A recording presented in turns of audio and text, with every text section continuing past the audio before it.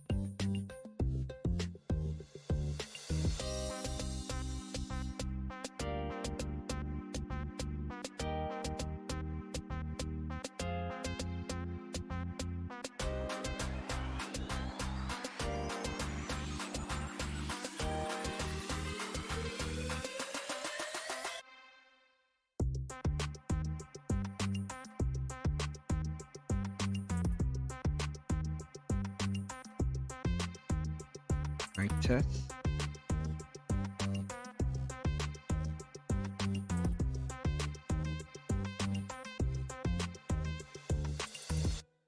Mic test.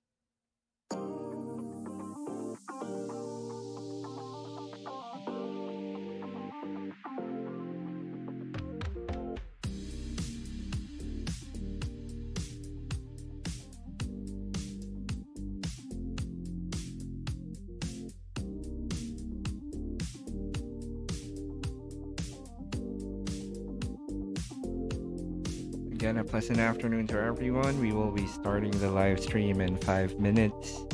We'll have our pre-game show first for game number 3.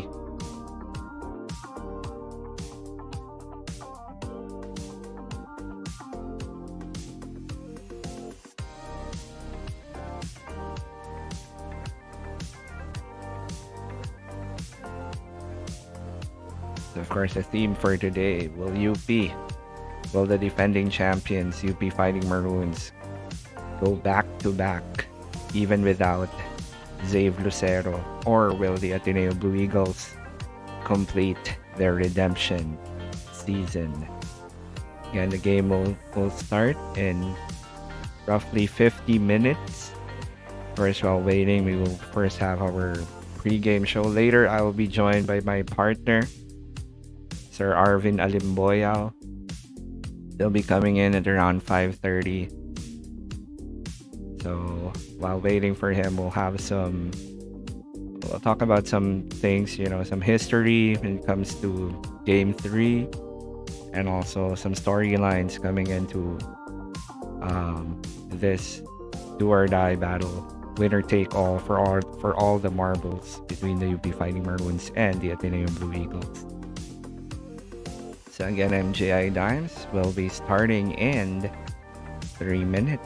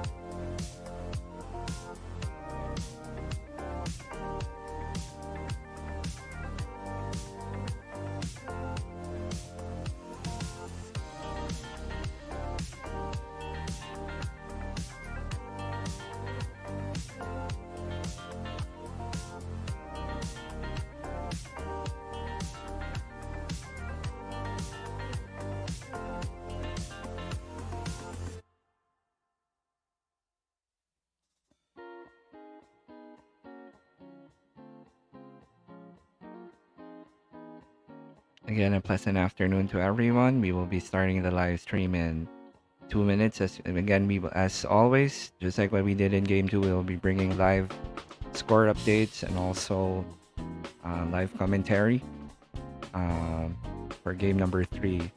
of the UAAP Season 85 finals between the UP Fighting Maroons and the Ateneo Blue Eagles. Again, for all of us who are joining the live stream, feel free to share your thoughts. Of course, we'll also do some shout outs for every, as long as we get the chance. Shout out po namin yung mga nag-join sa amin dito sa live stream. Very, sobrang nakaka-excite na tong game number 3 na to. Okay, so we'll go through our pre-game show in less than a minute. Yes, sir. Again, this is J.I. Dimes. Later, I'll be joined by my partner, Sir Arvin Alimboyao. Of course, we call him Mr. UP Fighting Maroon. Of course, a bona fide isko ng bayan as well.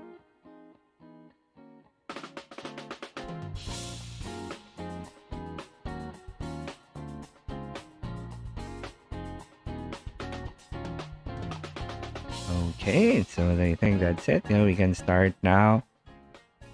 I'll lower down the music a little bit now so that we can start. Okay, so simulan na natin ang ating pre-game show.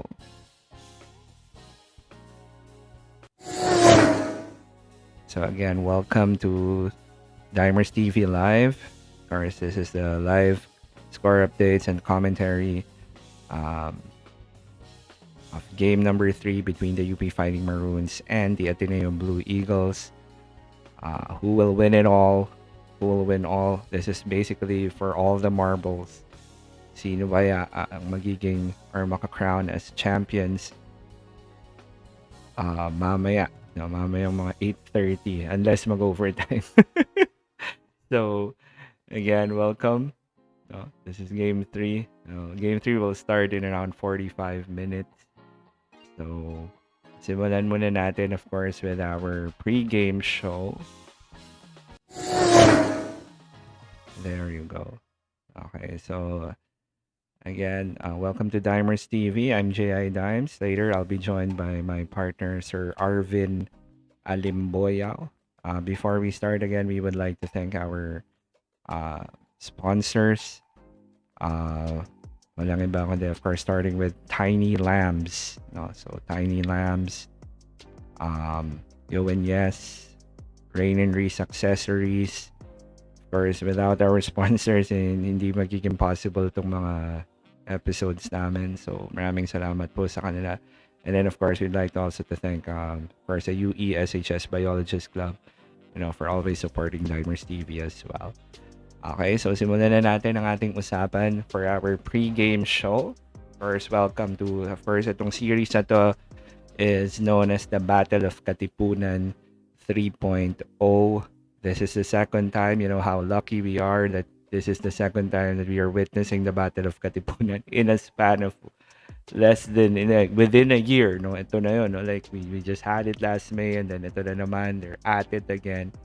At ang pinakamaganda dito is the fact that just like in season 84, parang nagbo-boil down sa best of 5, So, same na same, And difference lang with season 84, it was Ateneo who won the round 1 battle, and then UP won round 2. And then, dun sa final, same scenario, Panalo ang UP, panalo ang Ateneo game 2. Ngayon, malalaman natin kung sino mananalo ng game 3. Ngayon naman dito sa season 85, ang nagbago lang, nanalo lang ang UP ng first round, and then Ateneo ang nanalo ng second round, and then game 1, it was still UP. Game 2, of course, Ateneo bounced back, and then here we are once again. Game 3 na naman, winner take all na naman. Of course, the last time they battled it out, alam naman natin yung naging ending nun. Game went into overtime, and then of course, JD Cash Money Kagulangan basically hit the dagger to win the championship for the UP Fighting Maroons.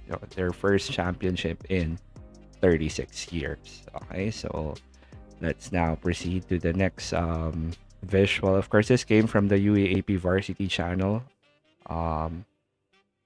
from their Instagram page. We just got it from there. Ganda kasi itong mga bringing up nila na topics. So let's now proceed to the next one. Of course, they call it the final set, no, for the Ateneo Blue Eagles.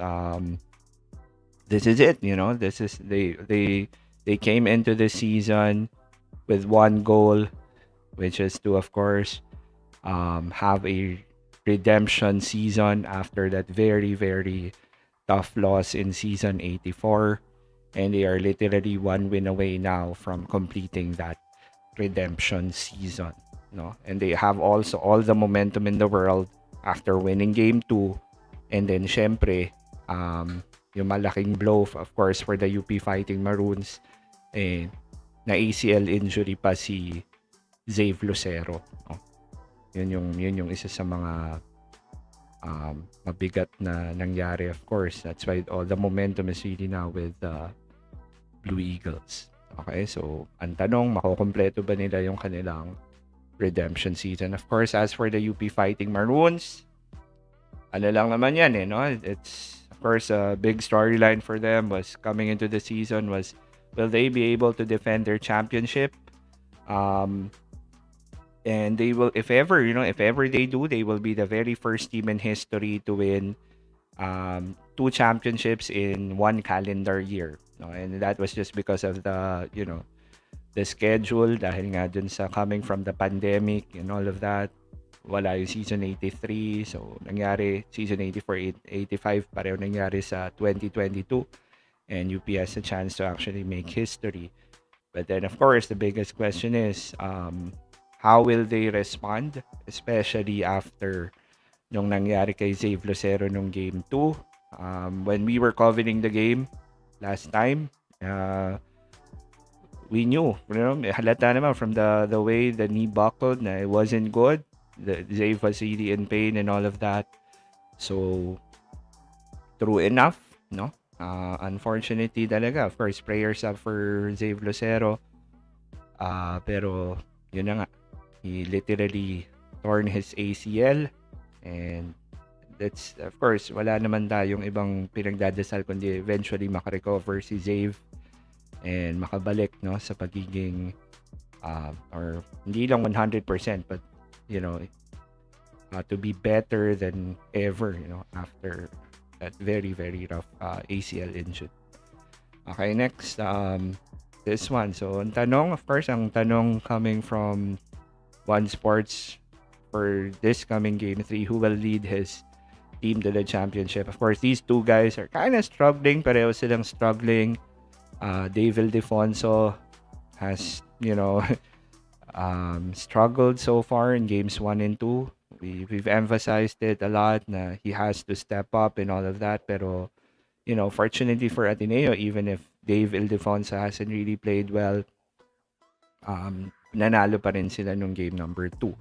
And then another guy who's kind of struggling also for the UP Fighting Maroons, especially in game 2, didn't really shoot the ball very well and hasn't really been shooting the ball well here in the finals as well, si James Spencer, no? So, especially now that Zave Lucero is not around, will James Spencer be able to step up for the Fighting Maroons and, be the unsung hero for them, especially dahil nga wala na nga si Zave Lucero after that ACL injury. And then a little history check lang muna, no, for since season 57, there have been tons of times where eventually the UAAP finals went into game 3 in season, and all of them, like if you're gonna look at all of them, halos lahat sila like super, walang maliban dun sa season 72 nung that was in 2009, no, Ateneo versus UE. That was of course a season when nandun pa sila Raba Al-Husseini and all of that. Maliban doon, like all of the games were literally close, no, like super close, no. So we're gonna look at it, season 57, UST versus LaSalle, 1-point win by the Tigers. In season 58, ang sasakit din ng mga talo ng LaSalle noong mga panahon na yun, like 67-64, again in favor of the Tigers. But then finally in season 62, LaSalle got their revenge. I think this was their first championship of, for the four straight championships that they had. 78 to 75, they won in overtime. So I think that was this. I'm not so sure kung yan nga ba yung game na Dino Aldeguer was the hero, no? Hero nung game na yun. Okay, tapos what else? Noong season 64, no? Na game 3 din yon. LaSalle won. That was their fourth championship in a row. That was in 2001 in spite of LA Tenorio's heroics. Of course, naalala ko yan kasi first year high school ako niyan. LaSalle won 93 to 88. LA Tenorio had 30 points in that game, no? Pero still wasn't enough as LaSalle won the championship. Of course, in 2002, Ateneo, of course, the big time, that was the super comeback team of the Blue Eagles. They were just there was a time in that season that they were only 4-5. Season looked really bad for them, na parang it would be a big disappointment, and yet they were able to turn it around, and the Ateneo Blue Eagles won their first championship in 14 years, no? After that 77 to 70 win, of course, they were led by Enrico Villanueva, Rich Alvarez, Wesley Gonzalez, Larry Fonacher, and LA Tenorio. And then, of course, in season 69, ito naman yung pinakahuling beses, by the way, na nagkaroon ng UAAP championship game on a Monday. And that was between, of course, the UST Growling Tigers and the Ateneo Blue Eagles. Of course, yung Cinderella team ng UST, led by Coach Pido Harencio, Jervy Cruz, Dela Nababu, and of course, Finals MVP, Jojo Dunsil. Of course, napakasakit nito para sa lahat ng mga Atenista. When JC Intal, of course, missed that layup nung fourth quarter, that could have won the championship. And then, of course, in overtime, Jervy Cruz took over. Jai Reyes missed that half-court shot. And that was it. UST was able to pull off the major upset and bring home the championship back to España, 76 to 74. And then, season 72, ito na nga, noong 2009, the Blue Eagles were able to beat, led of course by Rabal Husseini and Nonoy Baclao and Jai Reyes. They were able to beat Paul Lee, Elmer Espiritu, Rudy Linganay, and the UE Red Warriors 71 to 58. No, yun lang, no? Of all the game 3s, no, na feature dito, yun lang yung may double digits na panalo. And then may isa pa pala, season 77, dalawa lang, no? Yung hindi close, but almost all the games, all of the other games were very, very close. Iba nga nag-overtime pa. And then, of course, in season 76, the Green Archers, led by Jeron Teng, Jason Perkins, they were able to win in Game 3 against the USD Growling Tigers, 71 to 69 in overtime. Of course, for USD fans, again, I am not judging here, but of course, for most USD fans, they would always remember that game as, unfortunately, the Aljon Mariano game, you know. That's just how it is, no? But again, we're not judging here. That it's just some of the opinions of the other people that I know from USD. Okay, including my wife. Okay. So, yeah, by the way, special shout out na merong mga na dito na nag-comment no, sa ating live chat. Special shout out po to Sir Noel Capos, and then to Sunny Para. Of course, very excited to watch. Again, we cannot, as much as we would like to stream the actual game, we cannot do that because of copyright issues. So what we can do is just like in game 2, we can just bring live score updates and radio commentary, you know, for at least, you know, in that way you'll still be able to monitor po yung game. So, kasi nga talagang very strict ang One Sports pagdating dito sa even the highlights, as much as I would have want, meron kami rinedi ng mga highlights, but we're kind of worried that, because of how strict they are with it, bigla nila ipatigil tong stream natin. Okay, so anyway, let's continue. Again, yung isa pang lopsided, yung season 77, yung NU versus FEU. First, NU won that championship that was one of their strongest teams ever, no? That ironically, that was the year when Ray Parks left.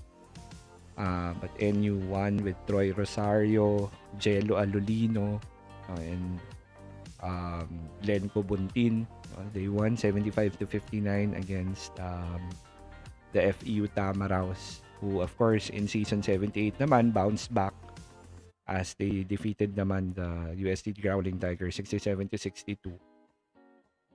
Led by the very guys that were beaten by the NU Bulldogs, no? Guys like Mac Bello, Roger Pogoy, and si Mike Tolomia. Of course, ang galing, no? Kasi like all of those guys are now star players in the PBA. And then of course in season 80, who would forget this? The Ateneo Blue Eagles did the impossible as they defeated Ben Embala and the De La Salle Green Archers. Of course, we also had Aljun Melesio, Coach Aldin Ayo, and of course Richie Rivero.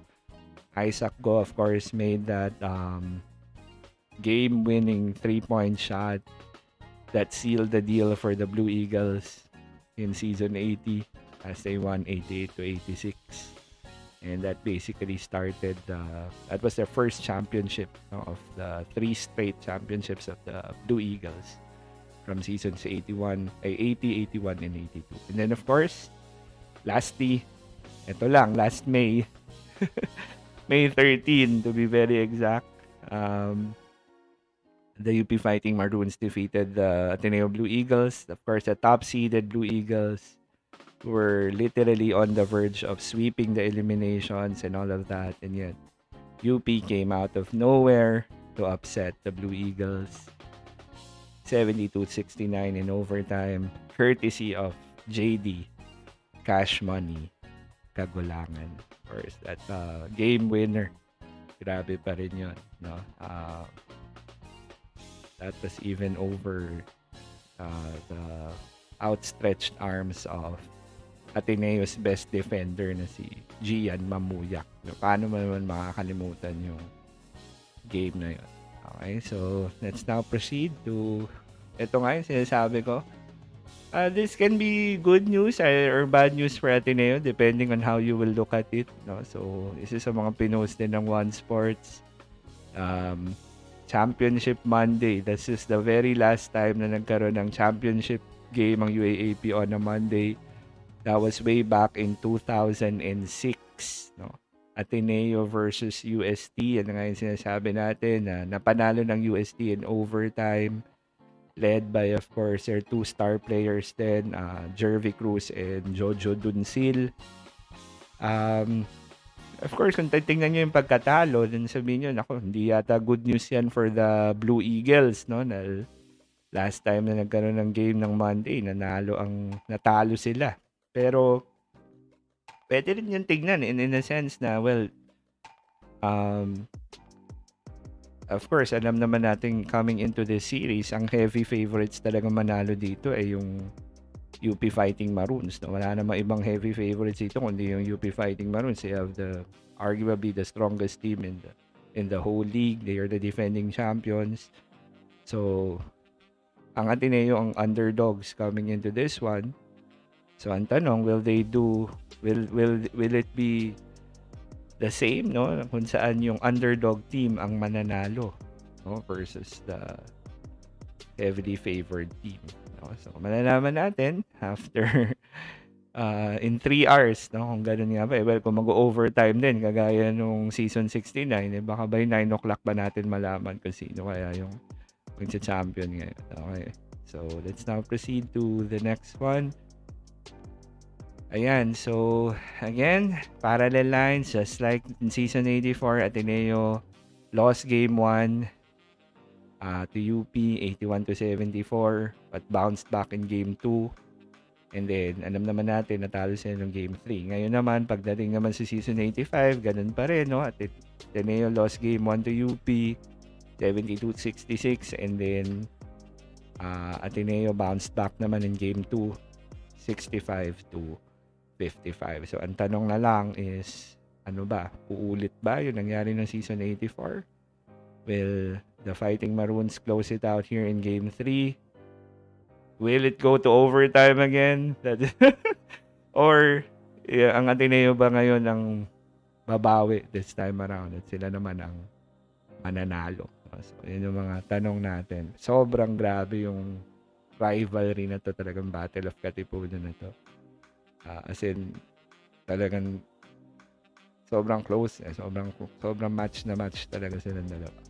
Okay, and then of course, just a little look back, no, on that win by the Fighting Maroons last May 13. Of course, masakit to para sa lahat ng Ateneo fans, no? Napakasakit ng pagkatalo na yun, especially because of all the chances in the world. Ito na, may mga iba pa tayong pwedeng i-shoutout. Renz Camelo. Of course, again po, ang meron po kami dito is just the live score updates. No? So, as you can see, the scoreboard will update that. We'll do live commentary as well. As much as we would like to stream the game as we are watching it right now, of course, we cannot do that because of copyright issues. Yung start po mismo ng laro, Sir Noel, will be 6 p.m. po. So, ang sabi nga ng One Sports initially, papalabas nila yung Game 2 habang naghihintay for Game 3, pero hindi na nila tinuloy. No? I'm currently watching ngayon. So, again, for those who wanna watch it talaga po, you can watch it. Tatlo lang naman lagi yung options. You can either watch it sa One Sports. Another one would be, of course, through the Giga Play app. Or then the other one will be the Signal Play app. Okay? So, 6 p.m. po magsa-start. Mamaya, I'll be joined by, of course, Bonafide UP Fighting Maroons or Arvin Alimboyao, who's my partner when covering the game.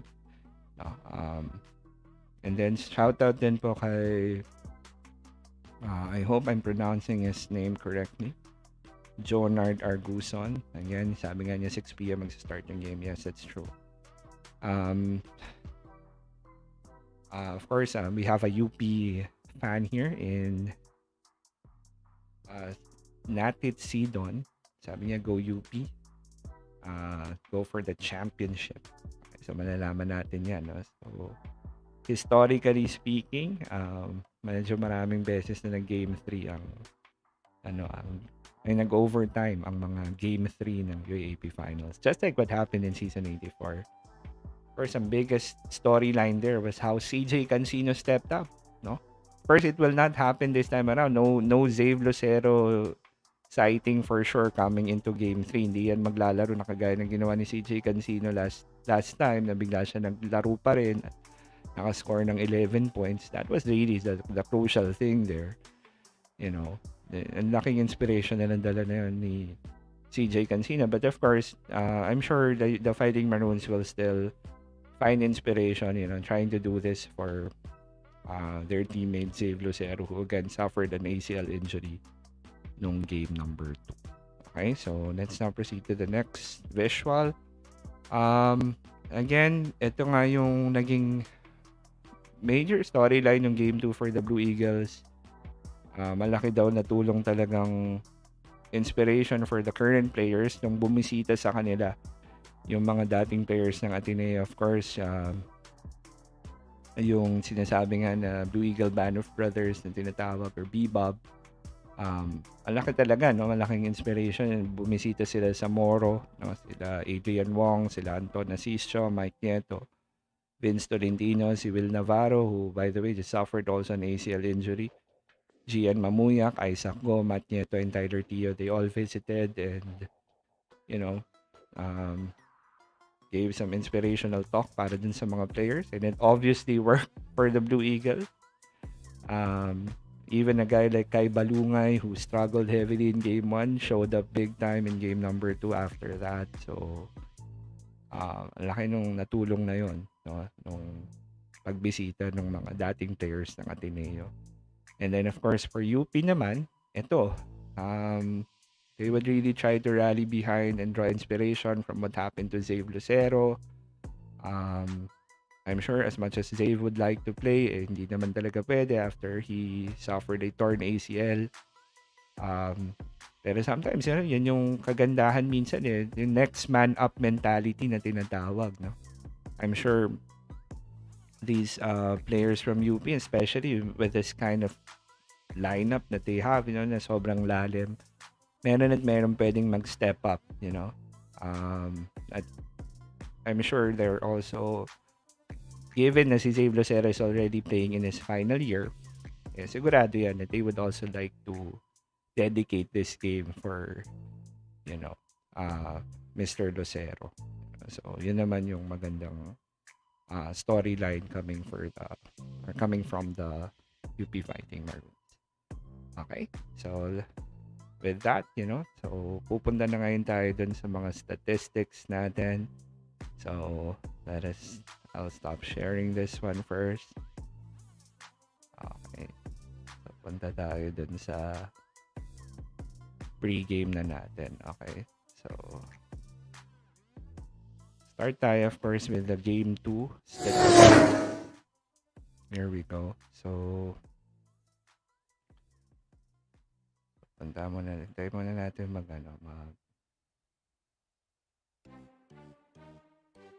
okay. Lumipat na ba? Ayun na. Okay, so ito shoutout din po kay Danny Lanza Deras. Wala pa pong lamang. Magsa-start pa lang po yung game mamayang 6 o'clock. Yung tanong naman ni Josel Rampi, saan pwede manood ng live? Well, tatlo yung options pa, sir, no? Pwedeng through One Sports, no? If you have, let's say, a Digibox or let's say cable, pwede kayo manood sa TV via One Sports. Tapos kung ano naman, online, pwede kayo mag-download ng Gigaplay app. Yun, doon napapanood yung game. Tapos another one will be the Signal Play app. Ayun. Live game, gusto rin po namin yun gawin, honestly. Sa totoo lang po, Sir Danny. Minsan tempted ako to just place the camera tapat ng TV, pero mapapasarap po kasi yung YouTube channel namin if we do that. Sobrang strict po kasi ng One Sports pagdating sa copyright. Kaya even though kahit nga yung mga prepare naming highlight, ay nag-decide kaming wag na lang silang ipapalabas. Kasi nga, grabe silang manghabol for, anything. Kahit mga simpleng highlights na nahabol talaga nila. So again, according to June De La Peña, go UP. So far, ito na naman, marami na naman dahil mga UP Fighting Maroons here. Just like in Game 2. Maraming mga UP fans ng dulo, medyo dumami na yung mga Ateneo fans ng dulo. So, puntahan na natin ngayon yung mga statistics natin in Game 2 habang hinihintay pa natin si Sir Arvin. So,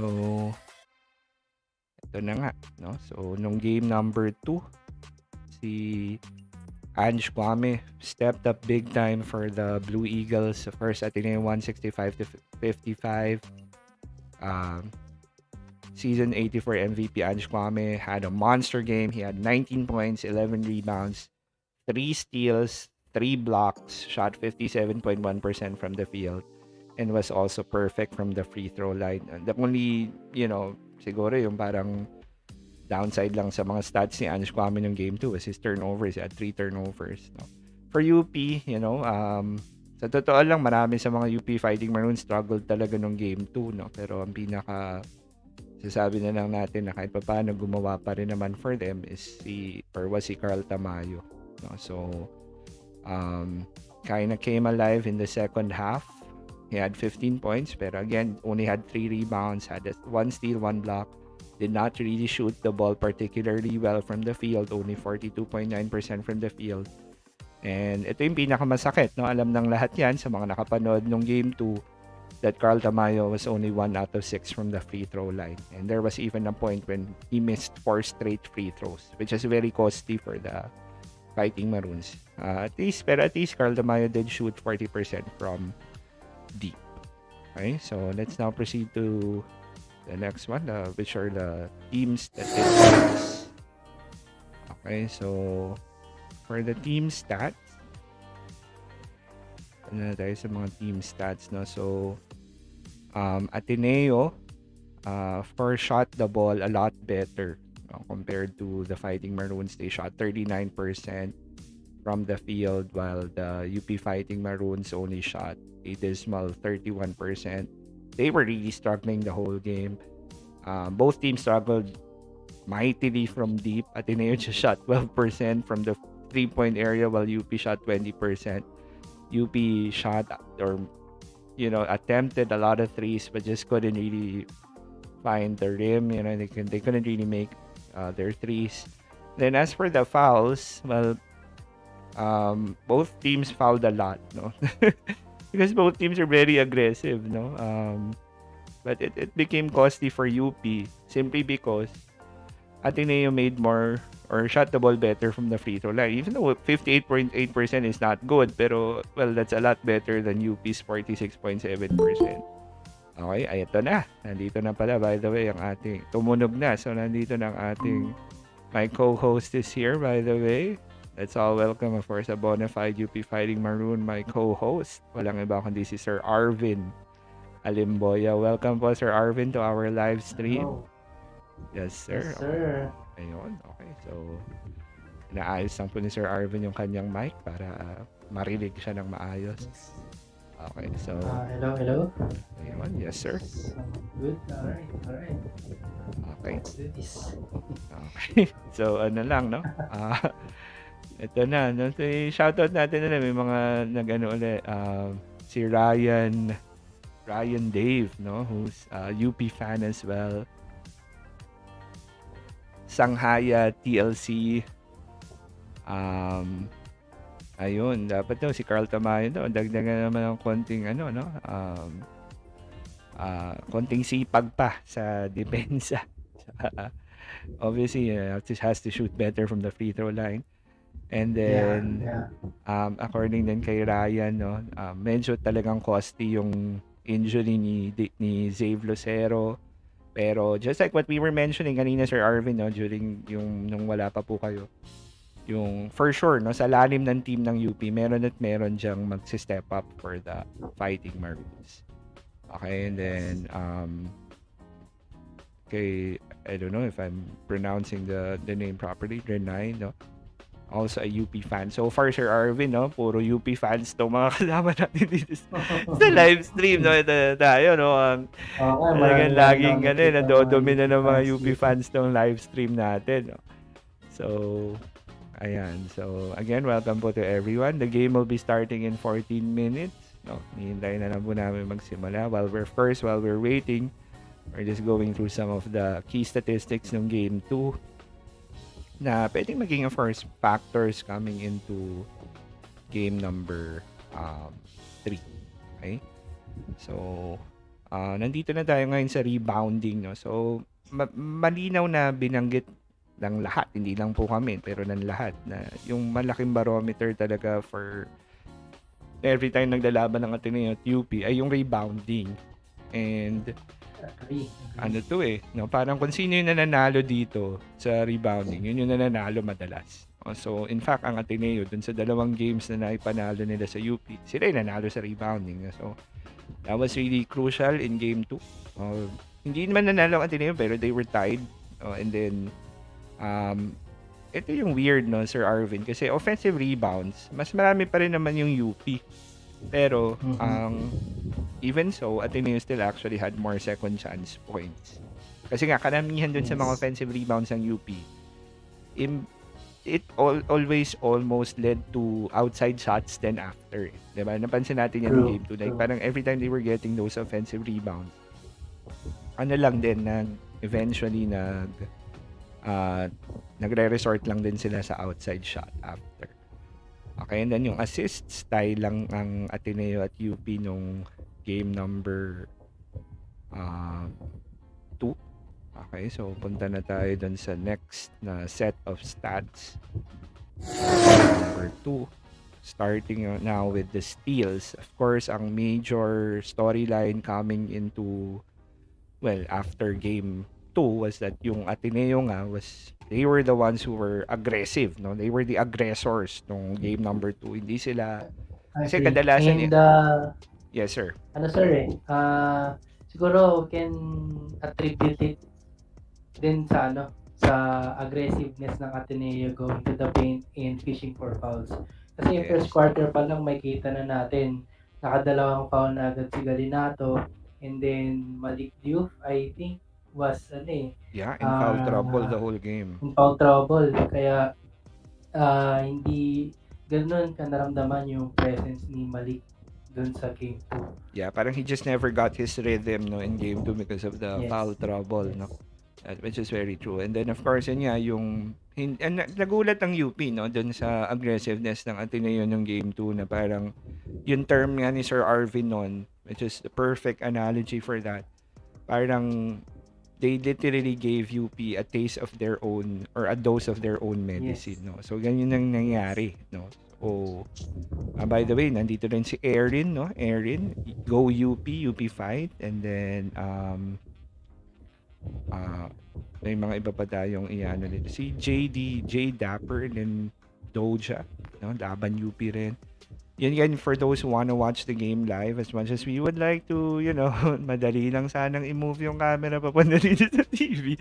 Pero again, hindi po namin pwedeng gawin yun dahil mapapasara po yung aming YouTube channel. Okay, dahil ganun po manghabol ang One Sports pagdating sa copyright. So what we do is we just bring you the live score updates and also live commentary as we watch the game as well. Okay? So for those who want to watch the game live, again, you can watch it via One Sports, via the Signal Play app, and then also the Gigaplay app. Okay, ito na. No, magsisimula na rin ng pre-game sa One Sports. It's already 5:50, so malapit na po tayo magsimula. So tuloy lang natin lang sa mga stats natin habang hinihintay natin magsimula yung game. Yung blocks, panalo din ng Ateneo dyan, 6-3. Turnovers, Ateneo had less turnovers than UP.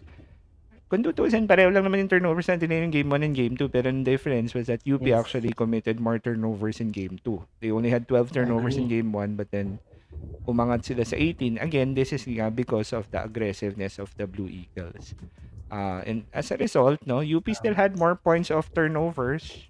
UP still had more fast break points, pero hindi na malaki yung lamang, no, compared nung game 1. No? So, yun yung malaking bagay doon. And then, of course, starter points Yes, or and Arvin. that's the category where UP should Dominate. Yeah. And that's where that's where UP should dominate. Totoo. Yung mga ano na yun, no? Yung categories na sinasabi ni Sir Arvin, points of turnover, saka fast break points. Yun yung mga malaki talaga yung laging advantage ng UP coming in. Pero na parang medyo na-neutralize ng konti ng Ateneo nung game 2.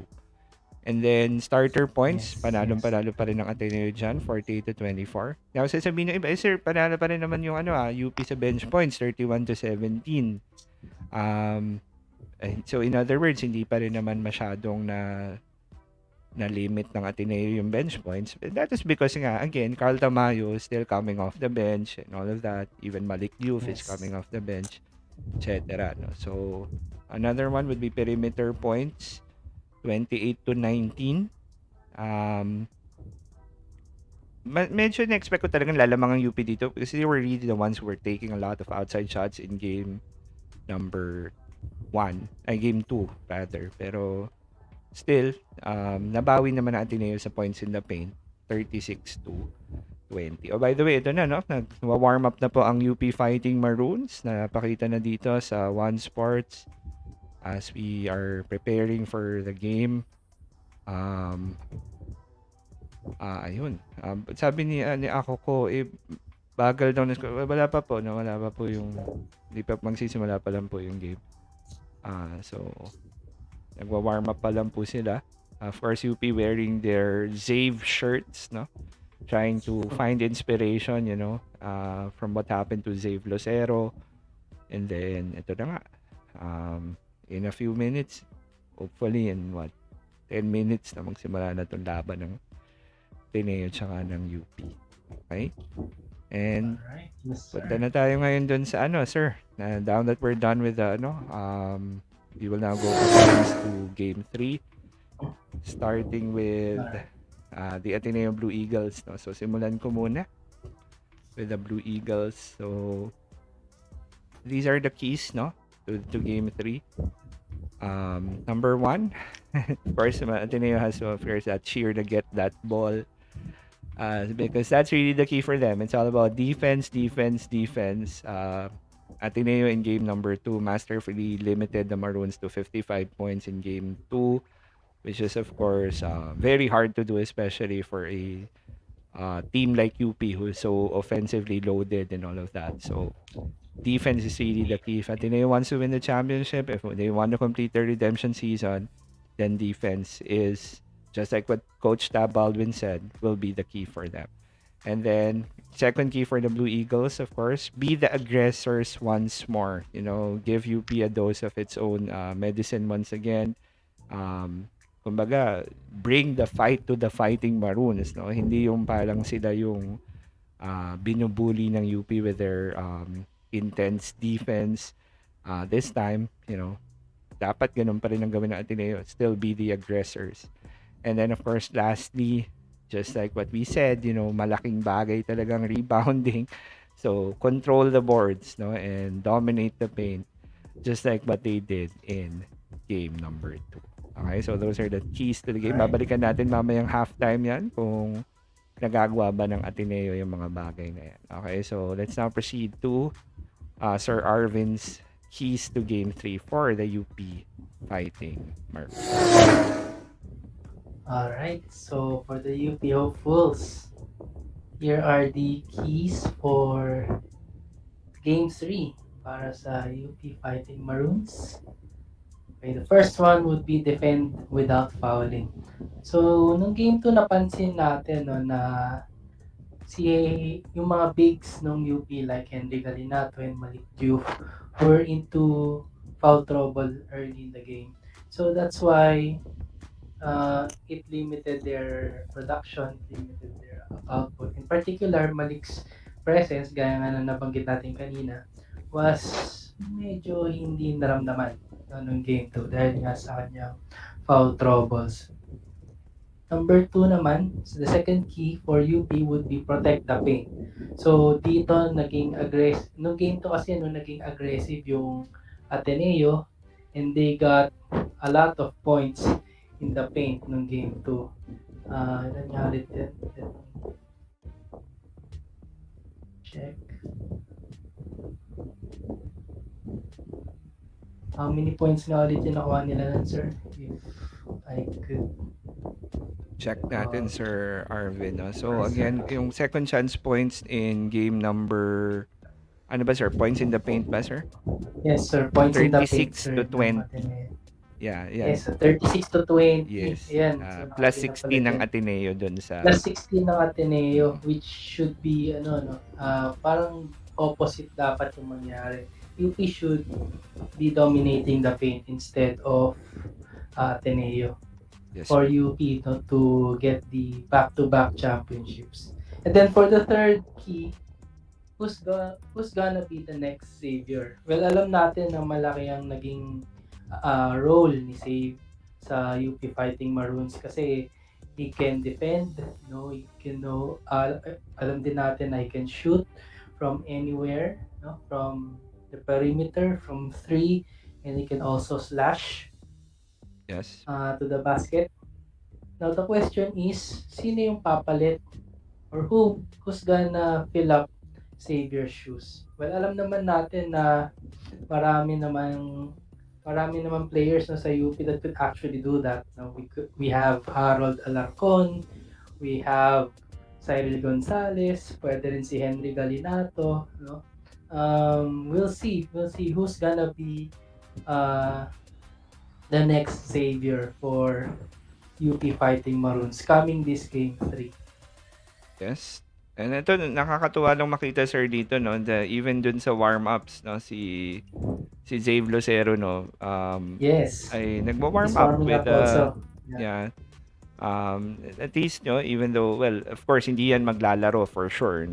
Definitely hindi yan maglalaro, no? Dahil may punit na ACL yan. Pero at least, just to siguro bring some inspiration also to his teammates. Naka-uniform siya. He's also warming up, no, with the team, no? So, nakakatawa naman po. For those who are asking, anong oras mag-uumpisa again? It's already 5:58. Pre-game show na rin po ang One Sports. The two teams are already warming up, so hopefully, no, in 5 minutes na magsisimula na po yung game. Nandito si Precious, no? Precious Abru. Yun, and then tanong pala nun si Bahala na vlog, no? Kailan daw mag-umpisa. Hopefully, in mga 5 minutes time po magsimula na yung game. Tapos si Precious Abru, sabi niya, go Bull. Ano pala siya, no? And you Bulldogs. Well, kung Bulldogs fan siya talaga, well, I'm pretty sure isusupport niya yung UP kasi yan yung mga basically yung core group na UP, mga gano'n, mga puro NU Bullpups dati. No? Yeah. And then tinatanong din ni Kristen Gonzaga kung may live stream din po ba here mamaya. Of course, what we do po, Ma'am Kristen, is we can just bring live score updates, no, and also live commentary. So parang radio commentary. Ayan, thank you kay Jonard Arguson, no? Tama yan, channel 263 sa UAAP Varsity channel if you have the signal Digibox. And kung wala naman, you have your typical Digibox, then you have One Sports. You can watch via live One Sports. Sa mga apps naman, nandyan din yung Signal Play, tsaka yung Giga Play. Ito may nagtatanong sa atin, Sir Arvin, according to Wiz, for you, who would win daw? Alam na yan kay Sir Arvin, magulat naman ako pag iba sinabi nito, no? Alam niyo naman, bona fide UP Fighting Maroons si Sir Arvin, no? Yes. Alam na natin yan na syempre, ang gusto manalo ni Sir Arvin dito ay walang iba kundi ang kanyang alma mater na UP, no? Yan ang kanyang And then, syempre ako naman, honest naman din tayo dito. Siyempre gusto ko naman sana manalo siyempre ang Ateneo. Even though sa mga predictions natin, pinili ko ang UP. In fairness, pinili ko ang UP sa mga predictions. And then, no naman na medyo magkaka-ACL injury pala si Zave. No? Hindi ko naman expect na mangyari yan. So, let's see. Wala namang nag-expect sa atin. Wala naman talaga. Tsaka, ang wini-worry lang natin, ayan, meron na tayo finally, si Francis Javier Valeza. No? May Ateneo fan na tayo dito, sir. No? So, may kasamahan naman ako dito. Hindi yung puro, lagi tayo nandodomina ng mga UP fans dito. No? Ayan, si Jane Saison, go UP rin, no? Of course, si Wiz, ang gusto na niya just to have a good game, no? Talagang magandang match to. Magandang match talaga tong Sabi nga natin kanina during the pre-game, no? Na since season 84, literally, no? Parang best of 5 lagi yung laban nila and laging down the wire, no? So, ito rin, season 85. Ito na yun, ito na yung parang game 5 nila technically, no? So, ang galing lang kasi this is literally their 10th match for this 2022, no? And agree, kung sino man ang like if Ateneo wins, magiging tied sila for the year, di ba? Like magiging tied yung nila, yung win-loss record nila, di ba? So parang standing against, magiging parehong-pareho silang kasi parehong-pareho sila ng record na 5-5, di ba? Parang gano'n ang kalalabasan nun, Sir Arvin, di ba? So, yes, sir. Ganong ka-close at walang nananalo in maliban na lang. Kahit nung game, kasi kahit naman ng second round, hindi naman umabot ng double digits, sir, di ba? Napababa ng UP sa 8, di ba? So, bihira yung, kahit nung unang beses, nung season 84, na lumamang ang Ateneo by as much as 20, napababa ng UP yung score sa yung lamang eventually naging 8 lang din. So, laging single digits. Ito pa, some other, tawag nga sa kanila, sir, cramming Maroons. Kasi, especially nung last season, marami silang carjack games. Mga dikit na games. Carjack ball games. Come from behind din. Yeah. True. Totoo nga. Sobrang dami. Okay, so anyway, ayan, no? Again, just for malapit na po magsimula yung game, no? Even Lebron Lopez is watching here for the Blue Eagles. Ang tanong na lang is, will LeBron Lopez actually play in season 86? No? I don't know because he never actually turned pro naman eh, 'di ba? Yun lang naman yung pwedeng nakasira sa eligibility niya. Pero dahil hindi siya tumuloy sa Amerika, well, he is here watching. So, that's good news if Francis LeBron Lopez can end up playing for the Blue Eagles next season. Anyway, si Sharon Perlas, another UP fan here, praying for UP na mag back-to-back championships, laban UP. Si Akiro Bondok, also UP pa rin ako kahit na underdog na kasi wala nga si Zave Lucero. Anyway, Fighting Maroons is still a team that, kaya nga sila Fighting Maroons, it keeps on fighting, win or lose, UP pa rin siya. And then si Joan Tresha, yan, may mga kasamahan na tayo. May kasamahan na ako dito, Sir Arvin, no? Kahit iilan lang kami dito. One big fight, sabi ni Joan Tresha. And then, Josel Rempis, kindly stream the game. Sorry po, as much as we would want to.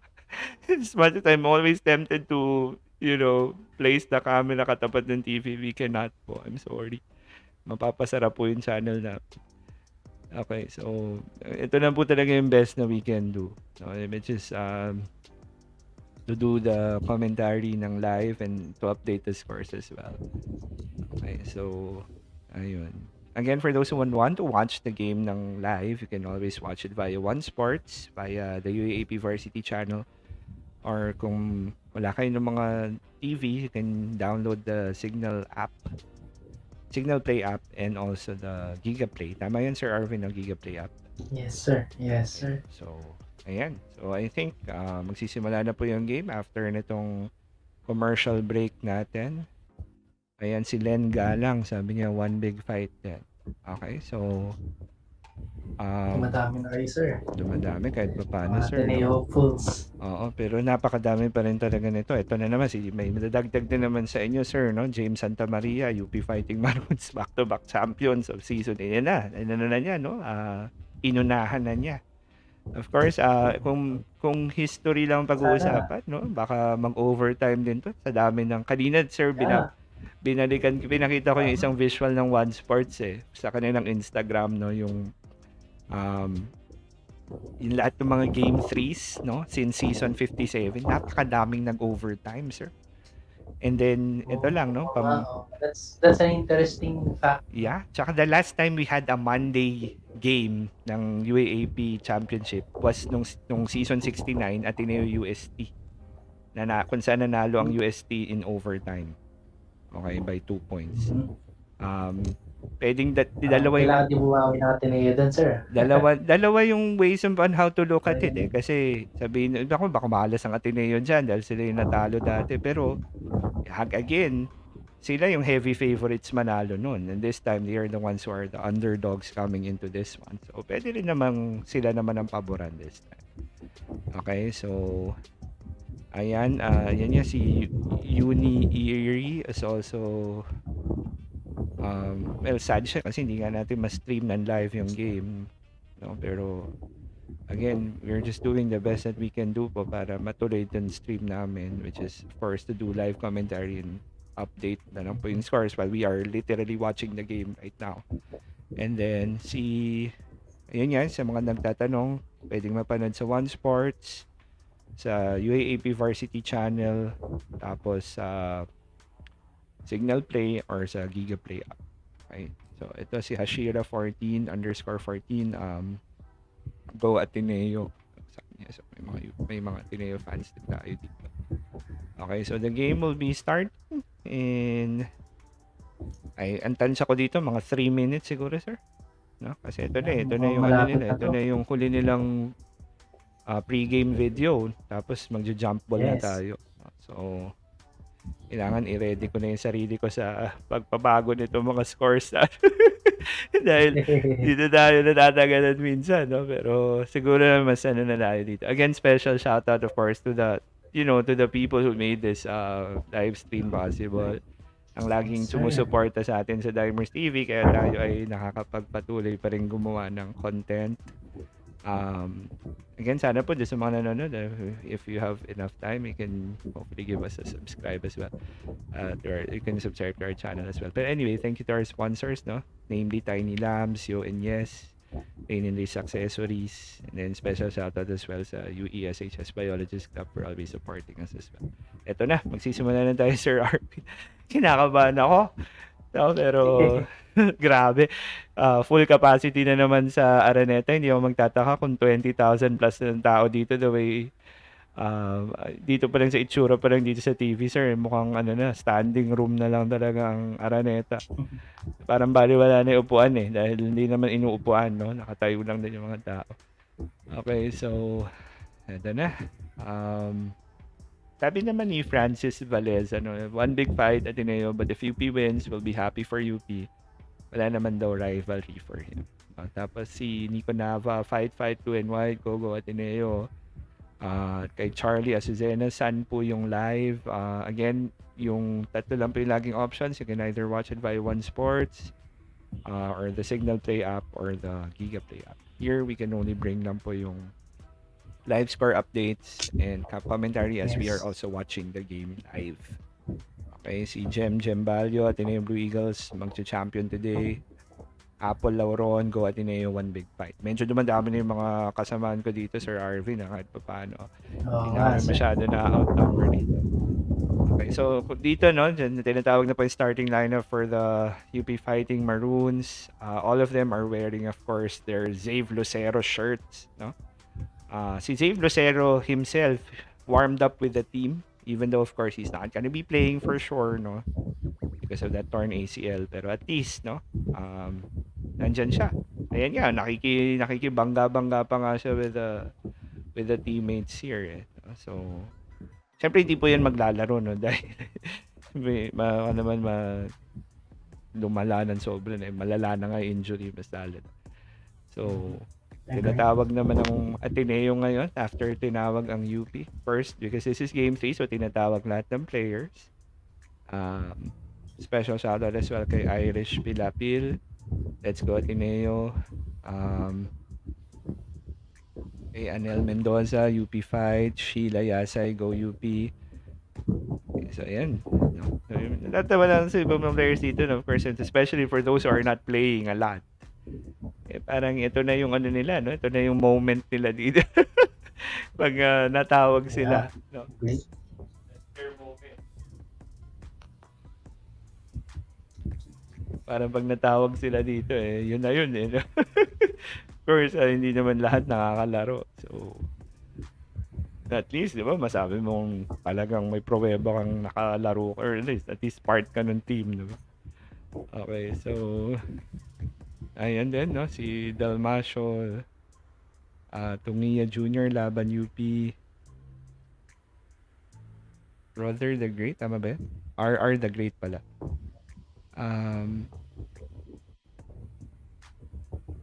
Para live stream tayo. Hindi masyado nag-gets yun sinabi ni RR the Great TV. Parang letra ng UP. No Fran U, pero no issue, no save, no problem yan. Sabi ni Pedro Penduco. And then, Himlay Kaken said,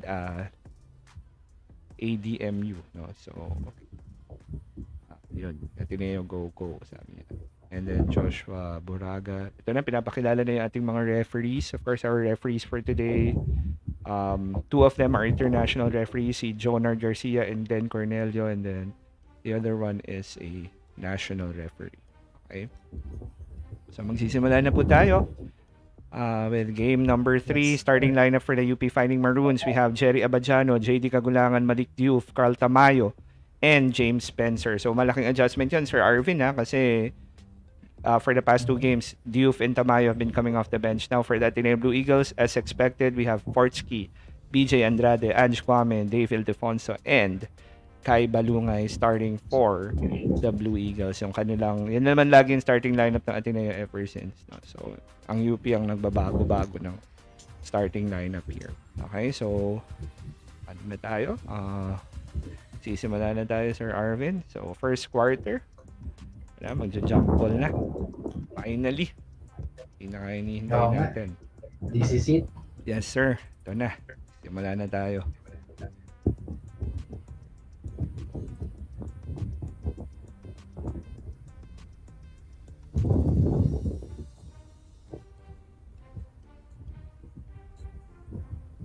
Again, we are here and well, ewan ko Sir Arvin kung factor to, no? Pero Araneta Coliseum ulit tayo naglalaro. Oo nga. Alam Yes, na, sir. medyo alam na natin, medyo buenas ang Ateneo dito sa Araneta. Actually, sir, ano yun, it's Ateneo's home court Mm-mm. versus Gold Wins, no back-to-back losing streak. Diyan talaga magkakaalaman yan. Magkakaalaman na nga talaga dito, sir, no? Kung ano na ba talaga, no? Pero, well, wala na yan. Kahit saan pa sila maglaro dito, yung bottom line, talaga magkakaalaman na ngayon. Okay? Yeah. So, ito na. Simula na tayo. Again, may mga habol tayong mga shoutouts dito, no? Mary Kiliago, Areneo, Jojo Escobar, number 1 team in the league daw. They placed second last year to UP. And then, Bella, Sendin Gogo Ateneo, Jojo Escobar, Tamayo, wag daw mapunta. Ano yan? Hindi ka team. Okay, so again, ang pinaka-importante kay Carl Tamayo has to shoot his free throws better. He cannot go 1 out of 6 in game number 3 first. Yeah, pwedeng 1 out of 6 na naman si Carl This is Tamayo. winning time na eh. So, he really has to play well na. Show na, na he's worthy of the mythical team. Okay, tama yan, sir. Ito na, So, kiss muna tayo. no? First possession po. First possession goes to the UP Fighting Maroons. Okay, James Spencer with the ball, going down to Carl Tamayo.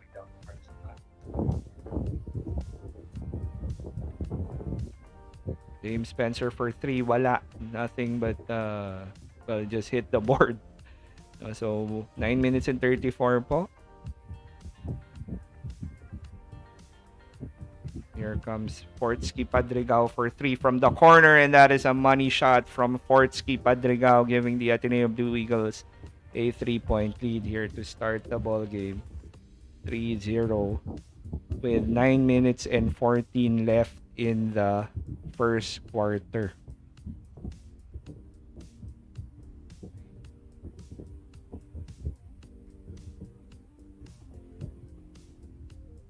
So nice set play there coming from the Blue Eagles. So here we go. Turnover ang UP. So bola uli ng Ateneo. Here's Padrigao. Attacking again. Pull up J. Banker is good. Ateneo now up 5-0. So a great start here for the Blue Eagles. We have 8 minutes and 45 remaining. Carl Tamayo trying to attack early. Passing it to James Spencer. Going to Malik Diouf. Malik Diouf makakabawi kaya ngayong game 3 after struggling heavily in game number 2. Jerry Abadjano for 3. No good. Last touch ang Ateneo. Last touch si David Alfonso. So UP retains possession. 8 minutes and 26 remaining here in the first quarter.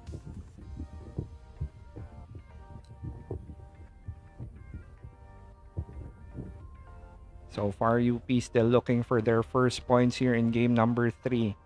James Spencer has 10 seconds remaining in the shot clock. Here's Jerry Abadjano attacking from the right corner, going to Carl Tamayo. Oh, but Carl Tamayo already misses that easy layup. Ateneo with a rebound. 8 minutes and 5 seconds here in the first quarter. Fortsky Padrigao going to BJ Andrade. There's Fortsky going deep. No good for Fortsky. Rebound by Jerry Abadjano. Again, UP still looking for their first points. Foul there on a Blue Eagle. I think that was on Kai Balungay. Pero there was second motion here, Sir Arvin.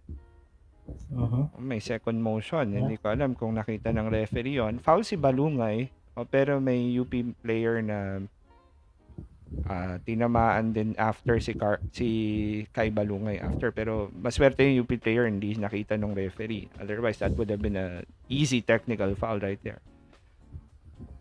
Okay, so again, time check. 7 minutes and 47.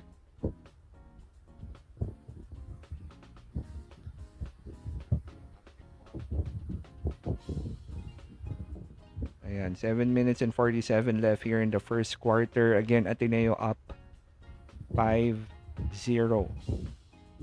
May 19 seconds pa sa shot clock ang UP as they will inbound from their baseline.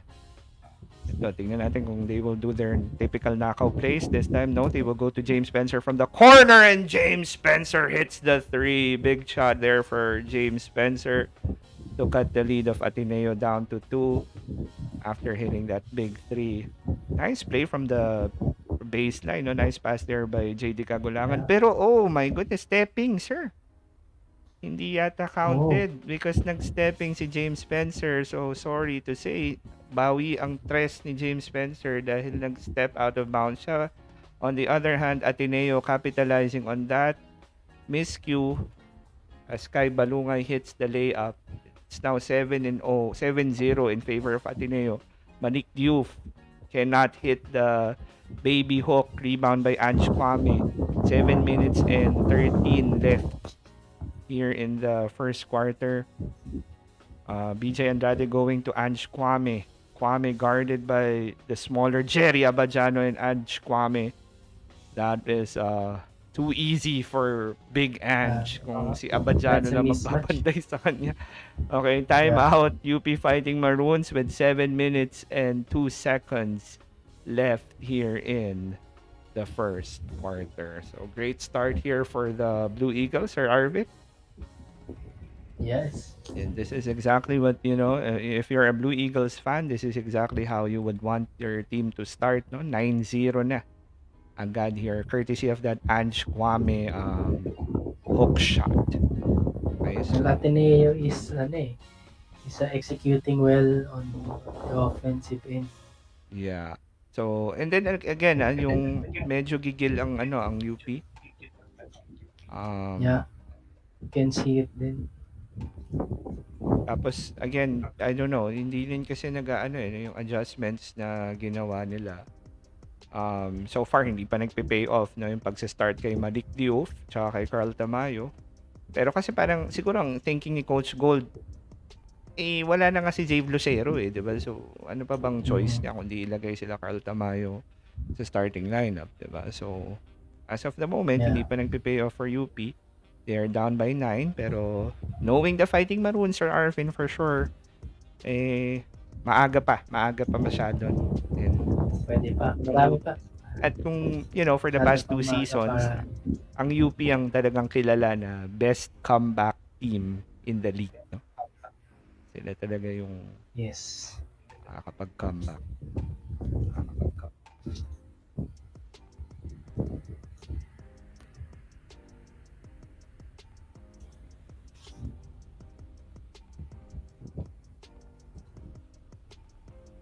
Okay, so start na tayo here.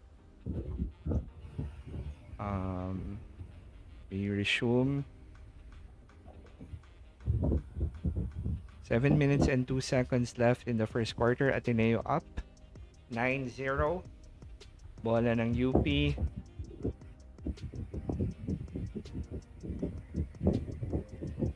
Let's see, James Spencer actually hit a 3 a while ago, pero again, hindi nga kinount kasi stepping siya. This time, he will take a right corner 3 and then right wing 3 but will not be able to hit it. Foul there, I think, called on Dave Ildefonso. So, because of that, Ateneo will lose possession and UP now will get another shot at trying to get their first points here in game number 3. So they tried again the knockout play, but medyo nababasa na ng UP yung knockout play na yun, no, of the baseline. Lagi kasi nilang ginagawa. By the way, 6 minutes and 43 remaining here Palitan ko lang po yung oras. 6 minutes and 43 na Actually, lang. game 2 pa yan eh. Oo. Yung mga knockout ano, plays na. Ito na. They try to go to Malik Diouf, pero wala. Turnover there by the UP Fighting Maroons. They are struggling right now. Cannot find their groove. Even JD Kagulangan is not parang not as composed, no, as he typically is. So ito, screen by Kai Balungay para kay Fortsky. Fortsky working on top. Pulling up from deep pero cannot hit that shot. Here's JD going to the wide open Jerry Abajano but cannot again hit that shot. Ang alat pa rin ng shooting ng UP. 6 minutes and 2 yes. seconds remaining in the game. Actually, 5 Bad minutes. start para sa UP Fighting Maroons.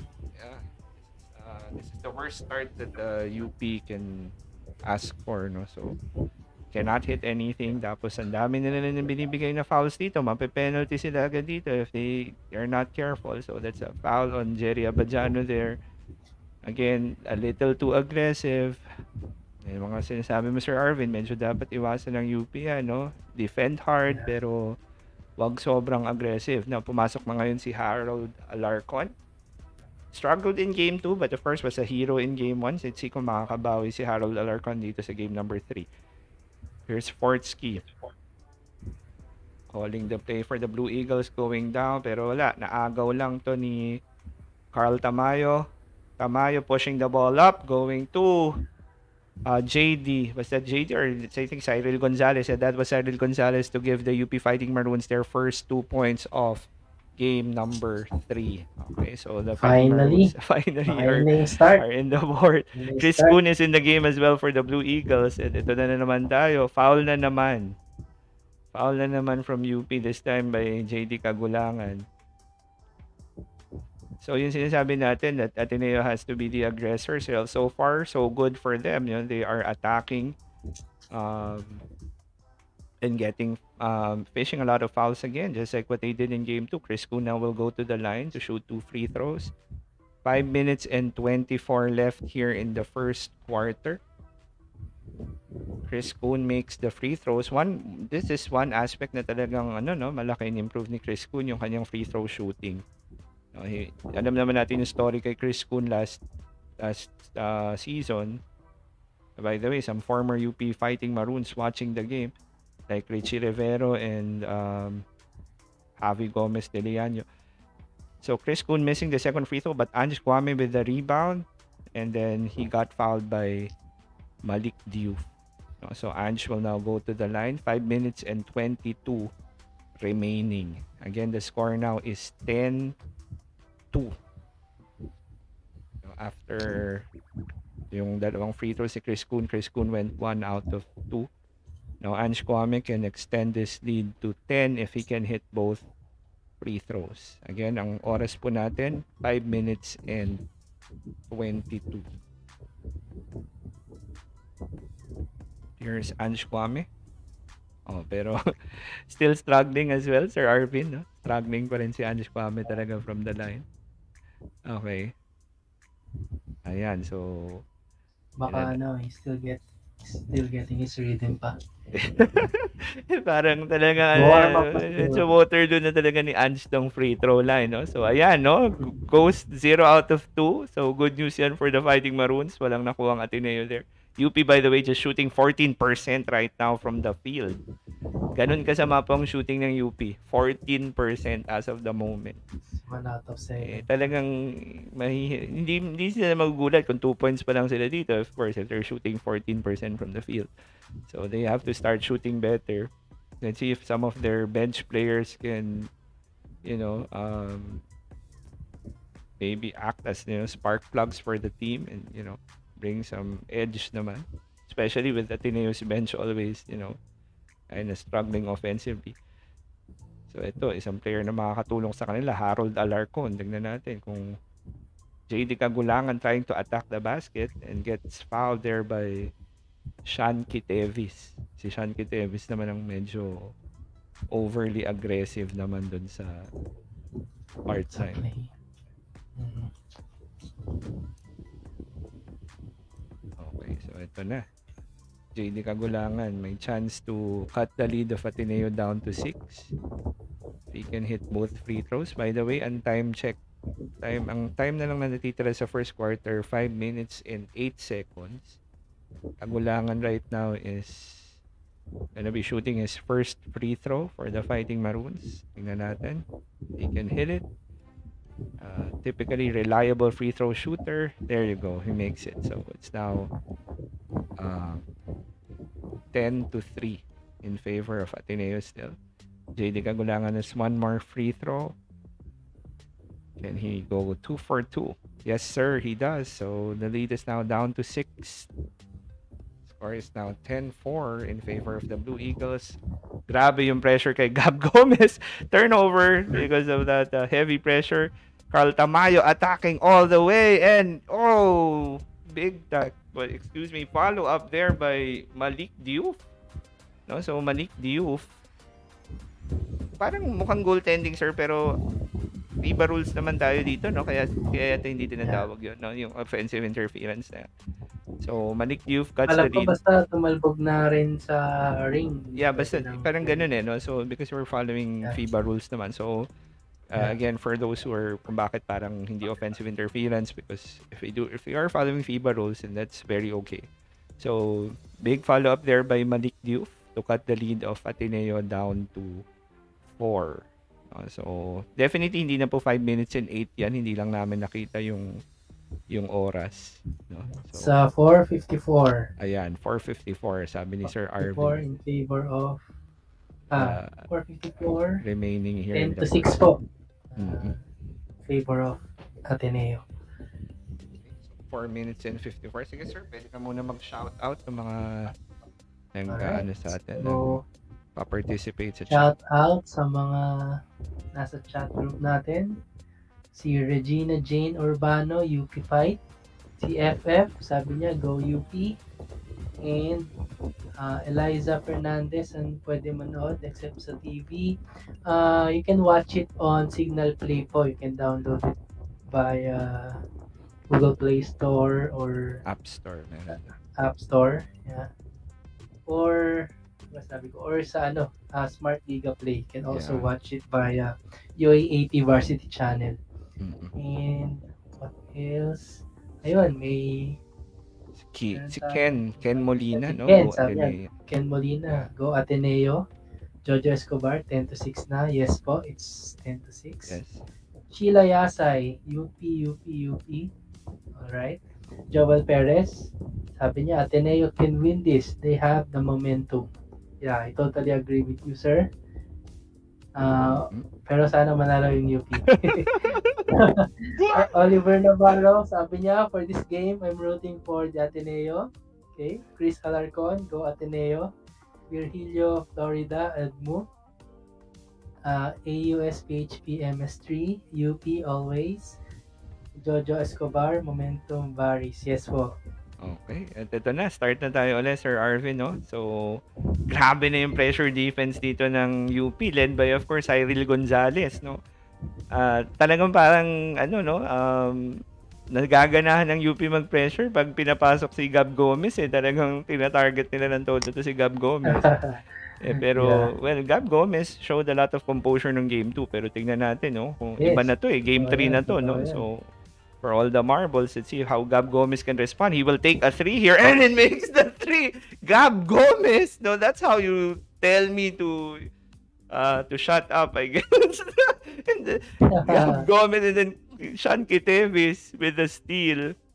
So here's Gab Gomez again. Ateneo now up 13-6, 4 minutes and 16 remaining. The second unit is, by the way, in for the Eagles. Here's Matthew Daves with a tough spin move over Carl Tamayo. And ginitian pa si Carl Tamayo after. So, Matthew Daves has a chance for a 3-point play, no? So, as I was, again, saying na struggling offensively ang bench ng Ateneo. Ito na sila. Nagpapakitang gilas all of a sudden here in game number 3. Ayan, no? Yung sa replay na yan, may mga choice words pa para kay Carl Tamayo. Si Matthew Daves, no? Pero hindi naman siya pinatulan ni Carl, no? So, 4 minutes and 9 remaining. Ganyan talaga, kasama po sa laro yan, mga nagkakabanatan ng ganyan. Okay, so let's see if Carl Tamayo, if Matthew Daves can complete the 3-point play. He has one more free throw here. Here we go. Oh, he will miss that free throw, and Carl Tamayo with the rebound. And then here comes UP trying to cut this lead. Of course, Ateneo now up by 9. 4 minutes to go here in the first quarter. Ito na ang UP. Ang pressure defense ng Ateneo, no? Matindi rin. Here's the 3 by Terence Fortea. No good. Rebound by Gab Gomez. 3 minutes and 45 remaining here in the first quarter. Gab Gomez trying to go for another 3-point shot pero hindi na niya tinuloy. He will go to Ange Kwame instead. And Ange will miss. No, he'll miss the shot. But Ateneo again was able to fish for a foul. So ang oras natin dito, 3 minutes and 28 remaining. Ayan, 3 minutes and 28 remaining. Again, the score is 15-6. Alarcon called for a foul there. Ayun, because he pushed Sean Kitevis, no? Na naunahan siya sa box out. So, as a result, natawagan. Ang problema, ito na sinasabi ko, Sir Arvin, penalty ng UP. No? So, mula ngayon hanggang matapos ng first quarter, as long as Ateneo keeps on attacking, yung mag-free throw sila mag-free throw. Pero good news for the Fighting Maroons, Ateneo keeps on missing their free throws. No? So, ayan. No? So, kung nanonood sila Richie Rivero, well, for Ateneo, nanonood din si Tyler Tio. And some other former Ateneo players as well. Here's Sean Kitevis for his second free throw. Makes it. No? So, Ateneo now up by 10, 16-6. So, this has been a disastrous first quarter for the Fighting Maroons. Cannot hit anything. Fouling a lot as well. Medyo... And then, another turnover. Terence Fortea. Tumalon ng hindi alam ang gagawin. And Gab Gomez again. Oh my goodness. Talagang si Gab Gomez eh. Gusto kong patahimikin ito si Gab Gomez. He hits another 3-point shot here. Extending the lead to 13, 19-6. And then here's Cyril Gonzalez attacking the basket. No good. Nagkano na lang doon. Nagsarili na lang doon si Cyril Gonzalez. No? Hindi na namasa, sir. Diniretso na lang. And here's Chris Kuhn. Passing it to Ange Kwame and bad news for the Fighting Maroons. Foul again here on Malik Diouf. Or tinawag ba ng referee? Ang tanong, tinawag ba ng referee? Or tap out lang yata? Again, Gab Gomez with that big 3 in transition. Literally stopping and popping and then hitting that 3. No foul called on Malik Diouf, no? So, good news yan for the Fighting Maroons. Otherwise, magiging foul trouble na naman si Malik Diouf dito. Henry Galinato is in the game, by the way. 2 minutes and 38 remaining here in the first quarter. The Blue Eagles are playing really well. Gio Chu is in the game as well. Here's Sean Kitevis attacking from the left. Going to Matthew Daves. Just throwing it up, no good. But then Gio Chu for the offensive rebound. But then turnover. It just led to a turnover there for Gio Chu. Matthew Davis is a little wild on that one. It's just literally threw the ball up. And now ball possession is now with the UP Fighting Maroons. 2 minutes and 24 remaining here in the first quarter. UP just trying to, get something going. They're struggling, and there's BJ Andrade in the game. Replacing Sean Kitevis, who did a wonderful job defending UP. Ito yung story of the first quarter, Sir Arvin. 18% shooting ang UP field goal percentage. Ateneo 64%. And that's the reason why Ateneo is up 19-6. Here's Henry Galinato bullying his way inside. Binangga-bangga si Gio Chu. And he gets fouled there by Gio Chu. That's really the tough thing as a defender. Ikaw na binangga, pero syempre ikaw pa rin yung matatawagan there ng foul, as the offensive player will always get the benefit of the doubt. Here's Henry Galinato going to the line for 2 free throws. Again, making the first one to at least cut the lead of Ateneo down to 12. Okay.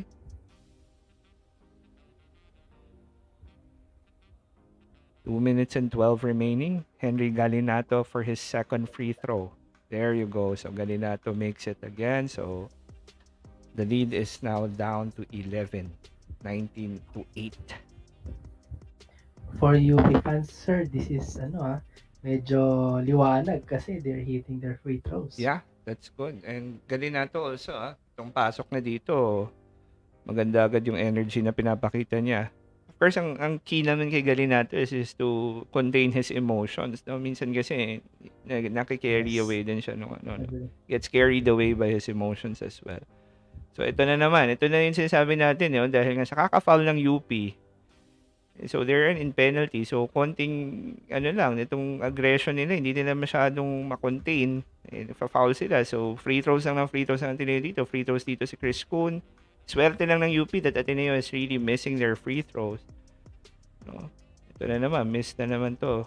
So, let's see if Chris Kuhn can split his free throws here. So, he misses first. Baka habulin ng Ateneo nito mga miss free throws nila na to. And then, another miss here for the Blue Eagles. So, wala na naman silang na-convert there. So, chance for the Fighting Maroons to cut this to a single-digit lead. 1 minute and 59 remaining in the game. So, they will go to Gonzalez and then Harold Alarcon attacking from the corner. And he gets fouled there by Chris Kuhn. So Harold Alarcon, this is good for them, because he will at least get a chance to go to the line, maybe get his rhythm. Alam naman natin medyo nag-struggle siya nung game 2. So 1 minute and 48. They're not missing their free throws for UP side. So that's also good. Kahit pa paano. Yeah, parang silver lining so far here in the first quarter for the Fighting Maroons. They are making their free throws. So their Harold Alarcon makes his first free throw to cut the lead down to 10. Again, 1 minute and 48 remaining here. Here is Harold Alarcon for his second free throw. Makes it nothing but bottom for Harold Alarcon. So lead is now down to 9. Ito na naman ang pressure defense ng UP. But they have to be careful kasi nasa penalty sila. BJ Andrade here's wide open and he will make the 3. Nagkakainitan na sa ilalim doon. Henry Galinato and Gio Chu. Baka matawagan ng double foul, no? Kasi nagkakainitan eh. Ayan na, no? Pero buti na pigilan na-contain ni Gio Chu yung sarili niya. So tingnan natin yung itatawag dito, sir, no? Kasi after that BJ Andrade 3 from the wing, ayan. Actually hindi pala si Galinato, si Harold Alarcon, sir. Kasi medyo tinira ni Harold Alarcon yung tuhod ni Gio Chu from behind, no? So, kainitan siya ng konti doon. Pero ang tinitingnan ng referees, no, kung double foul ba yung itatawag. Well, if they will base it from the replay, medyo ang naunang tumira doon si Harold Alarcon, no? Medyo nanggigil si Harold Alarcon. But of course, this is game 3 already. For all the marbles, medyo kailangan i-compose ni Harold Alarcon ng sarili niya dito. Hindi ito yung panahon para mawala siya dito, no? So, yes, agree. hindi naman ito yung panahon for these nonsense plays coming from Harold Alarcon. Dapat dito talaga nagiging mental tough. Yeah, they have mentally tough players natin. Yeah. Ayan nagkaipitan pa sila dito no? Inipit niya. Ayun, binigyan niya ng siko kasi si Gio Chu. Ito, pwede pa siya ma-eject dito. By the way, yung tinatanong ni Sir Rupert, no? Ba't daw hindi natin mapakita yung video Kasi po, sir, very strict po kasi ang One Sports pagdating sa copyright. Kaya as much as gusto namin itapat yung camera dito sa TV at mapanood nyo rin, hindi po namin pwedeng gawin dahil mapapasara po yung YouTube channel namin. At sigurado mapapatigil tong live stream. So we can only do live score updates and commentary po. Okay, so again, 1 minute and 35 remaining dito. Medyo not so good yon for UP, lalo na kung itatawag yon na disqualifying foul kay Harold Alarcon kasi kitang-kita dun sa replay, sir. siniko niya sa mukha Oo nga. si Gio Chu. Before that, kita rin na, well, medyo inatake niya yung tuhod, no, sa likod, no. So, not so good, no. Medyo nawawalan ng composure dito ang UP. So, not so good news for the Fighting Maroons. Tingnan natin kung ano yung tatawag ng mga referees. Mabigat to, no, kung may eject si Harold Alarcon dito. Oo nga. Kasi, Ano ano naman sa yun mga eh. potent scorer yan ng UP. Tsaka siya yung nabanggit natin, sir, na pwedeng mag-step up, no, in the absence of Yeah. Zave Lucero. Yeah. Wala ka nang Zave Lucero, mawawalan ka pa ng Harold Alarcon. Medyo mabigat yan, if ever. Okay, so, tingnan natin. Nagde-decide pa rin yung ating mga referees kung ano ba ang itatawag. Well, if we're gonna be very technical about it, medyo disqualifying. Dapat ma-eject si Harold Alarcon doon, sir, no? Kasi, blatantly, malinaw na siniko si Gio Chu sa muka. So, flagrant 2 in other words, no? In terms of just being again, we're not being biased here. It's just the technical side of it. Ay eject siya nun if that's the case, diba? So, tignan natin ano magiging decision ng referees dito. Again, Ateneo, ito yung sinasabi ni Sir Arvin, Ang UP, 6 out of 6 from the free throw line. Yan yung kanilang, kanilang silver lining so far. Ateneo shooting only 2 out of 9. So just imagine if Ateneo made all their free throws, this should be already a 19-point lead for the Blue Eagles. So mas swerte pa pala ang UP dito na 12-point lead lang to. Kasi nga, totoo yan. Totoo yan. miss ng Ateneo yung free throws nila. So mukhang hindi masaya ang Ateneo dun sa tinawag. So it seems like Harold Alarcon will not get ejected here. Ang natawagan ng unsportsmanlike foul dito si Gio Chu. Si Gio Chu ang tinawagan ng unsportsmanlike foul. Pa, no? Tignan natin ang tawag kay Harold Alarcon. Parang walang tawag kay Harold Alarcon hindi. Tinawagan din lang siya ng unsportsmanlike foul, no? Pero hindi siya in-eject dito at siya rin ang mag-free throw, no? Yun yata ang dahilan kung bakit masama ang loob ng Ateneo kasi parang sobrang naagrabyado na nga si Gio Chu. Pero yung mga nagtatanong may na-eject ba? Well, supposedly technically po pwedeng ma-eject si Harold Alarcon pero hindi ang naging decision ng referee ay tawagan sila pareho ng unsportsmanlike foul at ngayon ay nag-free throw po si Harold Alarcon. So, let's see. He will make his first free throw. So, that ups the score of UP to 11. He will have another free throw. Let's see if he can make this one again. And he does. So, giving the UP Fighting Maroons now 12 points here in the first quarter.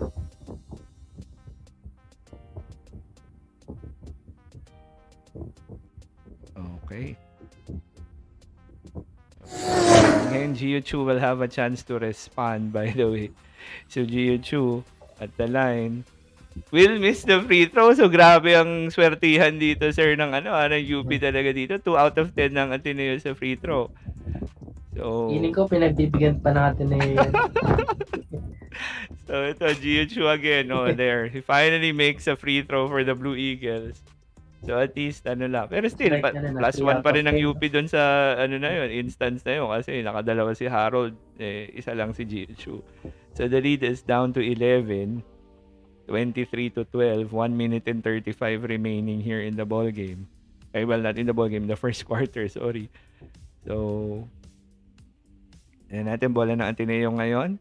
BJ Andrade passing the ball to Ange Kwame. Oh, nako po. Butas ang depensa. Libre si Chris Kuhn from the corner. And he will hit that corner 3. Chris Kuhn. Big answer there for the Blue Eagles. Nagkaroon ng miscommunication sa defense ng UP there. That allowed Andrade to be open. How about this, Sir Arvin? Perimeter points. Ateneo 17, UP 0. Kasi nga karamihan ng points ng UP galing lang sa line. Because of the breakdown, Ateneo is hitting their shots. Chris Kuhn wide open from the corner kasi someone forgot to guard BJ Andrade who was the inbounder. that basically allowed him to attack and then nag-breakdown ng defense, and then ito foul pa yata si Henry Galinato dito dahil well, sa Tagalog ang tawag dito, inasawa si Ange Kwame, and then Ange Kwame making his 2 free throws, so Ateneo finally gets a break from the line. And they are now up by 16, 28-12. Oh no, munti ka pa matawagan na naman ng foul dun si Galinato, pero buti hindi tinawag ng referee. Ito, missed 3 by Carl Tamayo, rebound ng Ateneo, 1 minute and 16 remaining here in the first quarter. Forsky Padrigao calling the play for the Blue Eagles. Ito yung kanilang patented play for Ange Kwame going to the post. Naku, si Galinato has to be careful here. He is just being overly aggressive. Here is the captain of the Blue Eagles, BJ Andrade, with a nice fake and then missing the shot. Follow up by Chu Daves to give the Blue Eagles another bucket here. So they're now at 30. A 30-point first quarter for the Ateneo Blue Eagles. While UP just cannot find the bucket. Finally, Carl Tamayo hit something from the left baseline. So Carl Tamayo hits that fadeaway shot of his to give the UP Fighting Maroons at least to cut the lead of the Eagles down to 16.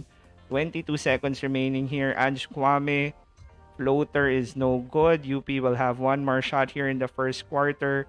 James Spencer going to Galinato, who lost the ball. Nako, Henry Galinato.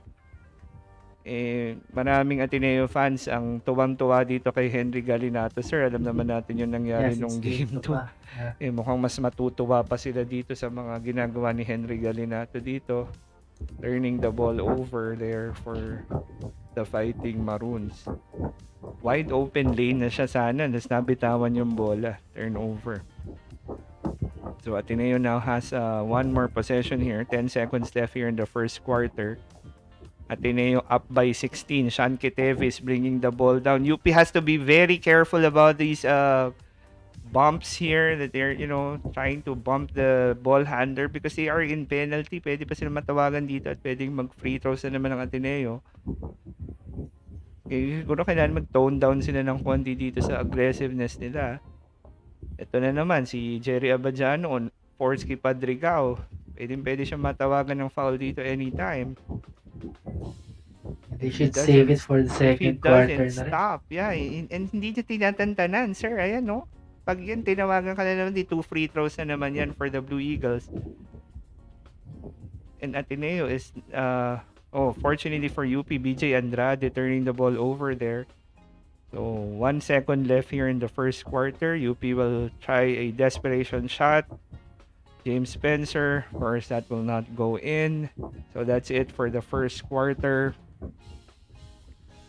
So the score so far after the first quarter, Ateneo 30, a whopping 30 points for the Blue Eagles, while the Fighting Maroons a disastrous quarter for them. For Ateneo.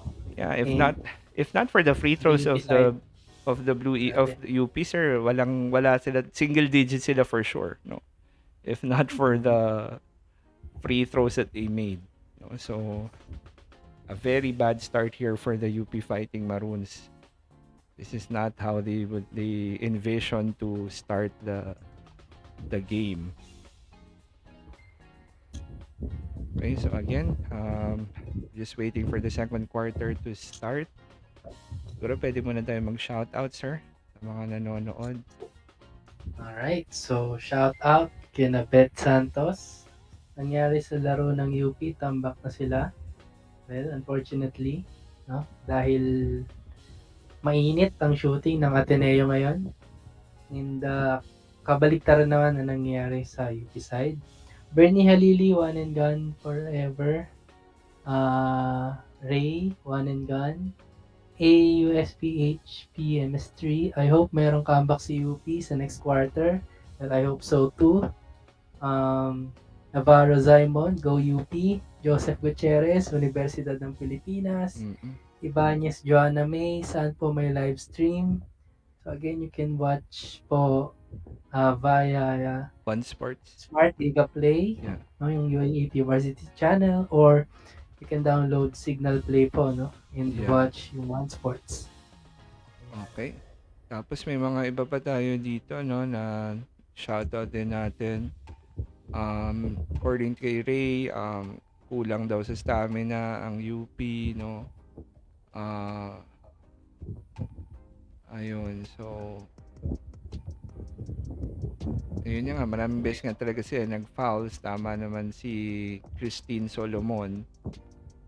They were fouling a lot. That's the reason why they went to penalty early. Parang as early as the 4-minute mark, Agree. penalty na yung UP. Pero ang swerte na lang ng UP is that at least Ateneo didn't shoot the ball well from the free throw line. Ateneo was like what? 3 out of 11 ba or something? Or 5 out of 13 yata. No, so, kasi nga isama mo na yung dalawang free throws ni Ange Kwame. So, 5 out of 13. So, it's just what? 38%. So, swerte na lang ng UP. At least hindi na shoot ng Ateneo yung mga free throws nila. Free throws, yeah. Marami din At nagsasabi they dito started, yung nasa siguro 20 points na or more yung laman yeah. ng Ateneo had they hit their free throws. Ito may funny comment dito. Magaling daw talaga players ng NU Bullpups. ST UP pala. So, ito na. Start na po tayo ng second quarter. No? So, balik na tayo dun sa game. Again, Ateneo is up 30-14. Ito na. Start na. Forsky Padrigao.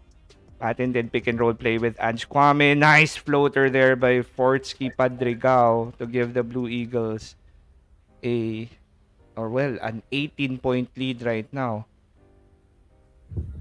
Mahirap to for UP, no? Kasi they're putting themselves in a very bad hole here na hirap bumalik dito. Pero Carl Tamayo said, well, this is a good way to start off a comeback.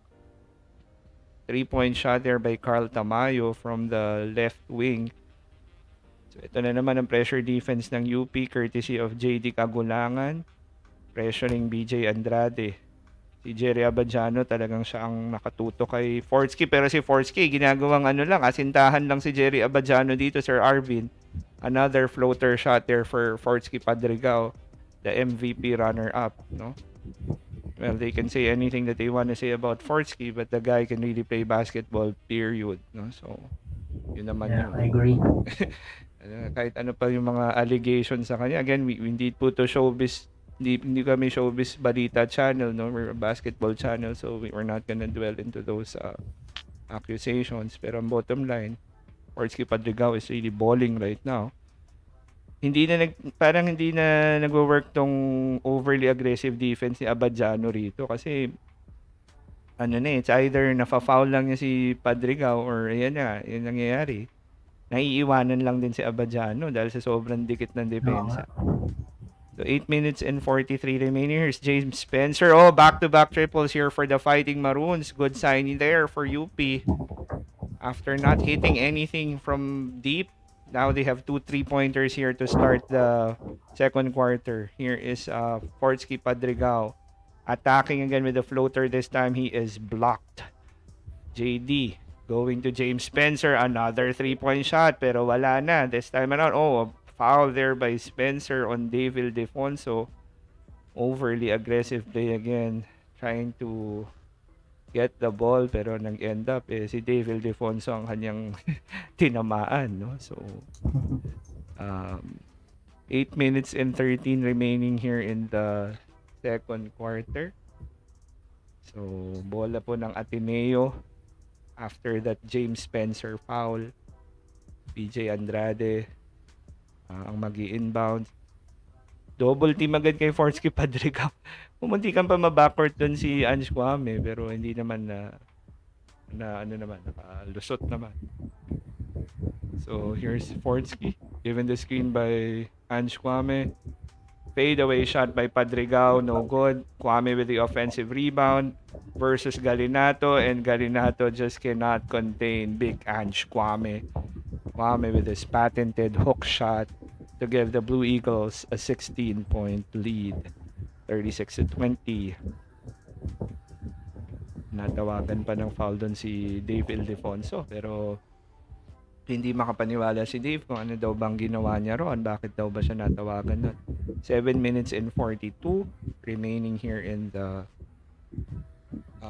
second quarter. Here is this Ange Kwame shot again over Galinato. Of course, kahit gaano kalapad si Galinato, sir, sa haba na sa tangkad naman ni Ange Kwame, parang baliwala din yung Wala lapad ni mahinga. Galinato eh. Hindi rin na challenge ng maayos yung tira ni Ange Kwame. So, talagang sabi nga ng mga nagko-comment dito sa atin one and gun na daw dapat to si Galinato. Parang nagiging kakampi ng Ateneo to si Galinato eh. So here's Carl Tamayo. Ayun, Carl Tamayo is now starting to be aggressive here and looking like the aggressive Carl Tamayo that we know, no? Na unlike yung games 1 and 2 na medyo nagsistruggle talaga. Here's Chris Kuhn. This time he's the one attacking from top, given the screen by Ange Kwame. Now asking for an isolation play here is Chris Kuhn and trying to fish for a foul pero walang natawag na foul there. And yun, out of bounds as a result. Turnover.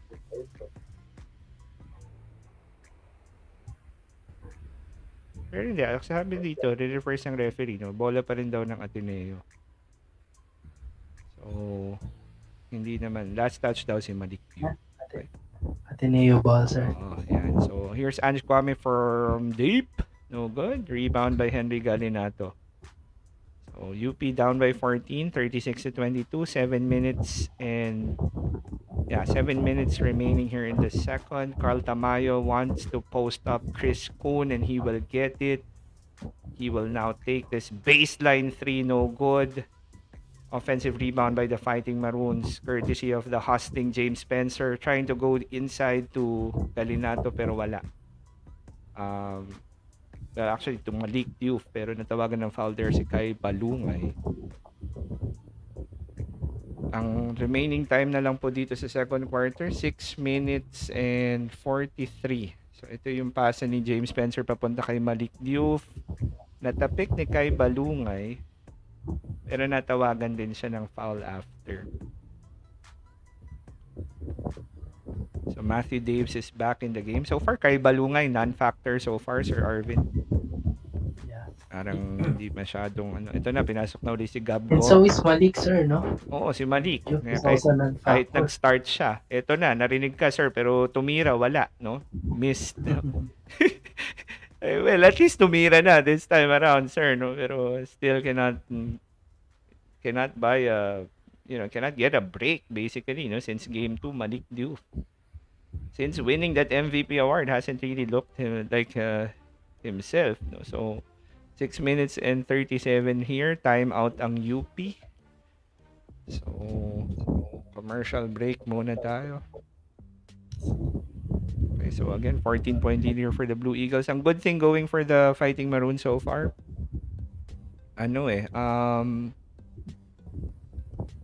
at least they are hitting their threes. No? Yun naman yun. At least they're now hitting their threes. Yun yung nila kahit papaano. So that's the reason why they are now, at least they've already scored 8 points here in the second quarter. Pero still, yung nila, no? Medyo yung in terms of yung aggressiveness, parang hindi pa rin nila nako-contain ng maayos. Sir. So, totoo yun, sir. Ayun kasi napa-foul pa rin sila eh. Tsaka nanggigigil, sir, kasi siguro nga dahil nga they are down double digits early in the game, alam nila kung gaano ka. Ayan, yung mga nagtatanong ng score, ito na nga po, 36-22, nasa timeout po tayo ngayon, 6 minutes and 37 remaining. May mga nagsasabi daw dito na may nagtatanong, yung MPBL daw, ano nga ba siya? MPBL, diba? Yung kay, yung MPBL. Semi-pro siya, no? It's not really a, parang siya, parang rin siyang PBA D-League, basically. Higher than the UAAP, yes, for sure, kasi mga former, former pros, yung mga naglalaro doon, saka yung mga nakatapos na rin ng eligibility nila sa college, no? So, higher level than the UAAP in that regard. So parang yun yung nagiging liga, no, for those who want to prepare, as they try to go pro. sa PBA. Ayan na nga, ito na nga sinasabi natin, gate attendance, sir. 21,814. Grabe yun. Grabe yun, Jump pack 21,000. sa Araneta. It's standing room lang talaga literally eh. Parang yung mga upuan dun sa taas, baliwala lang kasi nakatayo lang lahat eh. And anyway, siyempre yung mga big time nanonood dito like si Manny Pangilinan. So again, the score we have 6 minutes and 30 remaining here. Nagsimula na po, nag-resume na po ang ball game. Na-foul na naman. Foul na naman ng UP din. James Spencer na naman. You have to tame down a little bit here. Here's Ange Kwame. Kasi pag mape-penalty na naman sila dito eh. No, yun na naman yung ano natin. Yan, foul na naman. Henry Galinato again, Sir Arvin. Ano ba to? Talagang iisipin ng mga tao eh. Kakampi na ng Ateneo to si Henry Galinato, no? With all these miscues. Yeah, free throws na naman to for Ateneo. Let's see, Ange Kwame can capitalize. Yes, Ange makes his first free throw. So that gives them now 37 points. Let's see if Ange can make his second free throw as well. Yes, sir, he does. So the lead is now 16 for the Blue Eagles. 6 minutes and 15 remaining here in the ball game. Ito na, si Malik Diouf. Nako, wala pa rin, Sir Arvin. Pero at least he gets fouled, by Chris Kuhn. Yun na lang. At least natawagan ng foul si Chris Kuhn there. So, pick and roll play there from Kagulangan and Diouf. Then, Diouf trying to attack. And then, ano po si Kuhn bang tinawagan or si Ange Kwame? Anyway, Malik Diouf will go to the line. Let's see if he can get some... Si Kwame, sir. Ay, naku pa. For the foul. Yeah, si Ange nga. And then, pero unfortunately for UP, Malik Diouf badly missing his first free throw. Barely hit the rim. So, ano ba nangyayari dito kay Malik Diouf? Ito, second free throw. Wala, ito naman, sobra naman, no? So, kung kanina, mahina, ito, sobra naman. So, at least, naka-offensive rebound dito ang UP. James Spencer going down low to, sino ba to? Si Henry Galinato with a hook shot, pero air ball. Malik Diouf, blocked. Pero yun, tinawagan ng foul ulit si Ange Kwame. So coming from that air ball by Henry Galinato, who's now becoming an Ateneo fan favorite here. And a rebound ni Malik Diouf. And then si Sean Kitevis ang natawagan ng foul. Ayun, na-foul niya si Malik Diouf. Pero last time ni Malik Diouf missing his 2 free throws. By the way, 5 minutes and 51 remaining here in the second quarter. Let's see if Malik Diouf can finally hit. Oh my goodness, another missed free throw here. Reminiscent of the Carl Tamayo missed free throws. So, 3 straight missed free throws na to by Malik Diouf. Yung una, kapos na kapos. Itong next 2, sobra-sobra. Let's see, finally, makukuha na ba niya? Ayun, finally makes one. Okay, so 1 out of 4 in all those free throws for Malik Diouf in that possession. So, the lead is down to 15. Gab Gomez going to Ange Kwame. Kwame, of course, is patented from going down low, starting the play with him, and then going to BJ Andrade, who will go down low to Matthew Daves with that aggressive move. No good. Gab Gomez with another 3. Yes, sir! Gab Gomez. Oh, my goodness. That's his 3rd triple of the ball game. Grabe na yun. Quotang-quota na to si Gab Gomez. 41-23. Ateneo up by 18. Malik Diouf blocked by Ange Kwame. Literally erased there. Sean Kitevis with a rebound. Hindi makadiskarte ang UP, Sir Arvin, kasi parang hindi sila, walang confidence tumira sa labas dahil wala nga silang ma-shoot eh. So here is actually, sir, they're not playing like like last the UP, season. yeah, honestly, like the UP team that we know, no? So here's Matthew Daves, very aggressive here against Malik Diouf. Kasi nga, alam na nga nilang penalty na nga ng UP, so atake lang sila na atake dito. So 4 minutes and 43 remaining. Ateneo with all the momentum here in game number 3.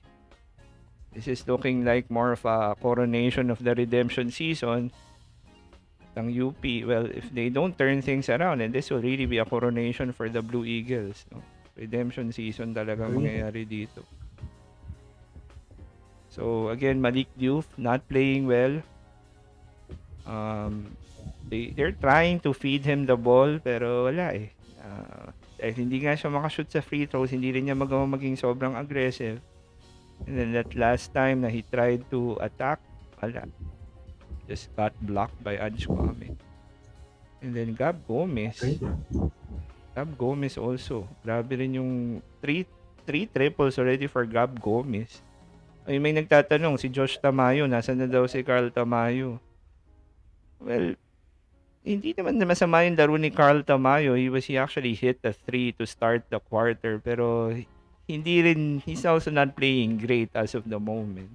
Yun naman yun. No? So, yun yung ano natin. So far, it's not like he's playing bad, but he's also not playing great.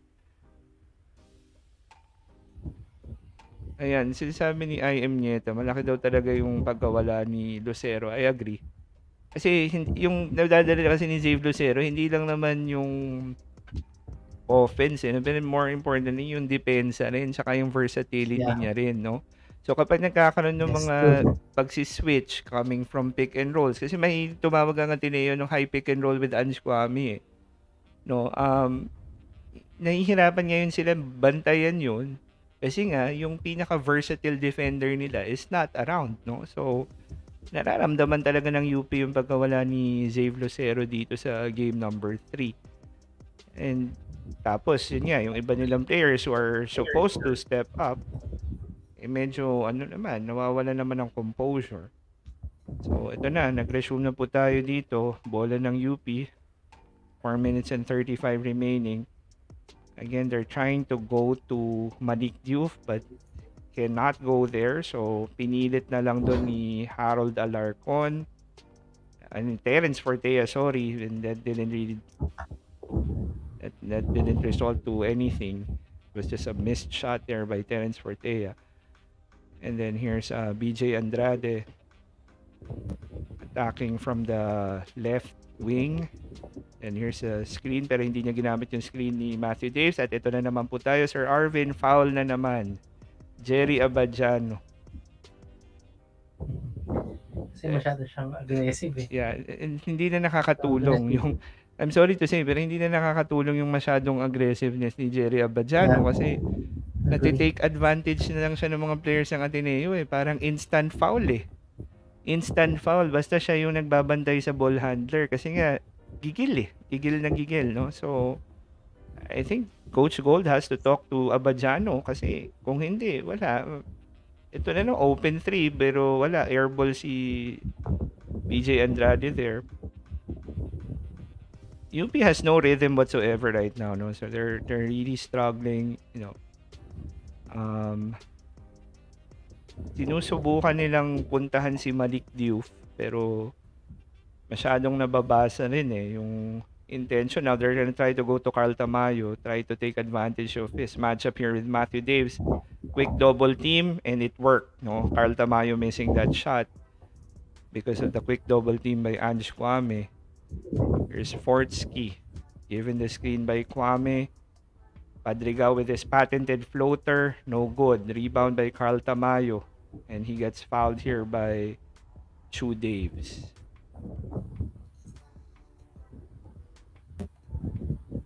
So I think Ateneo is also in the penalty now, Sir Arvin. Yes. 5 ang fouls nila. So Carl Tamayo will be going to the line. Dito na lang nabubuhay ang UP sa totoo lang, no? Yung kanilang free throw shooting. By the way, time check, 3 minutes and 29. Carl Tamayo goes to the line here for 2 free throws. So Carl will miss the first free throw. Again, in game 2, he only shot 1 out of 6 nung game number 2. Ngayon, ito na naman tayo. Nagmimintis na naman siya sa free throw line. Let's see if he will make the second. he will miss again. So kanina malakas, ngayon naman mahina. So walang na pala ang UP dun sa 2 free throws ni Carl Tamayo because he missed both free throws badly. And then here's Gab Gomez. Let's see if he can hit another 3. Almost there. Rebound by Kwame. Pero tinawagan ng foul si Ange at si Malik Diouf naman ang pupunta naman sa free throw line. Ange Kwame, loose ball foul. 3 minutes and 11 remaining. Coming from that Gab Gomez missed 3. Ayun, tinulak nga niya si Malik Diouf. Medyo may konting acting job there from Malik Diouf. Medyo nadaan din sa konting acting. So, nag-work. Tinawag ng referee yung foul. So, here's Malik Diouf. Ayun! Ako, Sir Arvin, nakashoot na rin finally. First, he was 1 out of 4 nung last time, no? Dalawang straight, natawagan ng foul ang Ateneo. And ngayon, si Malik Diouf trying to go 2 out of 2 this time around. Yun, he does. Okay, so he cuts the lead down to 16. Here's Gab Gomez. Gio Chu is in the game again. He has the ball here going to Matthew Daves. There's a screen by Gio Chu para kay Gab Gomez. They're trying to free up someone here. They cannot free up anyone. Gio Chu will just go to Gab Gomez. He has 2 seconds remaining the shot clock. He will force this one up. No call from the referee. Carl Tamayo will push the ball up, trying to score for the UP. Almost an offensive foul. And there you go. Offensive foul na nga by Carl Tamayo. Too aggressive there, Carl Tamayo. Ganda ng positioning ni Chris Kuhn. Offensive foul si Carl Tamayo. Ayan eh. It was actually BJ Andrade who had that great position, not Chris Kuhn. Naunahan siya talaga ni Andrade dun sa spot. Yeah, nautakan si Tamayo dun sa play na yun. Kaya offensive foul. Ngayon, hindi naman ako against dun sa aggressiveness ni Carl Tamayo, pero he also has to consider the fact that, he had his ball handlers there. Pero sige, siya nagbaba. And yun, it resulted into a turnover. That's the 7th turnover by the Fighting Maroons. By the way, another barometer that we talked about in turnover story. So in game 1, it was UP who managed their turnovers well. Pero in game 2, wala. Ang dami nilang turnovers ng game 2, 18. No? So ito tayo. 7 na sila agad dito sa first half. Fortsky with a pull-up J. No good. Gio Chu with a solid offensive rebound. He will go. Ano nangyari doon? Traveling ba si Gio Chu? May tinawag ang referee at mukhang pupunta na free throw na naman yata ang UP dito. So, ano kaya yung tawag na yun? Grabe si Ange Kwame dito, Sir Arvin, no? 10 points, 8 rebounds, 1 block, and a whopping plus 20. Yung kanyang plus minus, plus 20 si Ange Kwame. Natawagan na naman ang foul there, Gio Chu. Si Gio Chu natawagan ng foul sa kanyang favorite na si Harold Alarcon. Ito si Harold Alarcon nabubuhay dito sa free throw line, no? At least na-shoot niya yung mga free throws niya. No? So parang hindi naman yata foul, technical pa yata natawag sa Ateneo, sir. Kasi isang free throw lang si Harold Alarcon na natawagan pa. Ito, first time in the game is Josh Lazaro. So, natawagan ng technical doon. Ang hindi ko mag-get saang part na tawagan ng technical ang Ateneo doon. Kasi they just missed a shot. Gio Chu with a rebound. Siguro nung hindi na gustuhan. Si Tab yata yung Coach Tab ang natawagan ng technical. Ito na. Bola ng Ateneo uli. Josh Lazaro. O yan, nakakatumbahan na naman doon. Henry Galinato has to be very careful. Ito na naman yung kanyang overly physical play. And yan na si Malik Diouf. Naku, why are you doing this, Malik Diouf? Hinakap na lang si Josh Lazaro. Why did he do that? No, if you're Malik Diouf, that was a nonsense play right there. Alam mo naman kung gaano ka-importante sa team na to, and then why are you doing this? Lazaro, unang-una, naunahan niya sa rebound, niyakap na lang ni Malik Diouf. At another foul here for Malik Diouf. For the first time, hindi siya nag-complain, sir. Hindi na siya nag-complain kasi super obvious naman na na-foul yun. Niyakap na niya yung Yeah. Ateneo player eh. Hindi na siya makakaano talaga doon, makakareklamo. Okay, here's Josh Lazaro going to the line. Free throws here for Josh. Ito, Waterloo niya rin to. So, cannot hit that free throw. Again, ang tanging going na lang for UP right now, Ateneo is missing a lot of free throws. If Ateneo is making a lot of their free throws, eh, wala na. Tambak na tong game na to. Okay, here's Josh Lazaro for his second free throw. He will make that second free throw.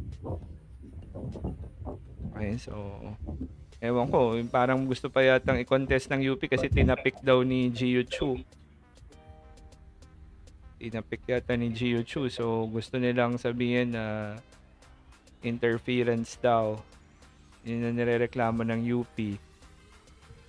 Dun sa second free throw kasi ni Josh Lazaro, na-shoot niya pero tinapik ni Gio Chu. So, ino-contest ng UP na dapat daw, hindi daw counted yung second free throw ni Josh Lazaro. So, yan yung dinidiscuss ngayon ng mga referees. So, ang score ay 41-26. Ngayon, titingnan natin kung i-count nila tong free throw na to, it will be 40-26. Pero kasi natapik ni Gio Chu bago pa pumasok yung bola. Tapos na natapik niya, pumasok din eventually. Well, papasok naman talaga yung tira ni Josh Lazaro. Tinapik niya, pero pumasok pa rin naman eventually. Ayan tingnan natin dito from the another angle. So, ayun. Natapik niya, pumasok. Papasok na, natapik niya. So, lumabas ng konti, pero pumasok pa rin. So, will they actually count that free throw? Let's see. Sa ngayon, it's still counted. Hindi pa naman nagbabago yung score. Nakalagay pa rin dito, 42 eh.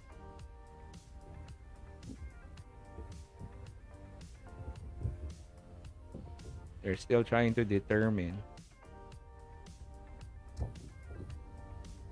Again, sa nagtatanong po, ang score po is, well, 41-26 as of the moment. Tinitry nila i-determine kung counted pa yung tira ni Gio Chu, ay ni Josh Lazaro. Hindi na kinount. So, 41-26 na lang. Offensive interference there by Gio Chu. So, lucky break again for UP. Kasi wala na naman ako ang Ateneo dun sa free throws. So, here we go. UP with the ball possession. They will now go to Henry Galinato who will pass it to Harold Alarcon from the corner. No good there from Harold Alarcon. Nagkakainitan dito si JD Kagulangan saka si Fortsky Padrigao. Pero natawagan ng foul there si Fortsky. After that, Harold Alarcon missed from the corner. Na-rebound ni JD Kagulangan. And ayun, foul si Fortsky Padrigao. Pero hindi yung tinawag na foul, Sir Arvin. Hindi yung kay Kagulangan, hindi yung kay Fortsky. Kasi si Carl Tamayo mag-free throw eh. So, it seems like the referee had another view there. Tinawagan niya yung nagbabantay kay Carl Tamayo. So, Carl Tamayo, fortunately, hits the free throws for the Fighting Maroons. By the way, time check, 1 minute and 53. Score is 41-27. Carl Tamayo with this. Oh my goodness, air ball by Carl Tamayo. Puti na lang, na-rebound ni JD Kagulangan. Pero di ba pag ganun, dapat hindi counted yan? I mean, but it over? medyo sir tumama ng konti dun sa hindi parang medyo nadaplisan ng konti yung ring. Tapos ayan, dahil yun, nakascore uli si Carl Tamayo of that nice floater. So the lead is now down to 12 for the Blue Eagles. Napakaswerte pa rin ng UP dito. As poorly as they play, they're just actually down by 12. They could be down by 20 already, sa totoo lang. Medyo mahabol pa sila, sir. At saka manageable pa to, sir. Kahit pa paano, manageable pa to for the Fighting Maroons. Yung nice shot here by Carl Tamayo, no? Over Sean Kitevis. kanyang drop step, hook shot. Okay, so ito na tayo kay Fortsky Padricao.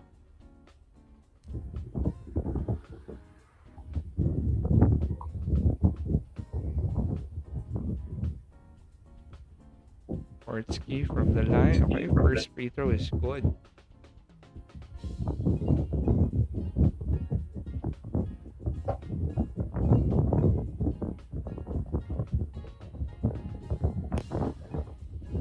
So Ateneo now up by but even Fortsky Padrigao missing a free throw as well. Ito lang talagang pumapatay sa Ateneo yung free throw shooting nila, no? Yes, sir. Kahit yung best free throw shooter nila, nagmi-miss. There's Galinato. Oh, finally doing something well here for UP. Henry Galinato. Oh, even flexing after that shot. So, 50 seconds remaining na lang dito sa game. Gio Chu. Oh! Sabay tingin kay Henry Galinato. Oh my goodness. Henry Galinato may pa-flex kanina. Binawian ni Gio Chu ng straight up 3 here. After mag-flex ni Henry Galinato sa kanya. Ayan, sometimes karma comes quick, no? So, hindi na siguro dapat yung flex pa si Henry Galinato dito. It's now 45-31. Time check tayo, Sir Arvin. Galinato, too emotional. 47.6 seconds remaining in the second half. Score is 45-31 in favor of Ateneo. Yes, so 47 seconds na lang dito. So again, yung nangyari doon, Galinato finally hit something for UP.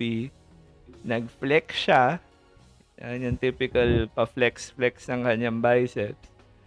And then on the other end, Ateneo quickly going to Gio Chu and then Gio Chu hitting the 3. And sino nagbabantay? Walang iba kundi si Henry Galinato. Kaya natingnan din si Henry Galinato after. That's the beauty of this game. Talagang ang bilis ng bawian, no? So syempre sa math, talo pa rin si Galinato doon. 3 points yung kay Gio Chu, 2 lang yung sa kanya. So that's the reason why Ateneo is up by 14. Ayan, dumadami na yung mga natin dito. Ayan, gusto ni Lisa Rosales na nagpapa-shoutout. Yes, watching from all the way from Lipa. Hello po, Ma'am Lisa. Ayan, may nagsha-shoutout din kay sabi ni Antonio Andrade, I'm proud of you, anak. Ingat at good luck sa game. Okay, so mamaya tayo mag-shoutout. Tapusin muna natin the first half.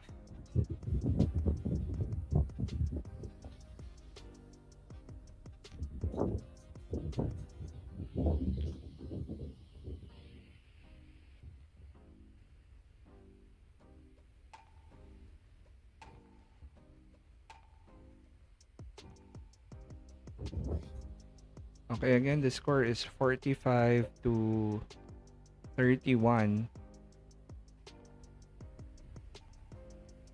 in favor of the Blue Eagles. Good tap out there by BJ Andrade. 40 seconds left here in the ball game.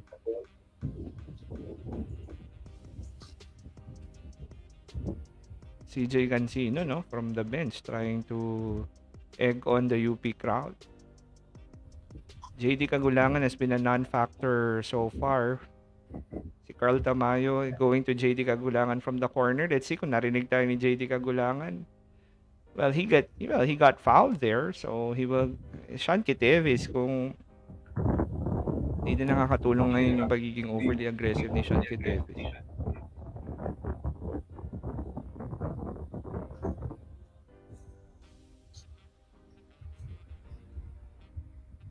I think he's shooting 3 free throws. So yeah, it's a 3-point shot.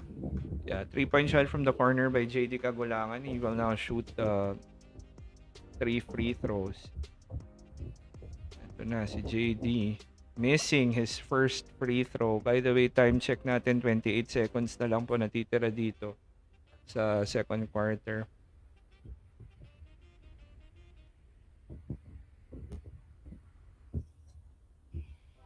The only thing going for the Fighting Maroons is that they're hitting their free throws, pero now they are also missing their free throws. Nahawa na rin sa nahawa na rin sa Ateneo. Ayan, gigil na rin si Kagulangan dahil na-miss niya yung second free throw niya. So far wala pang nakukuha dito.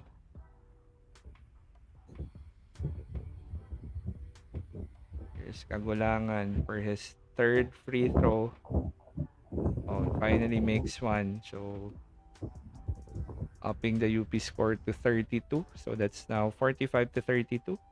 Bismarck Lina is in the game. Rarely plays, pero he gets 28 seconds of playing time here. Here is Fortsky Padregao.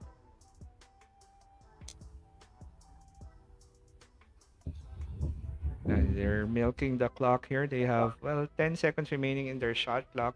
13 sa game clock. Fortsky wants the high pick and roll with Gio Chu. Will he get a clear shot? He will get a clear shot and make it. Easy. Too easy for Fortsky Padregao.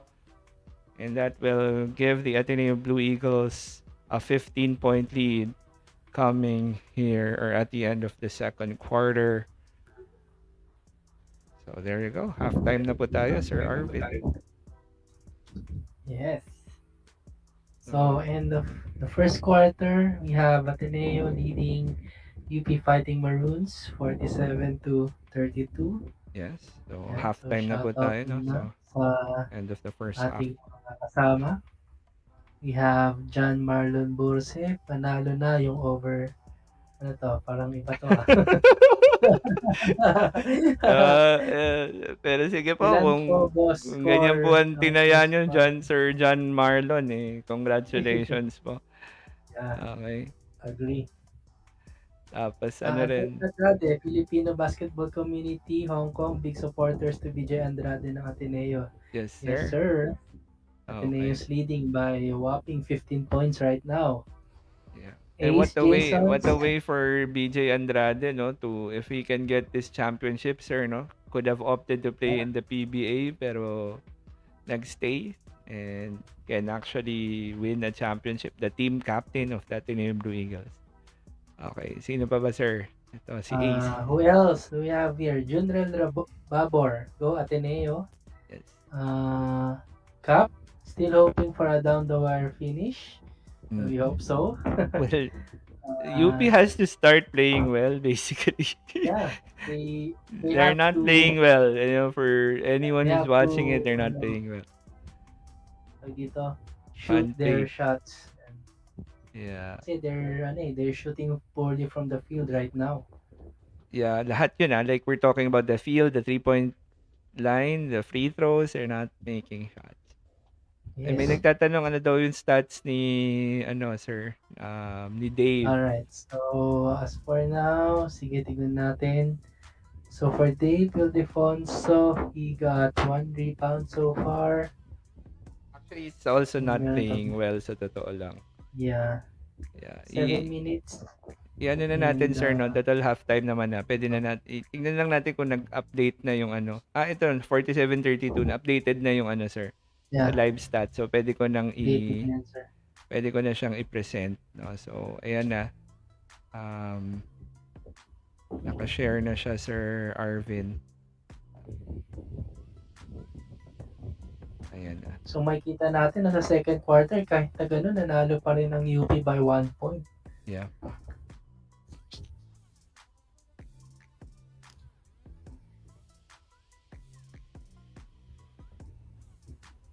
Yan. Ito yung mga stats natin, no? So tingnan muna natin. Hindi ko na kailangan i-share, no, para kita naman na siya agad no? So ayan. Yes, sir. So simulan natin, sir, with okay, sige. So, simulan natin with the team stats muna. Right? Yes. So as we can see here, Ateneo is smoking hot in the first quarter, shooting 45.7% from the field, while UP is shooting 28.6% in the field. Pagdating naman sa 3 points, ganun din, same story. Ay, malaki yung sa 3-point shooting, sir. 6%. Yes, 63.6% 63. Hindi for po kami Ateneo. nagkakamali 63.6% ang shooting ng Yes. Ateneo sa 3. Walang UP, 18% lang. Yes. Okay. Fouls, they're fairly the same lang din. But Yeah. UP is capitalizing on free throws. Yeah, Kahit shooting paano, no? 63.6. Actually, they're not really shooting the ball well. It's just that Ateneo is really shooting it so poorly at 42%. Yun yung Yes, ano. agree. Well, something good for For UP. rebound, Rebounding lamang sila so far. yeah. And ganun din sa offensive rebounds. Yeah. UP is up by 1. And what else do we have here? Teka, Second chance ilipat ko points. muna dito, sir. Ito, ayan. Alright. Dito tayo. Yung second chance points. Well, offensive rebounds namang ang UP 9 to 8. So, dito tayo ngayon second chance points, Sir Arvin. Ayan. Alright. So for second chance points, we have Ateneo. No, +1 ng Ateneo. Yeah. Alright. For assist, Ateneo pa rin. Well, because they are executing so well, no, on the offensive end. Talagang smooth yung mga mga plays ng Ateneo on the first half. Yeah. For the steals, +1 ng Ateneo, blocks, +1, turnovers. This is also one of the Crucial yun. crucial na factors sa game na to. Ateneo is up by 2. So lamang yung Ateneo pagdating sa turnovers because they have 2 less turnovers than UP. They only have 5 while UP has 7 turnovers. And again, points of turnovers, dito nag-capitalize din yung Ateneo. As you can see, +5 ang Ateneo dito. 9 yung points of turnovers ng Ateneo while UP has 4. Fast break points, hindi rin nagkakalayo. Actually, wala masyado talagang nakaka-score sa fast break dahil actually. hindi nga Because the way I see it, Ateneo is controlling the tempo of the game. Yeah, true. Tapos And what starter else? points. In starter points, as always, Starter namang points. Ateneo. Yes. Dito ka Even magugulat, na, sir. Ang malaking difference ngayong first half, yung yung bench points. Kasi plus Bench 11 points, ang yeah. Ateneo. Bihira po mangyari yan. Like, anyone who's been watching the series, alam natin na dominante ang UP they have dominated the bench scoring. So, yeah, agree. because of Gab Gomez, 3 3-pointers, that's the reason why Ateneo is up right now in bench points, 22 to 11. Yes. Tapos yung perimeter points din nila, Sir Arvin, 29 to 8. Madalas UP rin yung namumuro dito eh. Pero ngayon, because of the great shooting of Ateneo from deep, plus 21 ng Ateneo ngayon sa perimeter points. And then yung sinasabi yung crucial din, sir, yung points in the paint. Yes, So far, wala masyadong edge ang both teams because 10 all lang sila pareho sa points in the paint. O ngayon, pwede na natin tignan yung actual stats pala ni yung may nagtatanong stats ni Dave Ildefonso. So, and ni DJ Andrade. Oo, yung kay Dave Ildefonso, he played 7 minutes in the first half. Ito po like nothing against Dave, pero sabi nga namin, he's not really playing well. Hasn't even taken a shot. Wala, as in, hindi pa siya tumitira ngayong game na to. Tapos, ang meron lang siya ngayon ay 1 rebound at 3 fouls. That's actually the reason kung bakit hindi rin siya masyado nakakalaro kasi nga foul trouble siya. Si BJ Andrade naman, of course, he played a lot. 15 minutes and 47 seconds in the first half. So far, 1 out of 3 from the field. He made that 3-point shot. He has 3 points, 2 assists, and 1 rebound. So far for BJ Andrade. Yes, sir. Okay, so ayan. So, balik na tayo dito sa ating ngayon, pwede na natin siguro puntahan, sir, yung natin. Do you call this? Keys. Yung keys to the ball game, no? So, para malaman. Sige, simulan ko muna yung sa akin. So, let me show this one. Okay, here we go. So, for keys to Game 3, sabi natin, yung defense ng Ateneo is number one key nila, no? They limited UP to 55 points only in game number 2. So far, so good. UP is struggling. Even though, of course, parang on pace naman lagpasan ng UP yung kanilang 55 points yung game 2. Pero still, maganda yung depensa ng Ateneo ng first half. So, I think that's a check. Be the aggressors once more. Yes, that's been the case. Ateneo definitely are the aggressors here in the first half, and that's the reason why they are up by 15. Surprisingly, even the bench players came in.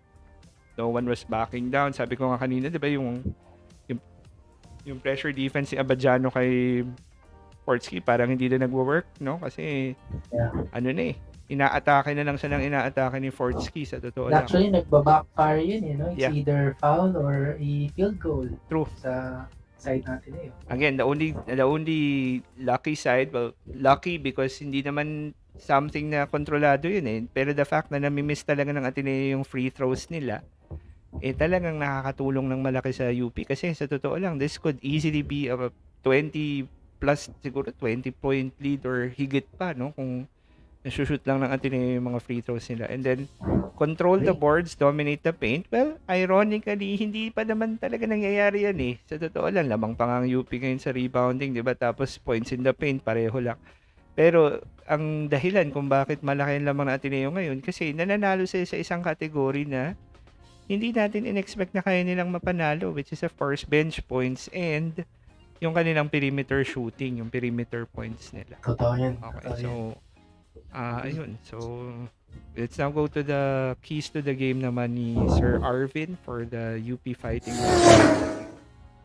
Alright. So, for the UP side, balikan natin yung naging keys to the game natin for UP.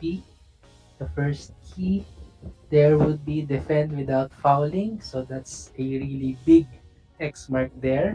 Una sa lahat because they gave up 30 points in the first half, first quarter pa lang. So they weren't able to defend well.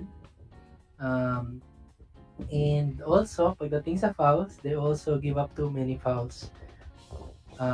Kaso hindi nga lang nakakapitalize ng Ateneo yung mga free throws nila on the other end. So that's why medyo swerte pa rin ang UP at the end of the first half. And then second key, protect the paint. So as we can see, points in the paint, tabla lang, no? Tabla lang yung UP and Ateneo. So I can say na hindi siya check, no? Pero hindi rin siya X, no? Kasi kahit papaano,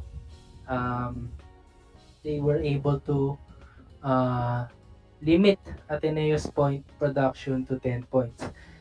However, yung perimeter, yun yung naging story nung Game 3 ngayon kasi naging mainit yung Ateneo sa perimeter. And then for the third key for UP will be who's gonna step up or save Lucero. So far, wala pa tayong nakikitang UP Fighting Maroon na talagang nag-stand out. No? Kasi even Malik Diouf is also so pa rin. No?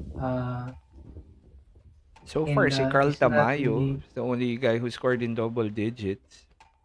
Yeah. And who else? Yung mga candidates natin for someone who can step up. Easy. We have Harold Alarcon with 5 points. Henry Galinato, 4 points.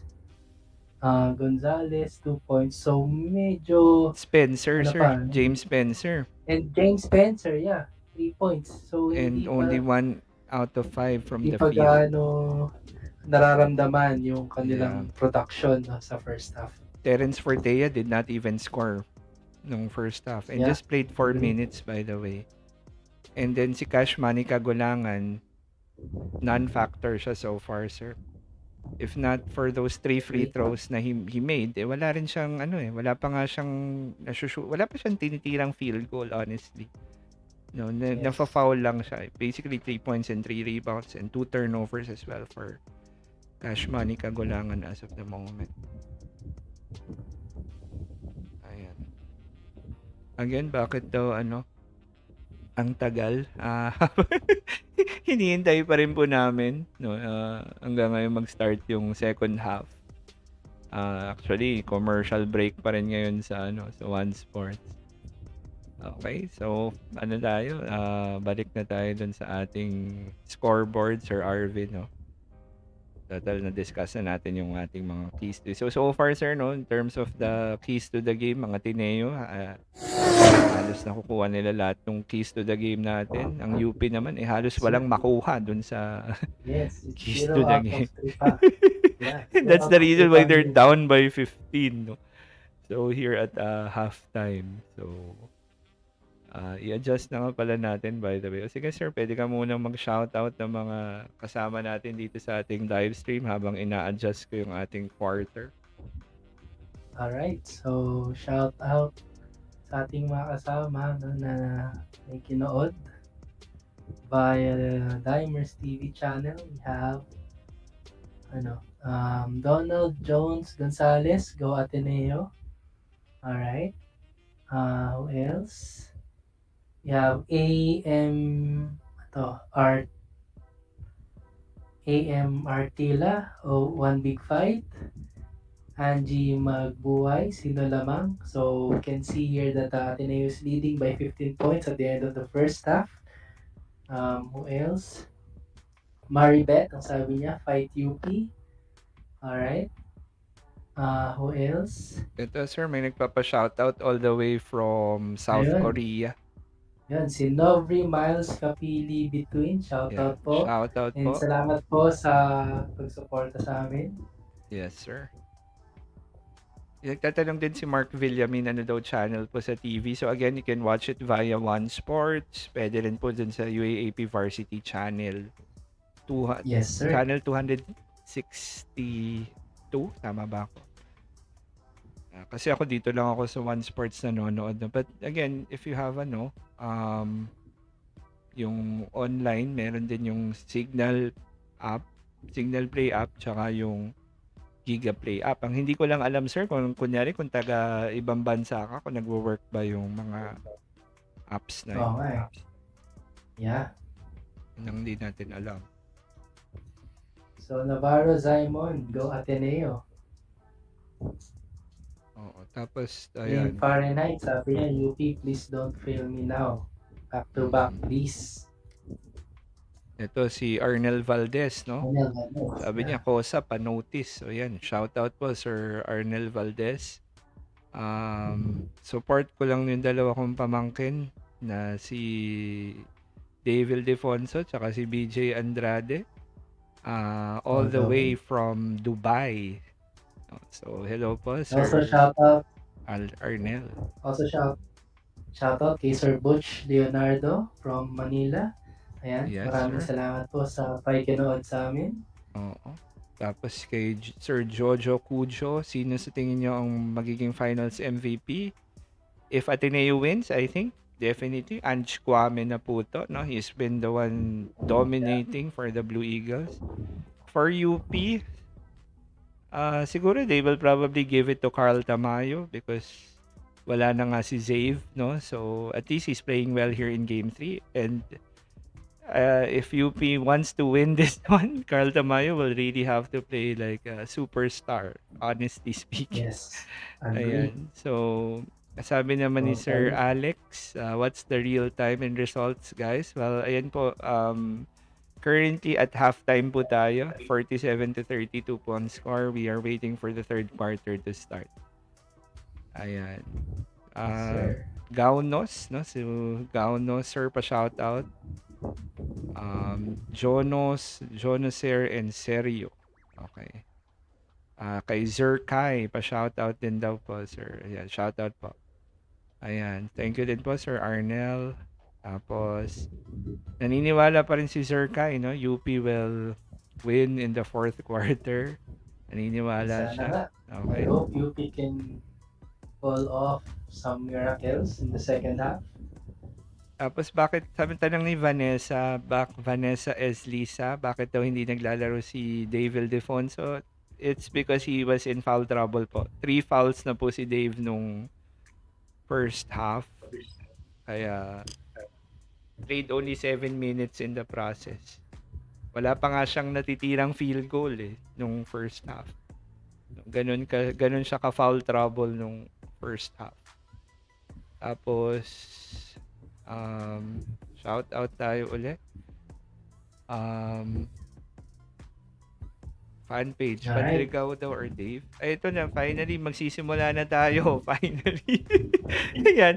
So, simula na tayo dito, third quarter. Okay, bola po ng UP. So, simula na tayo. Again, third quarter. Ayun, turnover agad ang UP na agawan si Malik Diouf.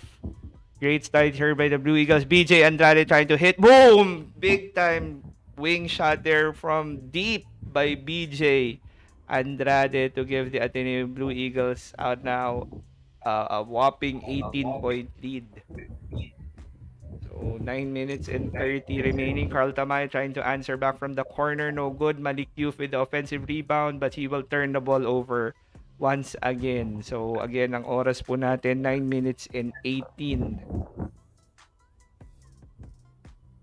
dito sa ating third quarter. Ange Kwame. Nice pass here to Sean Kiteves with a reverse. Great feed there by Ange Kwame from top. Then going to the cutting Sean Kiteves to give the Blue Eagles a 20-point lead. 52-32. Malik Diouf blocked again by Kwame, pero again the referee calling a foul to the dismay of the whole Ateneo bench. Well, medyo mukhang bola naman talaga, sir, no? Pero tinawagan Here's a nice pass here by Kiteves kanina to BJ Andrade for that wide open 3-point shot. Nothing but bottom for BJ Andrade. Always confident, by the way, BJ Andrade. Talagang walang inaatrasan And then here, Malik Diouf. Pwede na sabihin ng Ateneo, ball don't lie. Di ba? Favorite na gamitin na term yan sa NBA, sir. Pag di nila gusto yung tawag at nag-miss yung free throw. Hindi naman daw nagsisinungaling ang bola. Well, na-miss ni Malik Diouf ang parehong free throws niya. So, wala. 52-32, 8 minutes and 49 remaining. Ateneo is turning this into a coronation more than anything. Ange Kwame will go to Kai Balungay, guarded by James Spencer. Fortsky trying to add on to the lead. No good. But that was a wide open 3, by the way. So, UP dodged the bullet there. Here's JD Kagulangan attacking and finally making something. JD Kagulangan, that is his first field goal for this ball game, cutting the lead down to 18. Of course, if UP wants to come back, they cannot do it ng isang bagsakan, no? They have to do it one at a time. But Fortsky open for 3. No good. It was an in and out, no? Pasok na, niluwa pa yung tres ni Fortsky Padrigaw. So again, Ateneo up by 18. And time, ito yung nice layup here by JD Kagulangan, no? Talagang alam niya kailangan na niyang umatake. So finally got something, even though still great defense by Sean Kiteves, sa totoo lang. Gio Chu in the game. 7 minutes remaining here. 7 minutes and 53 remaining here in this ball game, in the third quarter. Kagulangan again with the kamikaze drive, and he will get it again. JD Kagulangan coming alive here in the third quarter. It's another, what a shot there by JD Kagulangan. Hindi ko alam kung paano niya dinukot yung tira na yun. Here's Kai Balungay, step back 3. Banker is good, pero foul there on BJ Andrade before Kai Balungay hit that 3. So, lucky break there for UP. Otherwise, that would have been another 3-point shot for the Blue Eagles. 7 minutes and 31 here. Ateneo up 52-36. Signs of life in the form of JD. Yeah, cash money Kagulangan, no? Points. They badly need someone to step up here for them. Ito, si Harold trying to get something going. James Spencer. Ito, talagang missing din si James Spencer, no? Buong series. Oh, yun. Narinig tayo, Sir Arvin, no? Hits that floater. So, 38 now for the UP Fighting Maroons, courtesy of that James Spencer floater. So, maganda simula ng UP dito. 3 out of 4. Here's Fortsky. Oh, dito na naman tayo sa mga overly aggressive defense ng UP not paying off for them. Fortsky Padrigaw, ginagawang target practice ng mga nagbabantay sa kanya. This time, si James Spencer naman, fished for the foul, floater, bucket for Fortsky Padrigaw. Yan na nga, binangga, floater, may kasama pang foul, and then Fortsky will now go to the line for a 3-point play opportunity. If he can hit this free throw of his, but he will miss. So, good news for UP. Ateneo still missing a lot of their free throws. So, Ateneo up 54-38. 6 minutes and 46 remaining here in the second quarter. Palitan ko lang yung oras. Ayan, nice layup there by UP but cannot get the bucket there. Malik Diouf cannot also get the offensive rebound. Ateneo now has the ball. Fortsky Padrigaw calling the play for the Blue Eagles. Kai Balunga is the one who came out for the screen. Fortsky, nice fake. Pull-up jumper, no good. Dave Ildefonso with an offensive rebound. Going now to BJ. Kick out, wide open. Kai Balungay from the wing, no good. Rebound, Malik Diouf. David, nice defense here by Dave, but at least Malik Diouf was not able to turn the ball over. Now it's JD Kagulangan calling the play for the Fighting Maroons. Kagulangan passing it to James Spencer for 3 and he will knock it down. James Spencer coming alive here in the third quarter. After the floater, he hits another 3. So it's now 54-41 in favor of the Eagles. 5 minutes and 44 remaining here in the third quarter. Rebound there by Malik Diouf.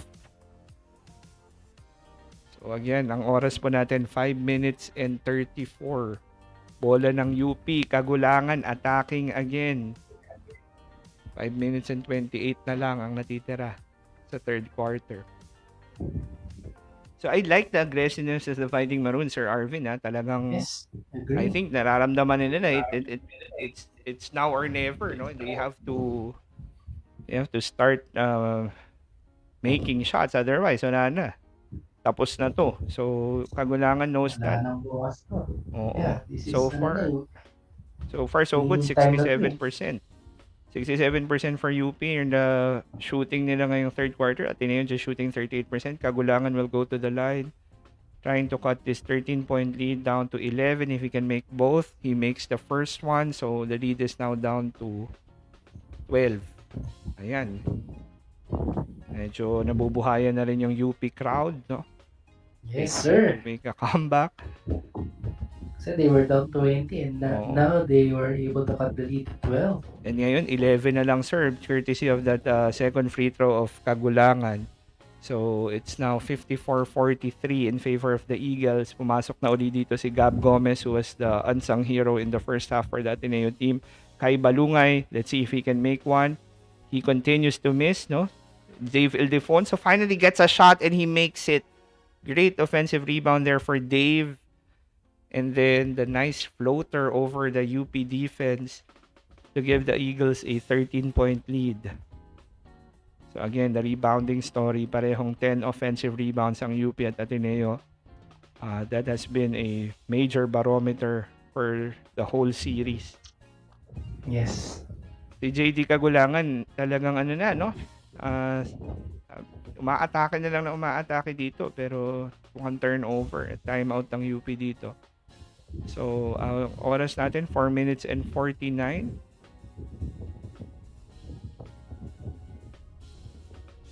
Minutes and 49 remaining. Okay, timeout. So far, so good for the Fighting Maroons, Sir Arvin, no? In terms of, their aggressiveness. Ngayon, ang tanong na lang is, paano sila sasagutin ng Ateneo dito? Yeah, kasi, and they be able to, to sustain until fourth quarter. Yeah, kasi ang magiging problema kasi dito ng UP is that talagang, syempre, mag-e-expend din sila ng maraming energy just trying to come back, no? Yeah. I'm sure ang target lang nila dito is to at least cut the lead down to single digits, no? Pero again, ang tanong, meron pa ba silang enough energy pagdating ng fourth quarter. No? Kasi as long as That's the nasasagot big ng question. Ateneo to, as long as, kunyari, sabihin natin, this mini runs of UP, masasagot din ng Ateneo, mauubusan din ng oras. Magiging kalaban na ng UP dito, oras, no? So, Tama. again, for UP hopefuls there, of course, a target here for the UP Fighting Maroons is to at least cut the lead down to single digits, man lang, coming into the fourth quarter. So far, so good for them. Nasa 13 na lang tong lamang ng Ateneo, which is up by as many as 20 kanina. So, pero masakit to. Let's say if Ateneo, let's say, pulls off, let's say, a mini run of their own. Lalo na Ateneo has always been a very good third quarter team. Di ba? They're the best third quarter team in the whole league. So, ano yan? Yes. Isa pang kalaban ng UP ngayon yan. Anyway, bola ng UP ngayon. 4 minutes and 49. Here we go. Henry Galinato with the ball. He will try to post up again. Bangga-bangga dito. And again, air ball. So again, yung lack of composure ni Henry Galinato is killing the Fighting Maroons, honestly. No?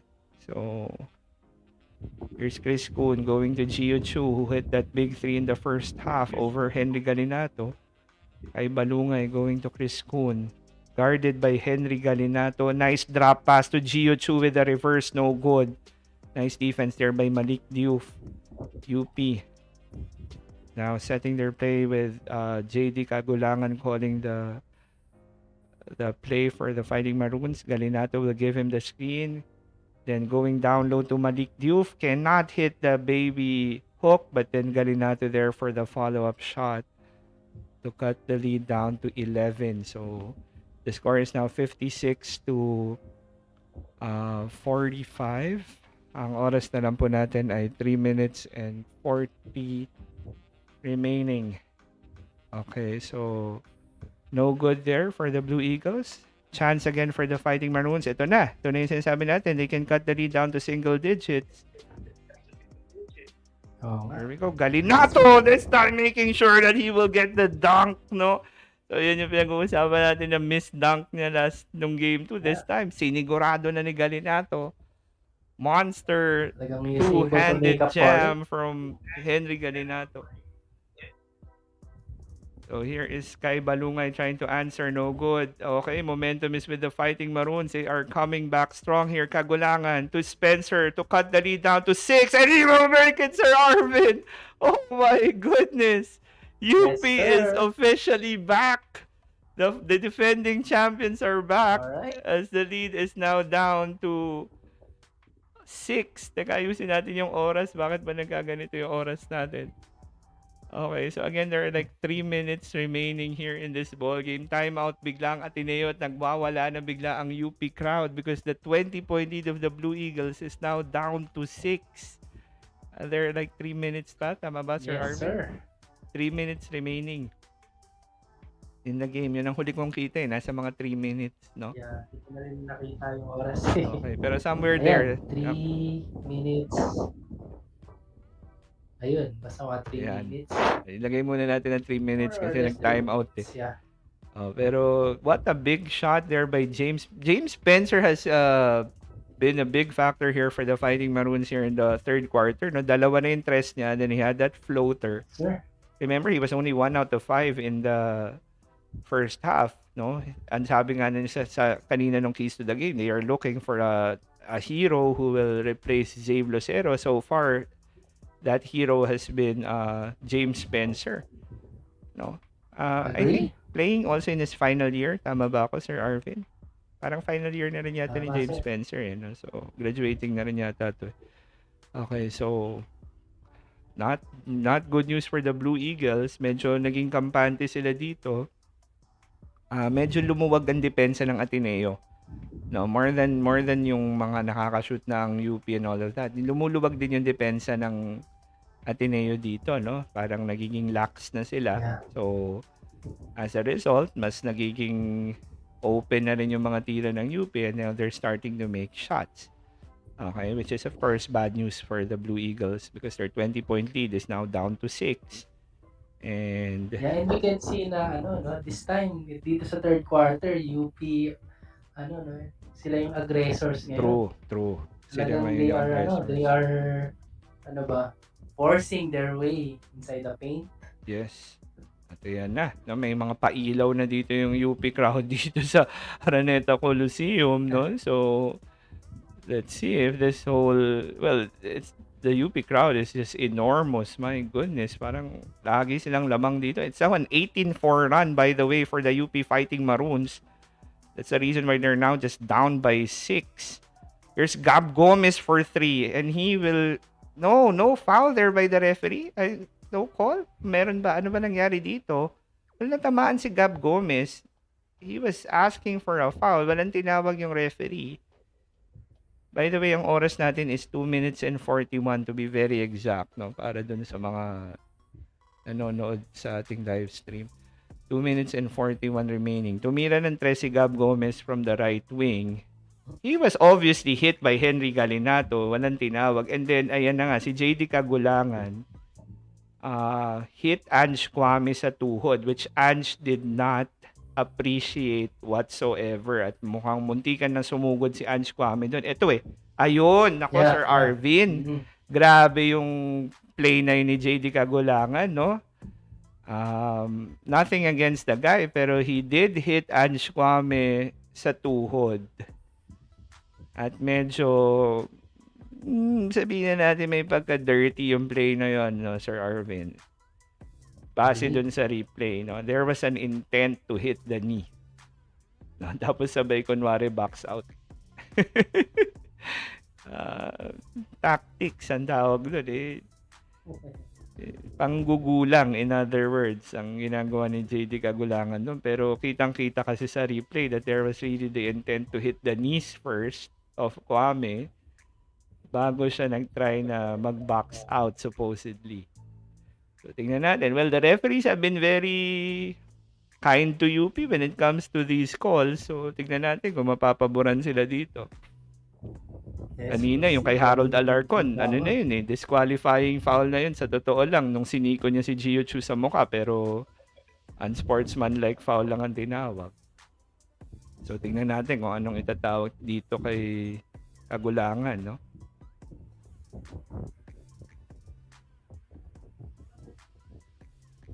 Again, we're not trying to judge the referees here. Hindi naman madali trabaho ng referees dito, pero we're just saying it as it is na tingnan natin.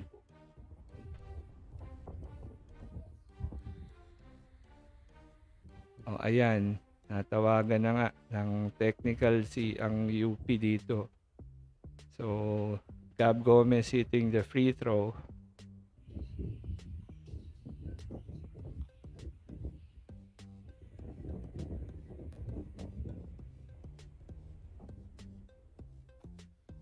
I think ang tinawag dito, sir, yung foul kay Galinato na habang tumitira si Gab Gomez ng 3. Kaya 3 free throws dito si Gab Gomez, and Gab Gomez calmly hits those 3 free throws to give the Blue Eagles a 9-point lead. Tapos mag-free throw din dito. Napakalaking nito, sir. Ang laking momentum breaker to for the UP Fighting Maroons kasi ngayon Ange Kwame will go to the line, though he will miss that first free throw. Pero I'm assuming dahil nag-free throw dito si Ange Kwame, so ball possession pa rin uli ng Ateneo to.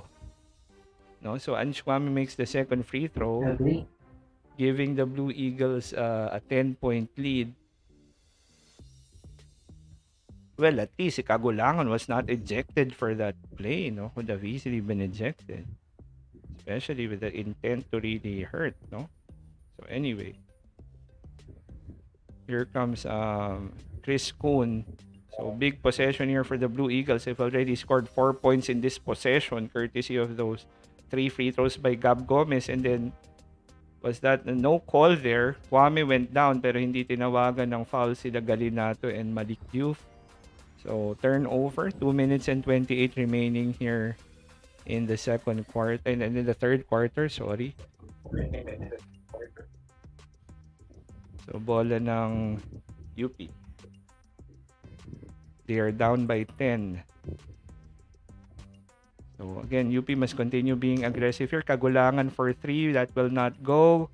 Oh, lucky break for them. Dave Ildefonso tapping the ball. And sino nakapulot? Si Henry Galinato. So that's another 2 points for the Fighting Maroons.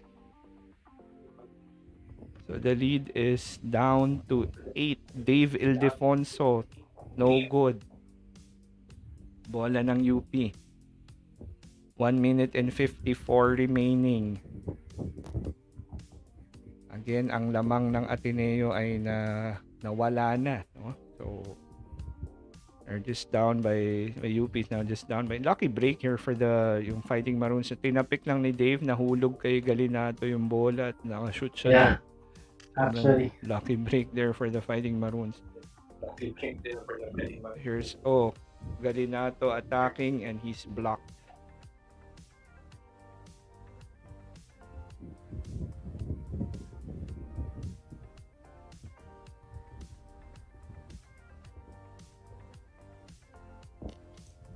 Okay, so here we go. Gab Gomez trying to go for 3, no good.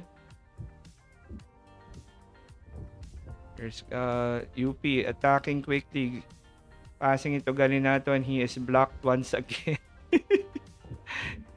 Lagi na lang nasusupal-pal. Makita mo talaga yung height advantage ni Ancho per Galinato. Oo.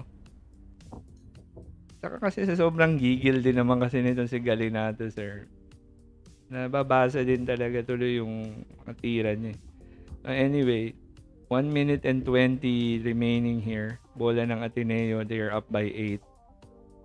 They're trying to set up Dave. They didn't get it. Good defense there by the Fighting Maroons. Gab Gomez will go to Kai Balungay who quickly attacks, trying to fish for a foul. And did he get a foul? That's the question.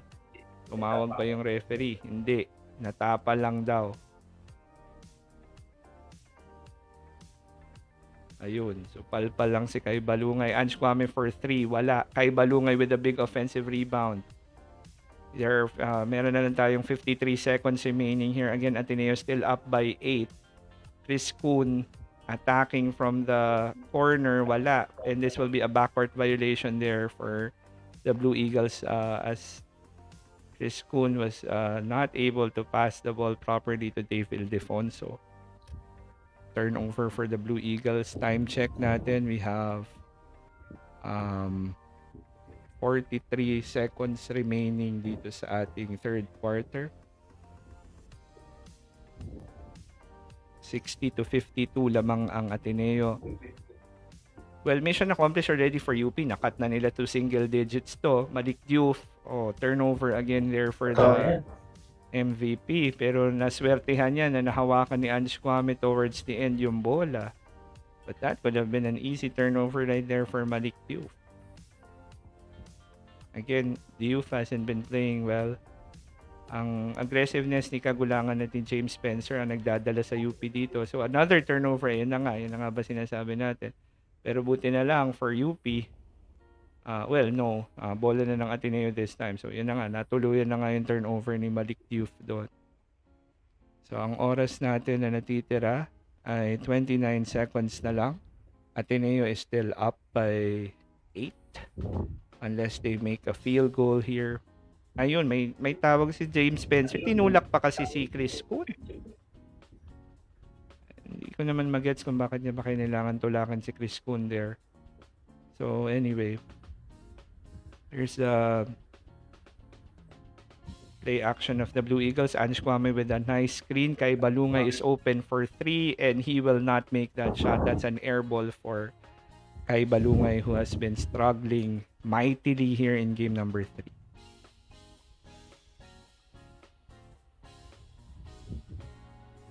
Okay, so Sean Kitevis back in the game. Meron na lang pong 8 seconds remaining dito sa ating third quarter.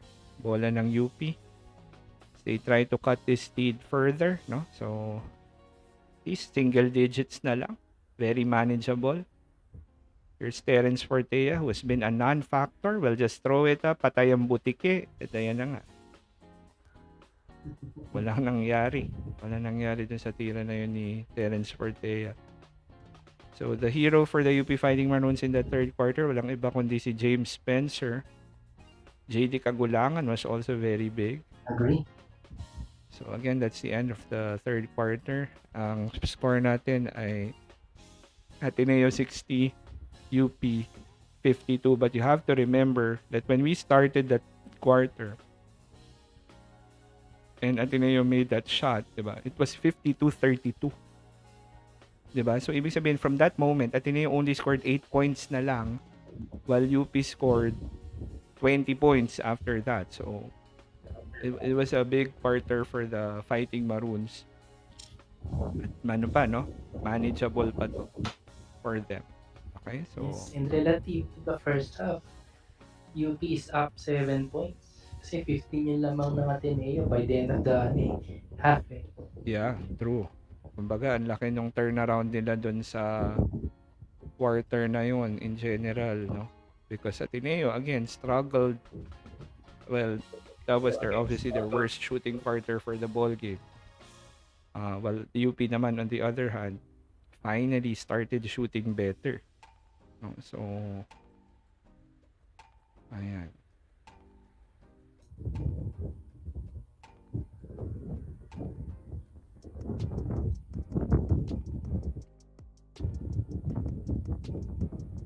So again, mag-shoutout muna tayo habang hinihintay natin mag-start ang ano, no? So, according to Sir Erwin Abuso, go UP. Sabi naman ni Zeb Hussein, Padrigao, Lead Ateneo, Christian Mendoza, Universidad ng Pilipinas. Okay, go UP, sabi ni Kim Claire. Si V1W, I hope Ateneo mag-champion. Ayan. So, sabi ni Cap, maybe down the wire is possible after all. Yes, sir. Dahil nga, as we said, UP had, yung halftime, sabi nila, UP has to start shooting well if they want to extend the series, right? So, well, they started shooting well, courtesy of James Spencer. So, that's good for them.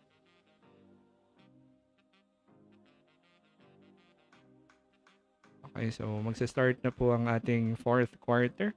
Kapit po ang lahat, no? Ayan, U1D, go Ateneo, one big fight. Okay, sabi naman ni Vivencio Kababat, kaya pa yan, kaya pa UP, kaya pa yan. Okay. Ito na, start na po tayo ng fourth quarter. Here we go. 62-52 lamang ang Ateneo. Bola ng Ateneo here to start the quarter, and a good defensive stop there by the UP Fighting Maroons. Blocking that attempt by the Blue Eagles. So they now regain possession. Carl Tamayo guarded here by Ange Kwame. Carl taking it over Ange, but he will not get that bucket. Okay. Straight on 3 on by Carl Tamayo. We have 9 minutes and 28 remaining here in the fourth quarter. So here is a big 3 here by Dave. Wala. Rebound by UP. They are running. Terence Fortea passing the ball to Carl, but Carl Tamayo cannot handle the pass again from Terence Fortea. Turnover, Fighting Maroons. So 9 minutes and 12 remaining here in the fourth quarter. JD Kagulangan back in the game. Chris Kuhn will now bring the ball down. UP still has more turnovers, 12, while Ateneo only has 8 turnovers in this one.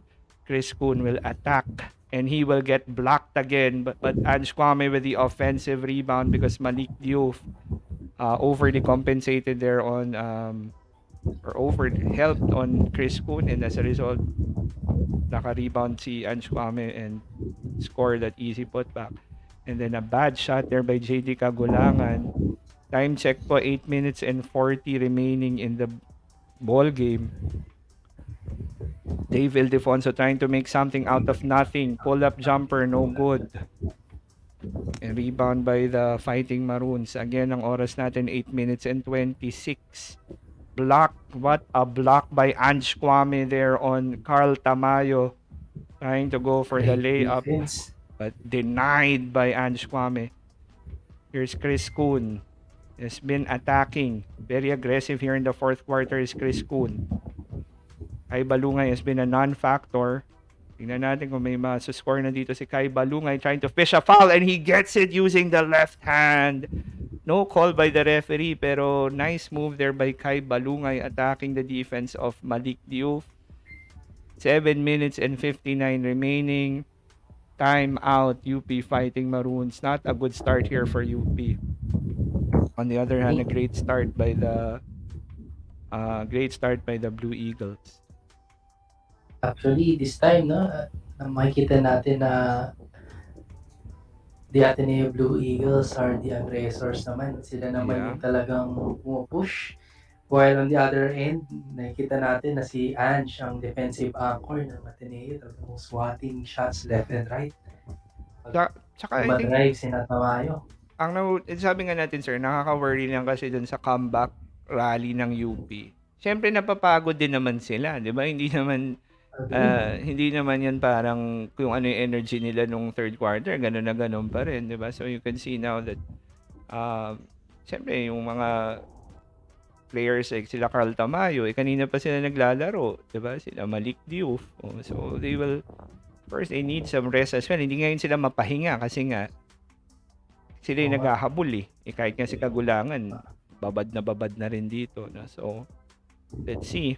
Yan yung tanong natin kanina, can they sustain it? You know, if ever they do make a comeback, kaya ba nilang masustain here hanggang sa fourth quarter? On the other hand, ang Ateneo naman, wake-up call sa kanila yung nangyari na yun nung third quarter na nahabol yung lamang nila and etc. So, now they're the ones who are being very aggressive here to start the fourth quarter. So, things are looking good for the Blue Eagles to start the quarter.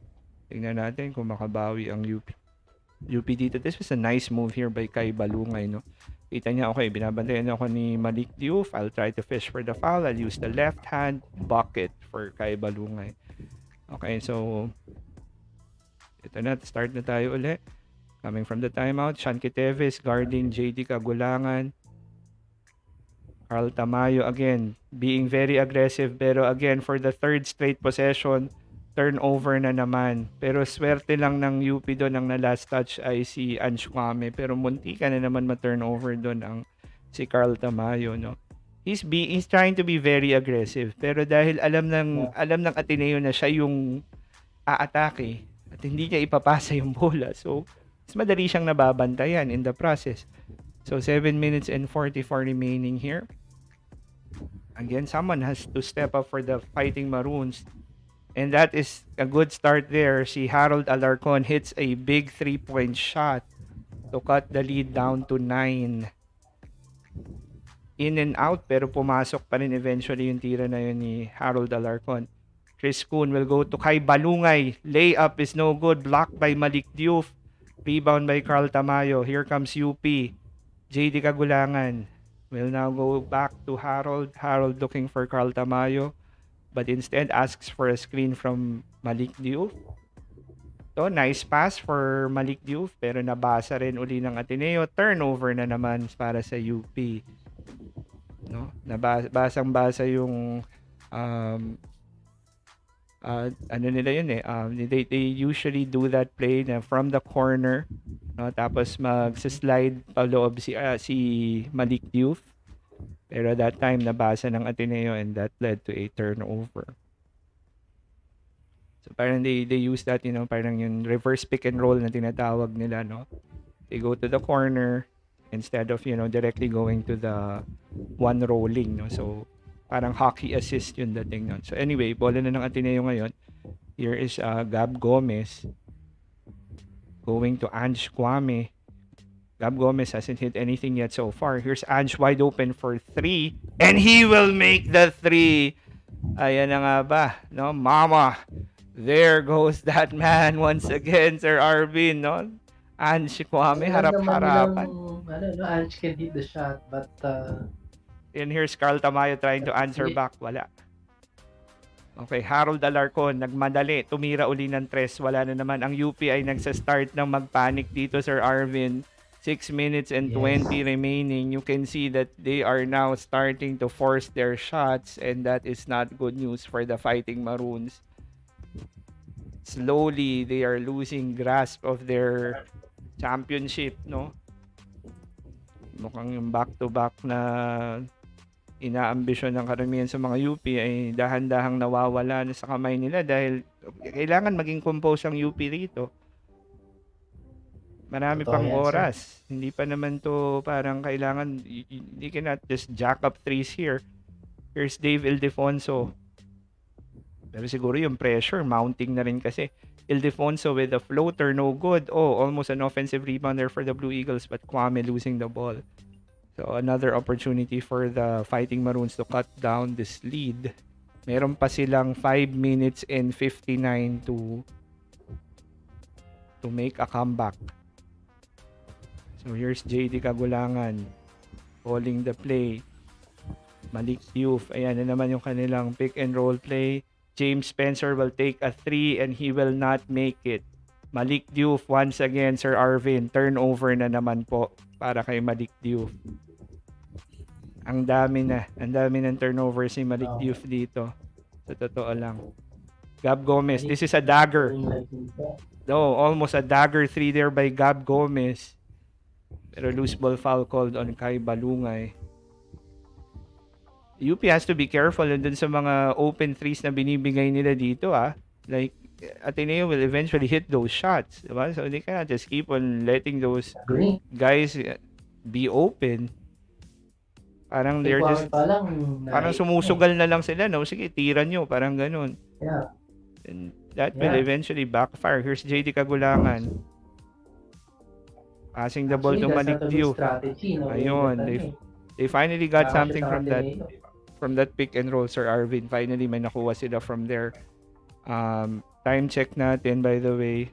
4 minutes and 57 na lang remaining dito sa ating fourth quarter. Bola ng Ateneo, Dave Ildefonso. Pick and roll action with Ange. Dave cannot hit anything here. Has struggled the whole series, by the way, Dave Ildefonso. And here, uy, grabe yun. Malik Diouf, what is he doing? Bakit niya ginanon si Gab Gomez, no? Munti, that could have been a very dangerous foul on him. Bakit naman niya diretsang tinulak si Gab Gomez doon? And referees will now look into that. Pero swerte sila, Malik Diouf will actually go to the line instead. Lucky break again there for the Fighting Maroons, Gab Gomez definitely got hurt, no, after that Malik Diouf hit. Pero again, referees just letting that slip, and then bola pa ng UP dito. Okay, ito na, inbounds pass ng UP. Ayan na nga, ball don't lie, Sir Arvin. Na turnover tuloy. Coming from the inbounds pass. Minsan, again, nothing against it, pero bad call kasi by the referee, sa totoo lang, no? Dahil obvious namang foul talaga doon si Malik Diouf. Hindi nila tinawag. Ngayon nangyari, na turnover ang UP. Dahil nabitawan lang yung bola, natamaan lang sa paa ni James Spencer. Talagang minsan may karma sa basketball. So anyway, here's Matthew Daves. Wala. Blocked by Malik Diouf. And then ito naman, si Malik Diouf naman ang nadapa ngayon all of a sudden at mukhang nasaktan. Ang bilis ng balik dito kay Malik Diouf, no? Siya naman ang nasaktan dito. Ano ba nangyari dito? Nadapa siya. Actually, nadapa lang siya dito at masama lang yung pagkakadapa niya after that very nice block on Matthew Daves. Ayun, napatid lang. Kasi napatid lang siya. Medyo natamaan ng konti sa ulo at siya naman nasaktan. So, 4 minutes and 13 remaining. UP getting a lot of breaks here. Except for the things that they cannot control. Such as their, miscues. Yung mga nangyari kanina. Yes, yung mga unforced turnovers. Yeah, kung kunyari, tumama na lang bigla sa paa ni James Spencer coming from that inbounds pass. No, yung mga tipong gano'n. No, so again, ang time check po natin, 4 minutes and 13. Ateneo is up by 10. I don't know if Gab Gomez will be able to come back dahil nasaktan siya, no, after getting hit by Malik Diouf. Hindi pa rin binabalik dito si Fortsky Padrigao. They are sticking with Chris Kuhn. Of course, si Tab Baldwin has always trusted David Defonso even if he's struggling.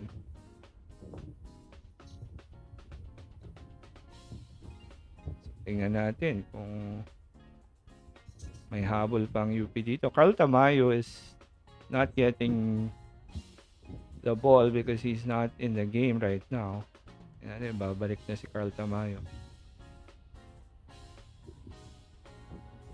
Again, ang oras 4 minutes and 13 remaining.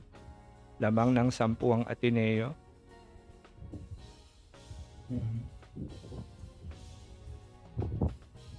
Malik Diouf will be going to the line. Ang hindi natin alam, sir, parang may natawag pang...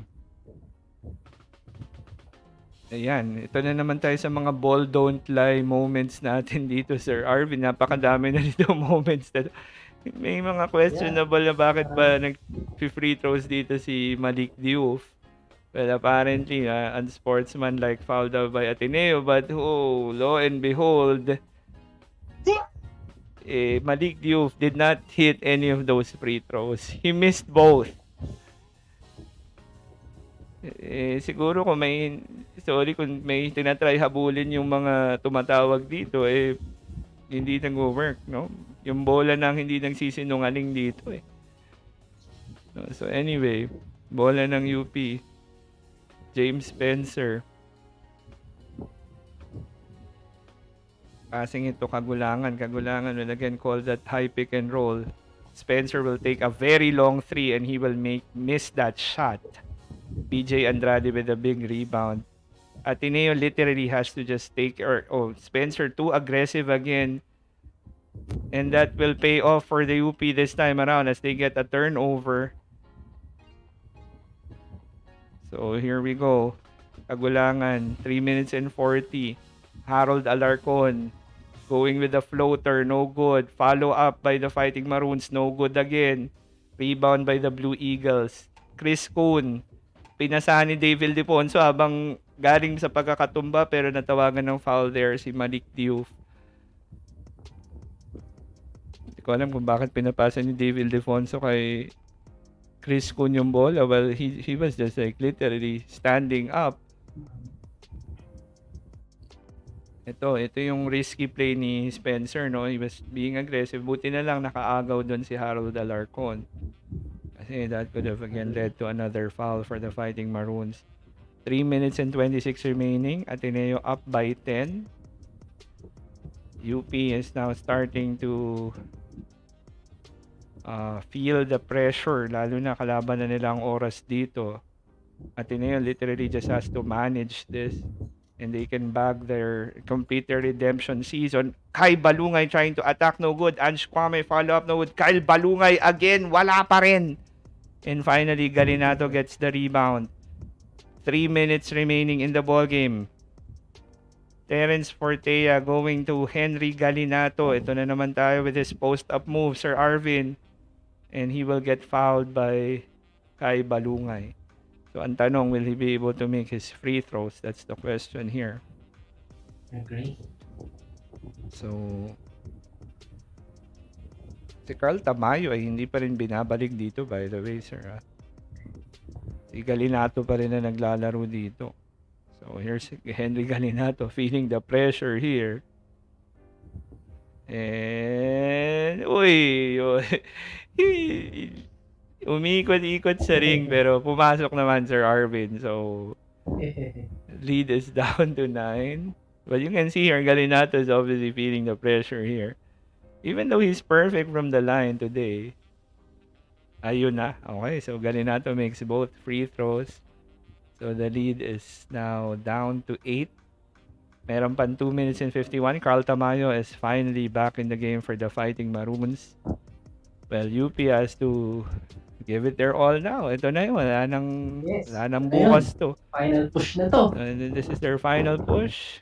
They want to win back-to-back. They have to do this. But they have to start probably, trying to hit these Ateneo players because eventually referees will call the play. asking for a traveling call there on Ildefonso. Ateneo gets a break. Walang tinawag yung referee. So here's Gab Gomez, by the way, back in the game. Ito na, si Ange Kwame will take a shot. Wala. Kay Balungay gets an offensive rebound but that will not count dahil airball yung tira ni Ange Kwame. Time check natin, 2 minutes and 26 remaining in this ball game. So may timeout dito ang UP. Si Fortsky Padrigao is still not back in the game, by the way.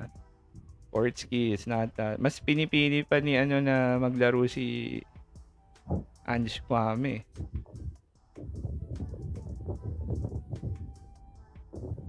Okay, so ayun. So again, Sir Arvin, some thoughts here. Last 2 minutes and 26. UP feeling the pressure? Well, yeah. Pero despite that, no, I guess yung kanilang heart of a champion will be measured with either on the UP side or on the Ateneo side. Yung mental toughness, no? Yeah. Sino yung mas mentally composed? It's more likely na silang mananalo sa ball game na to. I totally agree, sir. Pero again, ang biggest, syempre lagi naman magiging biggest what if yon na kung paano kaya ako naglaro, kung hindi na-injure si Zave Lucero, etc. Pero wala na nangyari na di ba? Na-injure na siya. Yeah. And hindi naman tayo nabubuhay sa mga what ifs, di ba? Hindi naman ganun yun Ang katotohanan dito, UP basically had their opportunities, no? Lalo na when they made that they cut the lead down to 6. But Ateneo answered, and Ateneo has continued to answer whatever run UP has been throwing at them, and that's the reason why Ateneo is still up by 8 here with 2 minutes and 26. No, but then again, it all boils down to mental toughness. Hindi naman natin pwedeng sabihin walang championship experience tong players on both sides kasi pareho pa naman may mga mga nanalo na tong mga to, no? So makikita natin, here's a nice layup here by Kai Balungay. Ito yung kanina pa, no? Coming from that nice pass from Fortsky Padrigao. Balik na po tayo dito sa ball game again. 2 minutes and 26. This is it. This is now crunch time. We are down to the last 2 minutes and 26 here in this ball game. Bola ng UP, Carl Tamayo passing it to Malik Diouf. And here's Malik Diouf. Going to James Spencer. He has to hit this one. And he makes the shot. James Spencer hits the 3 from the top. So, cutting the lead of the Eagles to 5 with 2 minutes remaining in this ball game. Ito na yung sinasabi nating mental toughness, Sir Arvin. Bola ng Ateneo. Paano sila sasagot dun sa tres na yon? Chris Kuhn attacking. Wala. Ange Kwame coming up big again with that offensive rebound and the foul. Malik Diouf just too late, and there goes the crowd. They are going wild after that Ange Kwame offensive rebound. Masyado nang nahuli. Ayun, foul. Not si Malik Diouf, but si James Spencer ang naipit doon, no? Kasi everyone helped on Kuhn. Kwame, easy follow-up foul on Spencer. He has a chance to complete the 3-point play here. 1 minute and 48 remaining, and Ange Kwame hits the 3-point or completes the 3-point play rather. 70-62. Ang oras na lang po ay 1 minute and 41 dito sa ating laro. Ito ang UP, nagtatry umatake. JD Kagulangan, may magic pa ba siyang naititira dito? Wala na, airball ang tira ni Carl Tamayo doon. James Spencer, JD, Carl Tamayo, wala pa rin. Malik Diouf, baka ma-turnover na naman. Hindi, Carl Tamayo. Oh my goodness, Ange Kwame! Literally erasing that Carl Tamayo shot. Not in my house, sabi ni Ange Kwame. Talagang binura yung tira ni Carl Tamayo na yon. Pero yon, good. Kagulangan is asking for a replay. Gusto niya ng replay. Sabi niya tumama daw sa paa ni Chris Kuhn. Kagulangan has to be careful here. Ilantaran niya minumura yung referee dito. Has to be very careful. Baka magna-technical foul pa siya dito eh. Mapapasama na talagang UP na to. Here is the block of Ange Kwame literally erasing that shot of Carl Tamayo, and that of course the Ateneo crowd and the Ateneo bench going wild after that. My goodness. Ange Yes, because Kwame. they're malapit na. 1 minute minute and na lang 2 na din. lang ang natitira dito sa ball game natin. Of course, humingi ng replay, no? Nag-challenge ang UP dito. Gusto nilang makita. Ange Kwame, by the way, 19 points, 12 rebounds, 4 monster blocks, and a plus-minus of plus 23. So, mga nagtatanong po sino po ang finals MVP? Ayan, you're looking at the guy right now. If Ateneo goes on to win this one, ano na, yan ang finals MVP nyo. Season 84 MVP Ange Kwame. So, ito yung nirereklamo ni JD Kagulangan. Ang sinasabi niya, ang last touch daw dapat ay si Chris Kuhn. So, sabi naman ng referee, hindi, last touch daw si JD Kagulangan. So, pero mukhang alam ni Chris Kuhn na siya yung last touch kasi he was very frustrated about himself. So, yan natin. This will be big based on the replay. It seems like UP should get the ball possession. Tama ako, Sir Arvin. Kasi dun sa mo, kasi Chris Kuhn naman talaga yung last touch. So, Yeah, mukhang.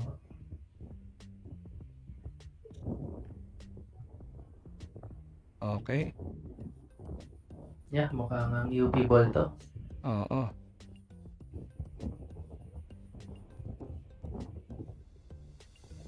So, bola ng UP, no? As expected, kasi nga, last touch dun si Chris Kuhn. So, here we go. This is it for UP. May natitira ba silang magic dito? 70-62. They're down by 8. JD Kagulangan, they were also down by this much nung season 84. And then Ange Kwame again with the block. Pero tinawagan ng foul. I think not on Kwame, but I think it was on Chris Kuhn. Unless si Kwame tinawag. But I think that was a clean block by Ange Kwame. Ang pwedeng tawagan doon si Chris Kuhn, I'm assuming. Or ano ba yun? Offensive foul ba yun? Carl Tamayo is trying to be aggressive. This is not good news also for UP, no? If, let's say, maging masamang experience to for Carl. Ayan, anyway, Carl Tamayo will go to the line for 2. Foul nga doon ng Ateneo. But Carl Tamayo has struggled from the line heavily. And will he but yun, buti naman here in crunch time, Carl Tamayo making the free throws when it matters. Of course, Dave Lucero looking on and very worried as well. 51 seconds remaining here in this ball game.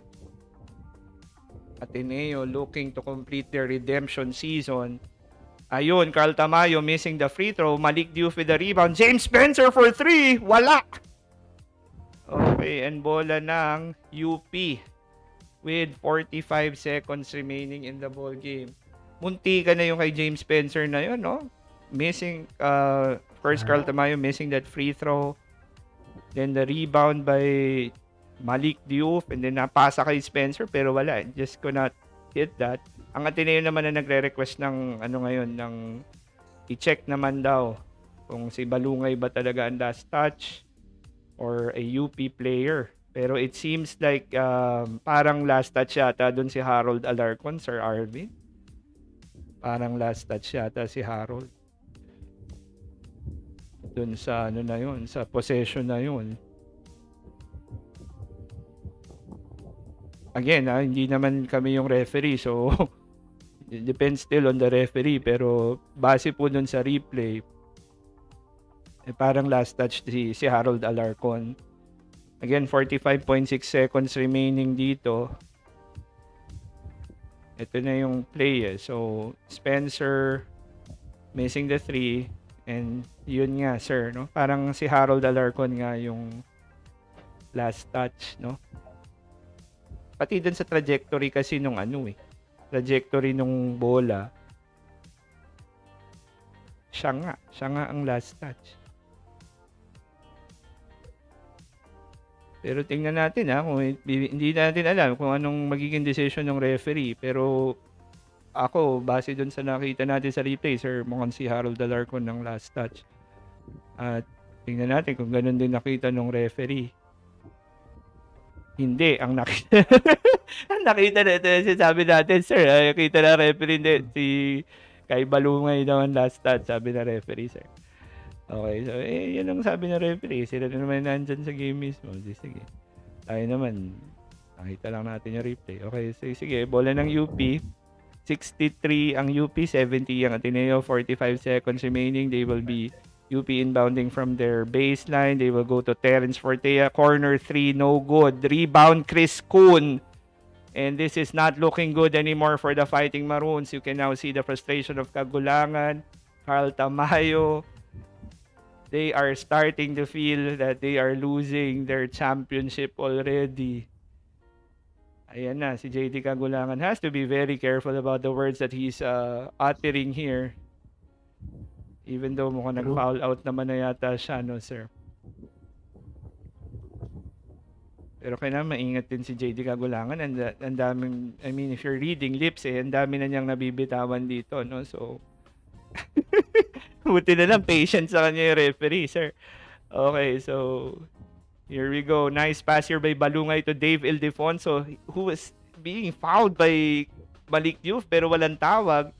Nagpa-foul ang UP, hindi na tinatawag ng referee. Gusto na yata ng referee umuwi. O, ayan. Yung pinapaubos na yung oras. O, ayun. Pero yung tinawagan niya ng foul, yung sa tira ni Harold Alarcon. Ang medyo magtataka ka lang, no, if you're an Ateneo fan, bakit pina-foul na ni Malik Diouf si Dave Ildefonso?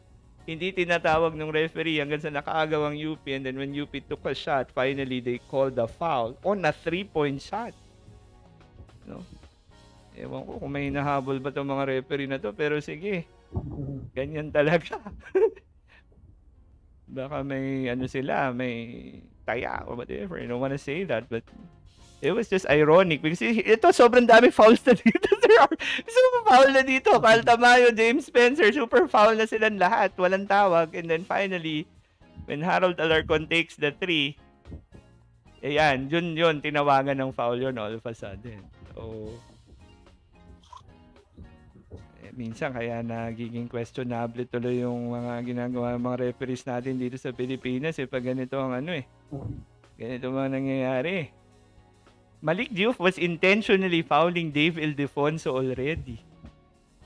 But the referees kept on not calling it until it led to a turnover. And then here's Harold Alarcon. He will now be shooting 3 free throws for that matter. They have 24 seconds left. Let's see, Harold Alarcon. He's been hitting his free throws all game long and he continues to hit them. So, ayan na. 64 ng UP. They're still down by 6. Di pa tapos ang laban na to. But Harold Alarcon, ayan na nga. Ball don't lie, Sir Arvin. Even Harold Alarcon missing the free throw. And you can now see the sad faces of the UP, the concerned faces of the UP Fighting Maroons. After that Harold Alarcon miss, he will miss again. And Alarcon will again try a 3. And he will make a 3. Harold Alarcon out of nowhere to cut the lead down to 3. What a miracle shot there by Harold Alarcon. Oh my goodness. Hindi pa rin nauubusan ng swerte ang UP dito, Sir Arvin. Buhay na buhay pa ang swerte ng UP. Yeah. My goodness, Harold Alarcon missing the second free throw. So ito pa yung nangyari. Harold Alarcon missed the second free throw. He intentionally missed the third free throw. He got his offensive rebound. And then he just threw it up from the corner. And he hits the 3. Oh my goodness. That's the reason why it's now just a one possession ball game. 70-67 after that. Parang yung mga alatira lang ni JD Kagulangan noong season 84, sir, no? Off the offensive rebound. Nilabas niya, tapos tumira ng 3 at pumasok. Ito, grabe to. Parang, sabihin na natin sa Tagalog, balibag na tira na lang to ni Harold Alarcon, pero pumasok pa. So, of course, Ateneo fans are not happy at all, especially yung kaninang sequence na pina-foul na intentionally si Dave Ildefonso. Walang tinatawag yung referee hanggang sa nakaagaw ang UP, and then that led of course to that Harold Alarcon 3-point shot na natawagan pa ng foul si David Defonso. So anyway, the lead is now down to 3 points all of a sudden. 20 seconds remaining, timeout ang Ateneo. Wala naman akong masabi dun sa Harold Alarcon 3-point shot na yun, Sir Arvin. Grabe naman yung he literally intentionally missed that shot, and then siya rin yung may alam kung saan pupunta yung bola. Got the offensive rebound and never say die talaga. Oo. Pero Sir Arvin, syempre, it's one thing to have a never say die spirit, pero it's also one thing if the referees are not calling intentional fouls, no? Yeah. Malaking bagay din yun, Sir Arvin. Aminin na natin yun kung Yes, literally ano na yan, may ano rin yan. It's one thing to have a never say die spirit, pero if referees are not gonna be calling intentional fouls, malaking bagay din yan, no? Anyway, again, hindi naman po ako nagpapakabias dahil Atenista ako. It's just that I'm just calling it the way I see it. Malik Diouf, Carl Tamayo, and James Spencer were all fouling David Defonso kanina. Okay, so anyway, eto na tayo. 20 seconds remaining. Pag ito nag-overtime to, ibang klase ito, Sir Arvin. Pag nag-end up pa to na nag-overtime to, grabe na to talaga. Pero ayan, PJ Andrade. Pinapaul uli, pero walang tawag. So, nag-a-ask ng replay ang UP na i-review daw yung play kung talaga bang last touch si Jerry Abadjano. Nahawakan ba ni BJ Andrade? Di natin alam. Again, tignan natin dito sa replay na to. Last touch ba si Abadjano? Siya nakatapik pero nahawakan ni BJ Andrade towards the end, sir. So, bola ng UP dito. So, buhay pa ang UP. If ever. May last say pa ang UP dito, sir. Oo, buhay na buhay pa ang UP dito. Pero again, ang isang trend ng ball game natin, sir, maraming beses na yung kanina, yung mga tinawag ko na rin na questionable, but UP was still like missing free throws. So let's see if the ball don't lie theory will continue to win out here. Let's see. Ito. Pero this time around, the referees, in fairness dito sa mga referees na to, binigay naman nila ang bola dito kay BJ Andrade when we all thought ang nakatapik, ang nakatapik naman talaga kasi si Jerry Abadjano. Di lang natin alam kung si BJ Andrade ba talaga yung... Ito na, naubos na natin yung oras dito. Ayun, ako po, buntikan pa matawagan na naman. Harold Alarcon just has to stop hitting people on the head. My goodness, this guy, given that he was not even ejected in the first half, he just has to stop hitting people on the head, though. Sorry to say, Mr. Harold Alarcon, you just have to stop hitting people on the head. Pwede ka naman mag-foul, di mo kailangan tirahin sa ulo.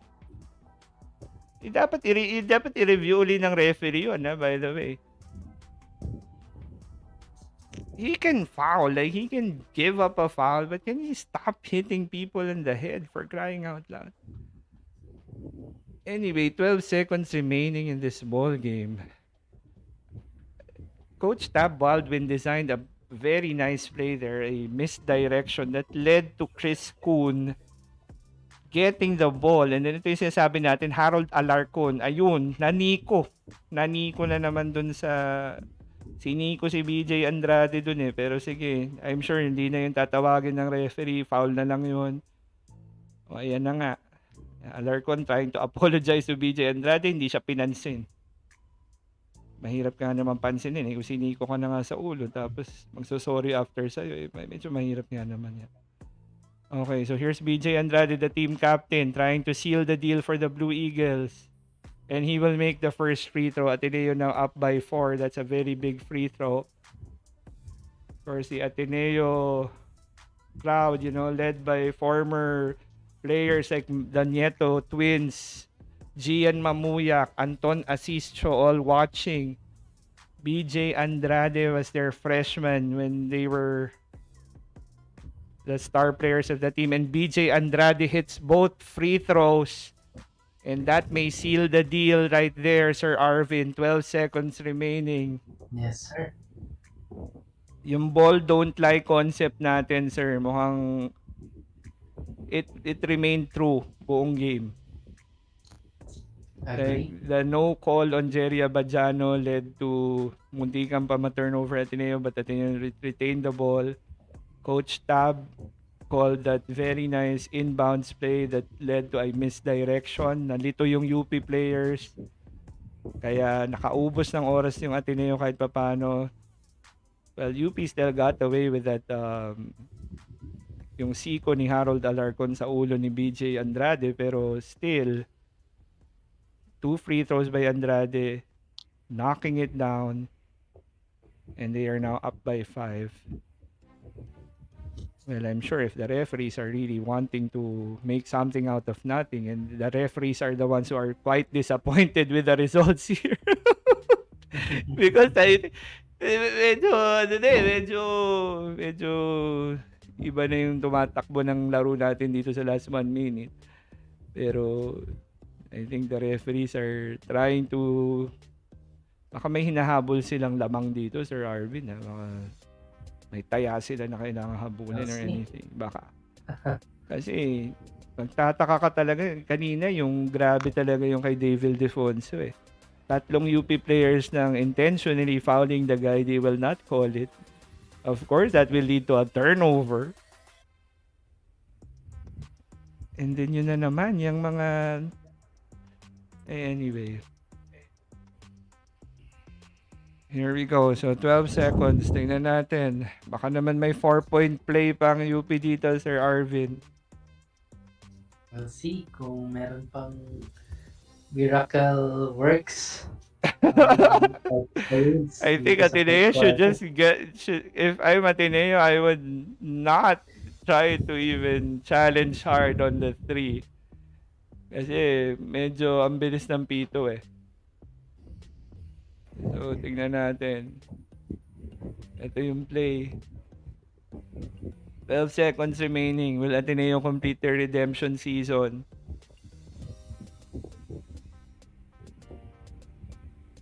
Ito na. Oh, Harold Alarcon. Yun na. Na-miss niya yung 3. And Sean Kiteves with the rebound.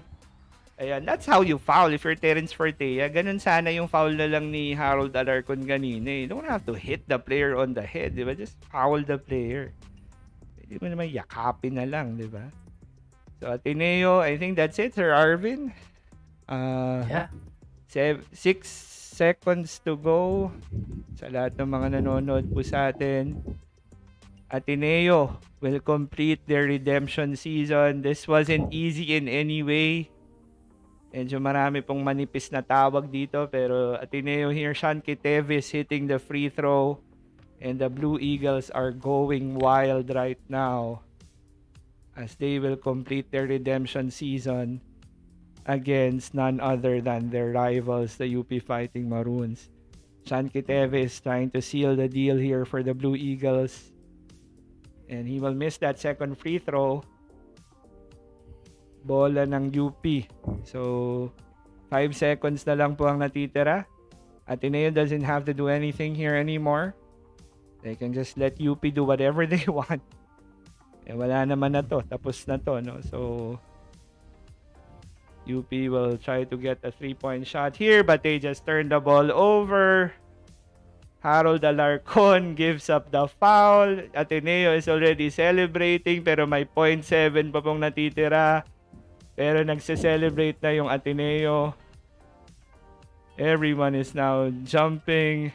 Ayan na, si Coach Gold lumapit na kay Coach Tab. Ateneo does the impossible as they beat the Fighting Maroons here. 73-67. Pero mukhang mag-free throw pa dapat. Ayan, you can see the emotions here from the Blue Eagles. Again, congratulations to the Ateneo Blue Eagles for winning the championship. No? So, ang UP naman, literal ay parang pumunta na lang sa bench yung mga tao. No? And of course, they are crying. Ayan, umiiyak and all of that. Tanggap natin yan. Masakit naman lagi matalo. JD Kagulangan, umiiyak. No? So, I think may free throws pang Ateneo dito. May 0.7 remaining pa dito eh. Pero kailangan lang mag-settle lang kasi si Sean Kitevis will still take free throws ba? Sino ba mag-free throws dito for the Blue Eagles?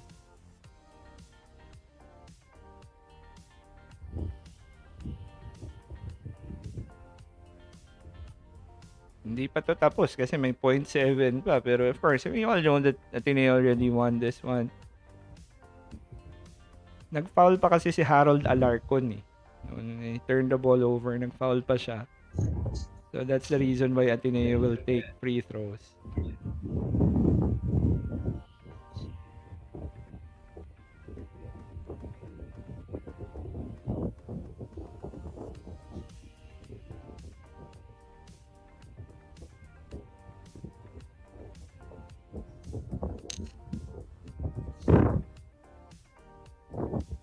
Masama pa rin yata loob ng referee. Ayaw pa rin niya ibigay yung bola dun sa... Ayaw patapos yung laro. Ibibigay na lang naman nila to. This will just be an inbounds play for the Blue Eagles. And then this one's over. 0.7 remaining. So again, congratulations to... Si Zave Lucero maglalaro, no? Just for the sake of ano lang. Coming into this ball game in spite of para lang mapasalamatan lang ng UP crowd. First is a torn ACL. I'm sure this yung pag warm up niya dito and all of that. Ayan, pinag free throw pa si Zave Lucero dito. Ayan, just to finish the game.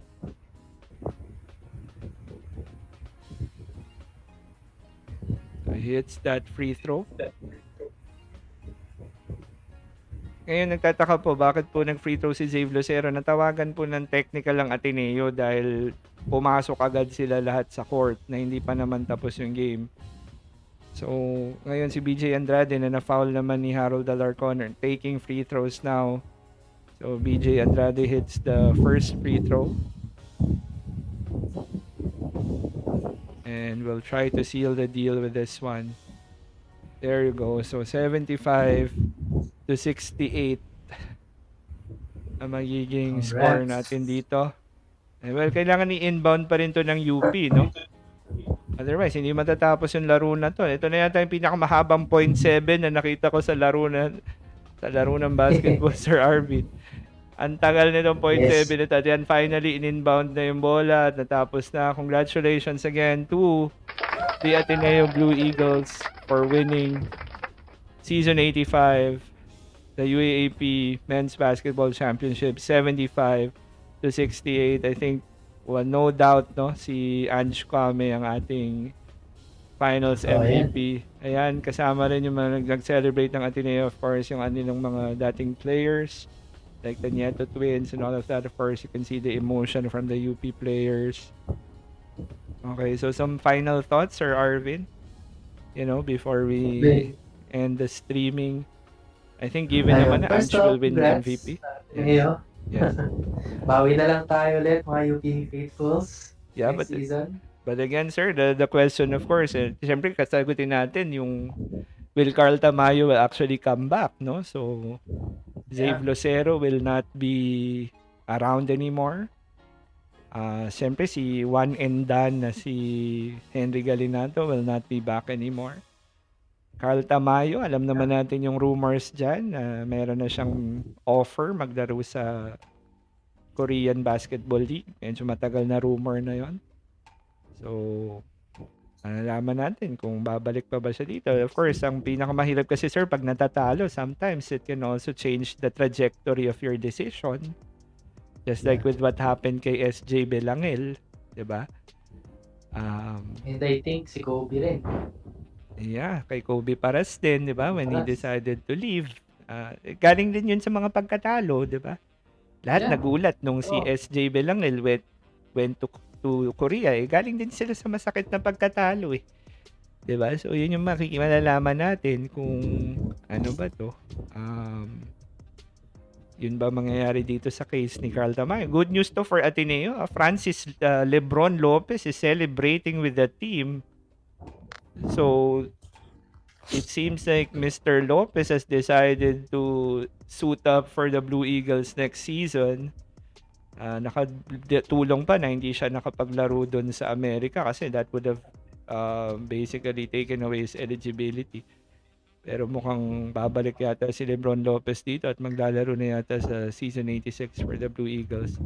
Together with, of course, prize recruit Mason Amos. Okay, so Ange Kwame, definitely the player of the game after a monster performance. Ito yung sinabi natin, di ba sir, nung ating finals preview episode that sabi nga natin, Ange Kwame has to show the world why he is the best import in the UAAP. And he literally outclassed Malik Diouf. Malik Diouf, the MVP curse continues, Sir Arvin. Sabi natin yan, di ba? Yung game 2, kakakaba lang kasi wala pang MVP na nananalo ng championship. True enough. Hindi nga nanalo pa rin. No? Natatalo ang UP dito. They were up 1-0. History repeats itself. The underdog team wins on a Monday.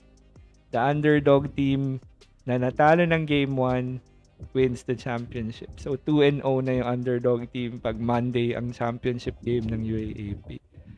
Okay, so here we go. Sean Kitevis hugging Ange Kwame was very, very emotional right now. First, this will be Ange Kwame's final game as well for the Blue Eagles. What a career for Ange Kwame, right? Grabe din yung career ni Ange Kwame. A total of 4 championships out of a possible 5, no, for Ange Kwame. Ano din yun? Ang dami din ng championships na yun. Well, actually, hindi nga pala siya kasama sa season 80 championship, right? So, 3 championships pala out of 4. No? So, Ange will lose his eligibility already because nawala nga yung season 83. So, that's the reason why this will be his final season already. Okay? So, there you go. So, maraming so, shoutout lang natin ulit yung mga kasama natin dito. Si Yuan Lee, very active siya dun sa ating chat box. Ayan, sabi ni Cesario Domingo, naka-ready na daw yung UP para sa celebration ng getting the first runner-up. Or the runner-up. Marami na nagko-congratulate sa Ateneo dito. So, ayan na. So, again, thank you to everyone who joined us in the live stream. Sabi ni Eco565, tell me please how finished the score. Final score po is 75-68. Finally, well, it was supposed to be 73-67. Pero dahil nga po may 0.7 na natira when Harold Alarcon fouled, nag-celebrate na yung Ateneo. So, na-technical foul sila. Na-technical foul yung mga players kasi pumasok sila sa court. So, that's the reason why Zave Lucero was able to come in and make a free throw. Tapos, kaya naging 6-8 ang UP. Tapos, si BJ Andrade naman made those 2 free throws dahil yun yung foul galing from Harold Alarcon. And then, finally, the game ended nung na-inbounds na. Kaya, yun. Natapos po tuloy yung game 75-68.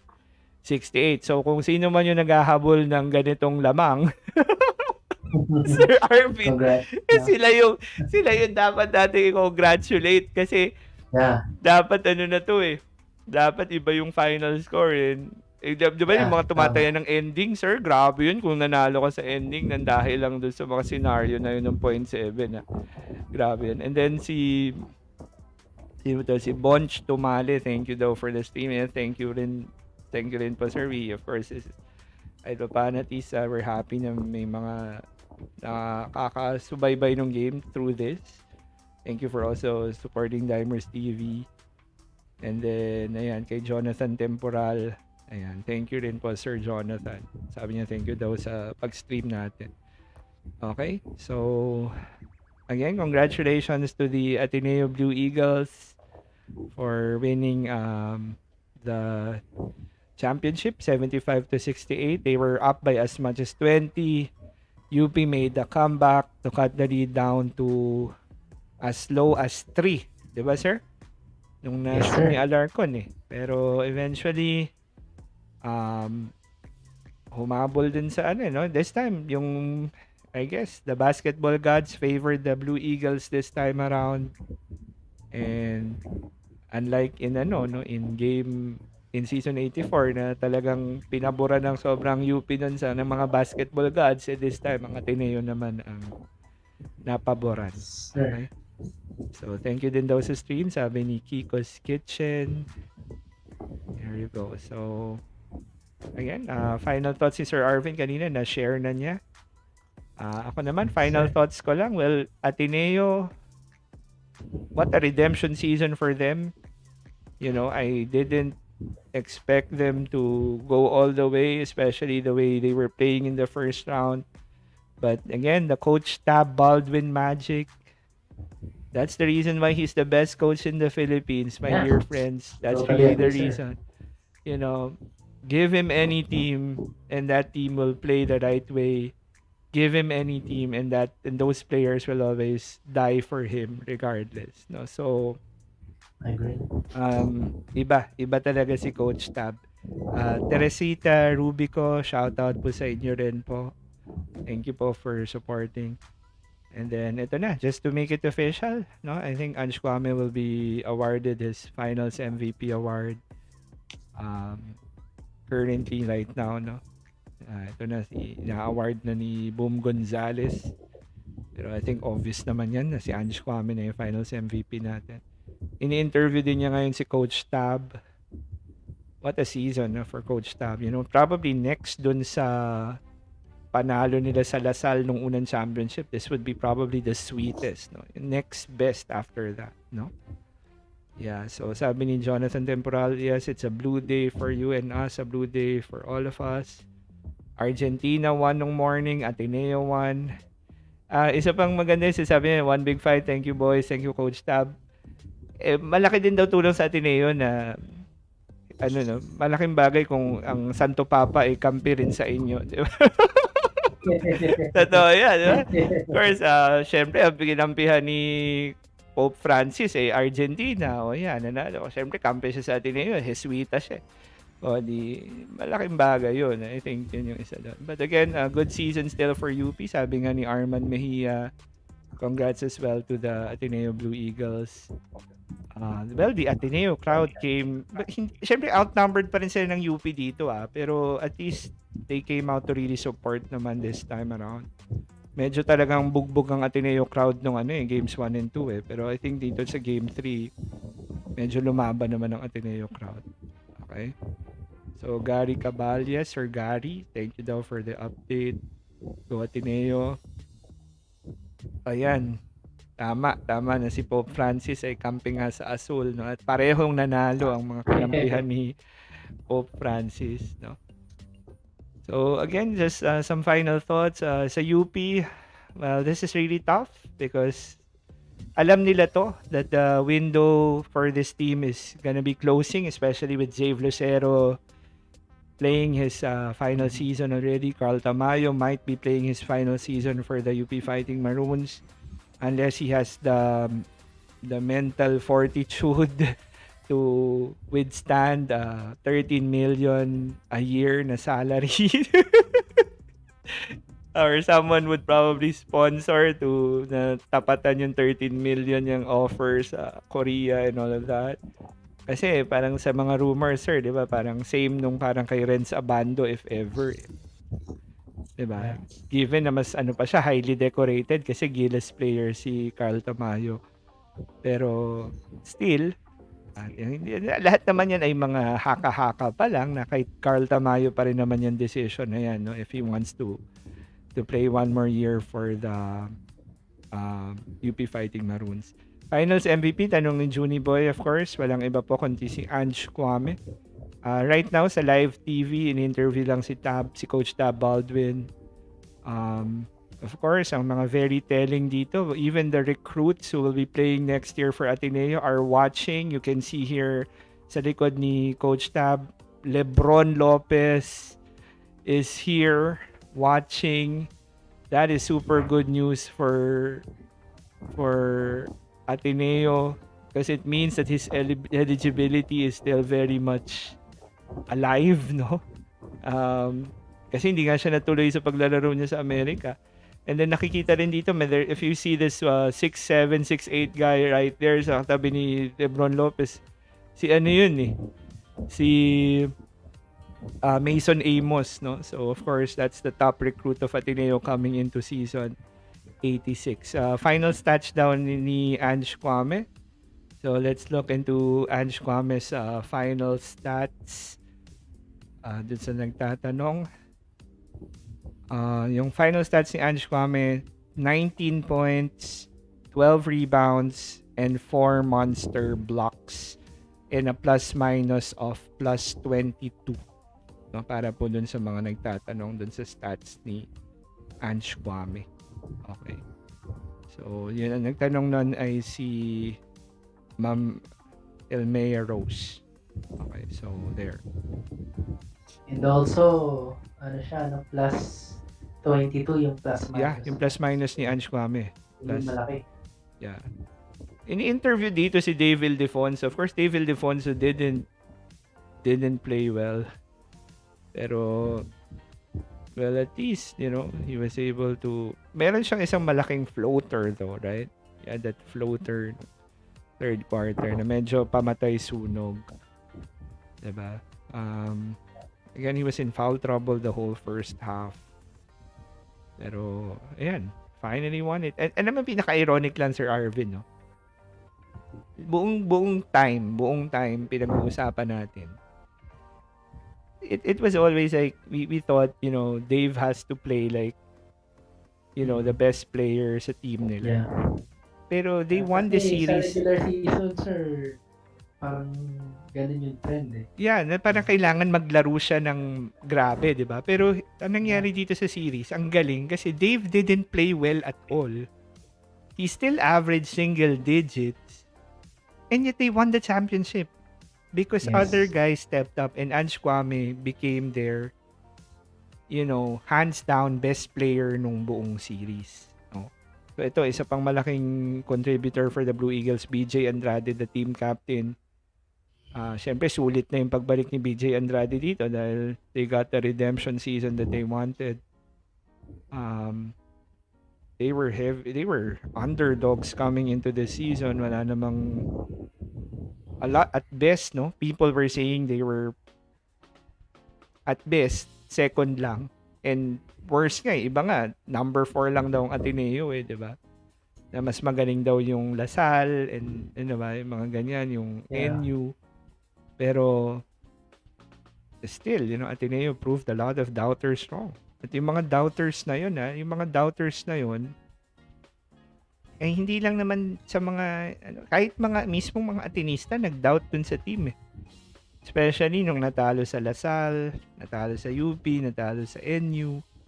'Di ba? Pero this team just turned it around in the second round. And they just lost once after that, 'di ba? They came into the finals with a 7-game winning streak. They lost game 1 and then they won 2 straight again. So basically in those 10 games, they went 9-1 to bag the championship. No, so congratulations talaga kay BJ Andrade, tama Sir Antonio, congratulations din po sa inyo, no? For parang you also won a championship here with BJ Andrade's championship as well. Okay. So ito na, in-interview ng ating finals MVP na si Ange Kwame. Ateneo is really looking good because even if Kwame is gonna be graduating, yung waiting in line naman sa kanya is already with the team no? And has Solid. been playing, no? Si Obase, tama ba yung pagkakalala ko sa last name niya? Pero he's also a big guy, around 6'10 as well. And he already played in the Japan games, diba? Tapos, and then of course, ayun na nga, si Mason Amos. The way we're seeing it, it seems like Lebron Lopez will be playing as well come September of 2023. So matagal. Tas matagal din yung build-up, no? Kasi yun yung isa pa dun Yung build-up ngayon for season 86 will be longer. Kasi September, October 2023 pa magsisimula yun 'Di ba? So, Totoo yan. mas maraming oras now for Coach Tab to work on his team.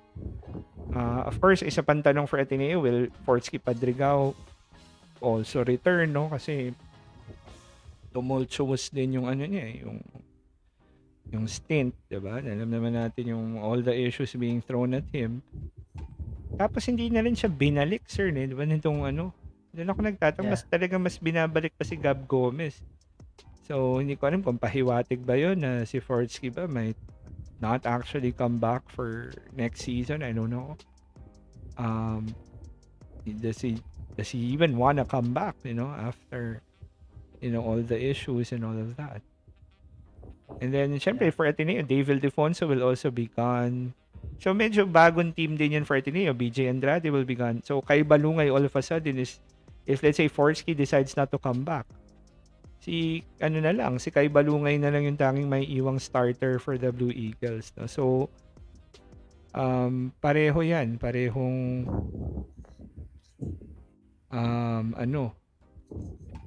tawag dito. So, ayan, by the way, sabi ni Sir Antonio Andrade, kung pupunta kayo ng Hong Kong, welcome po kayo sa Insomnia LKF. Tama ba yan, sir? Bar live music. Okay, thank you, sir, no? Makadaan tayo dyan, Sir Arvin. No?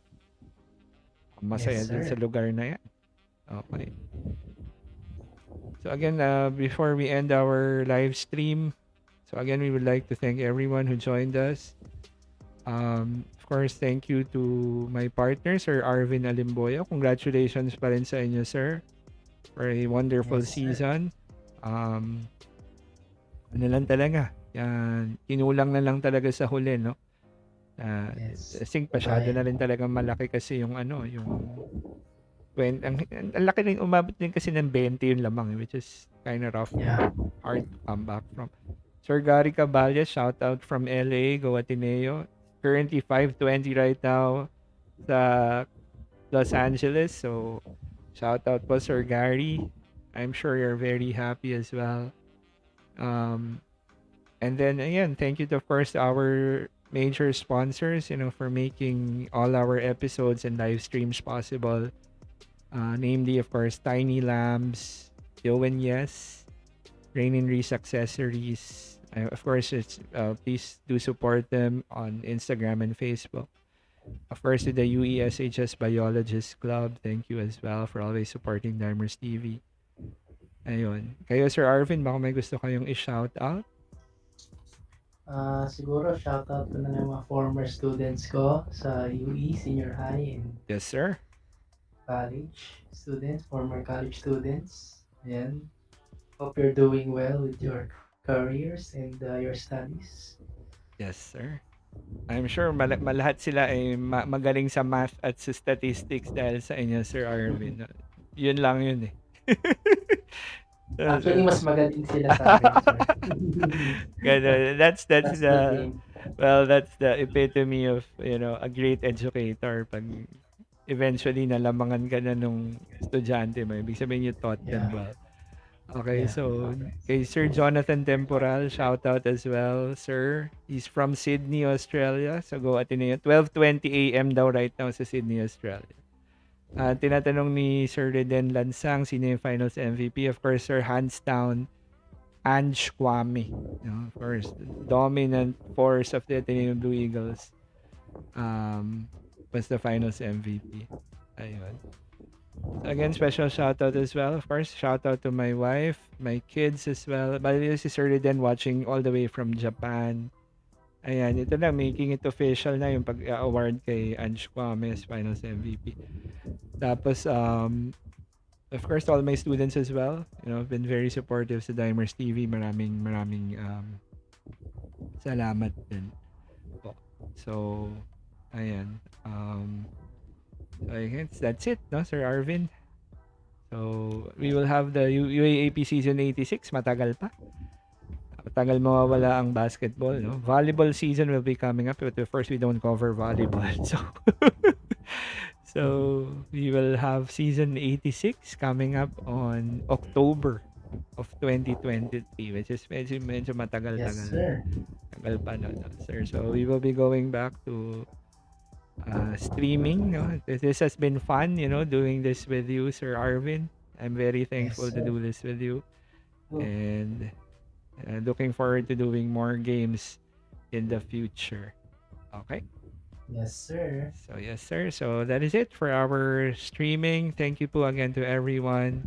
We will now end our live stream. Congratulations again to the Season 85 UAAP Men's Basketball Champions, the Ateneo Blue Eagles.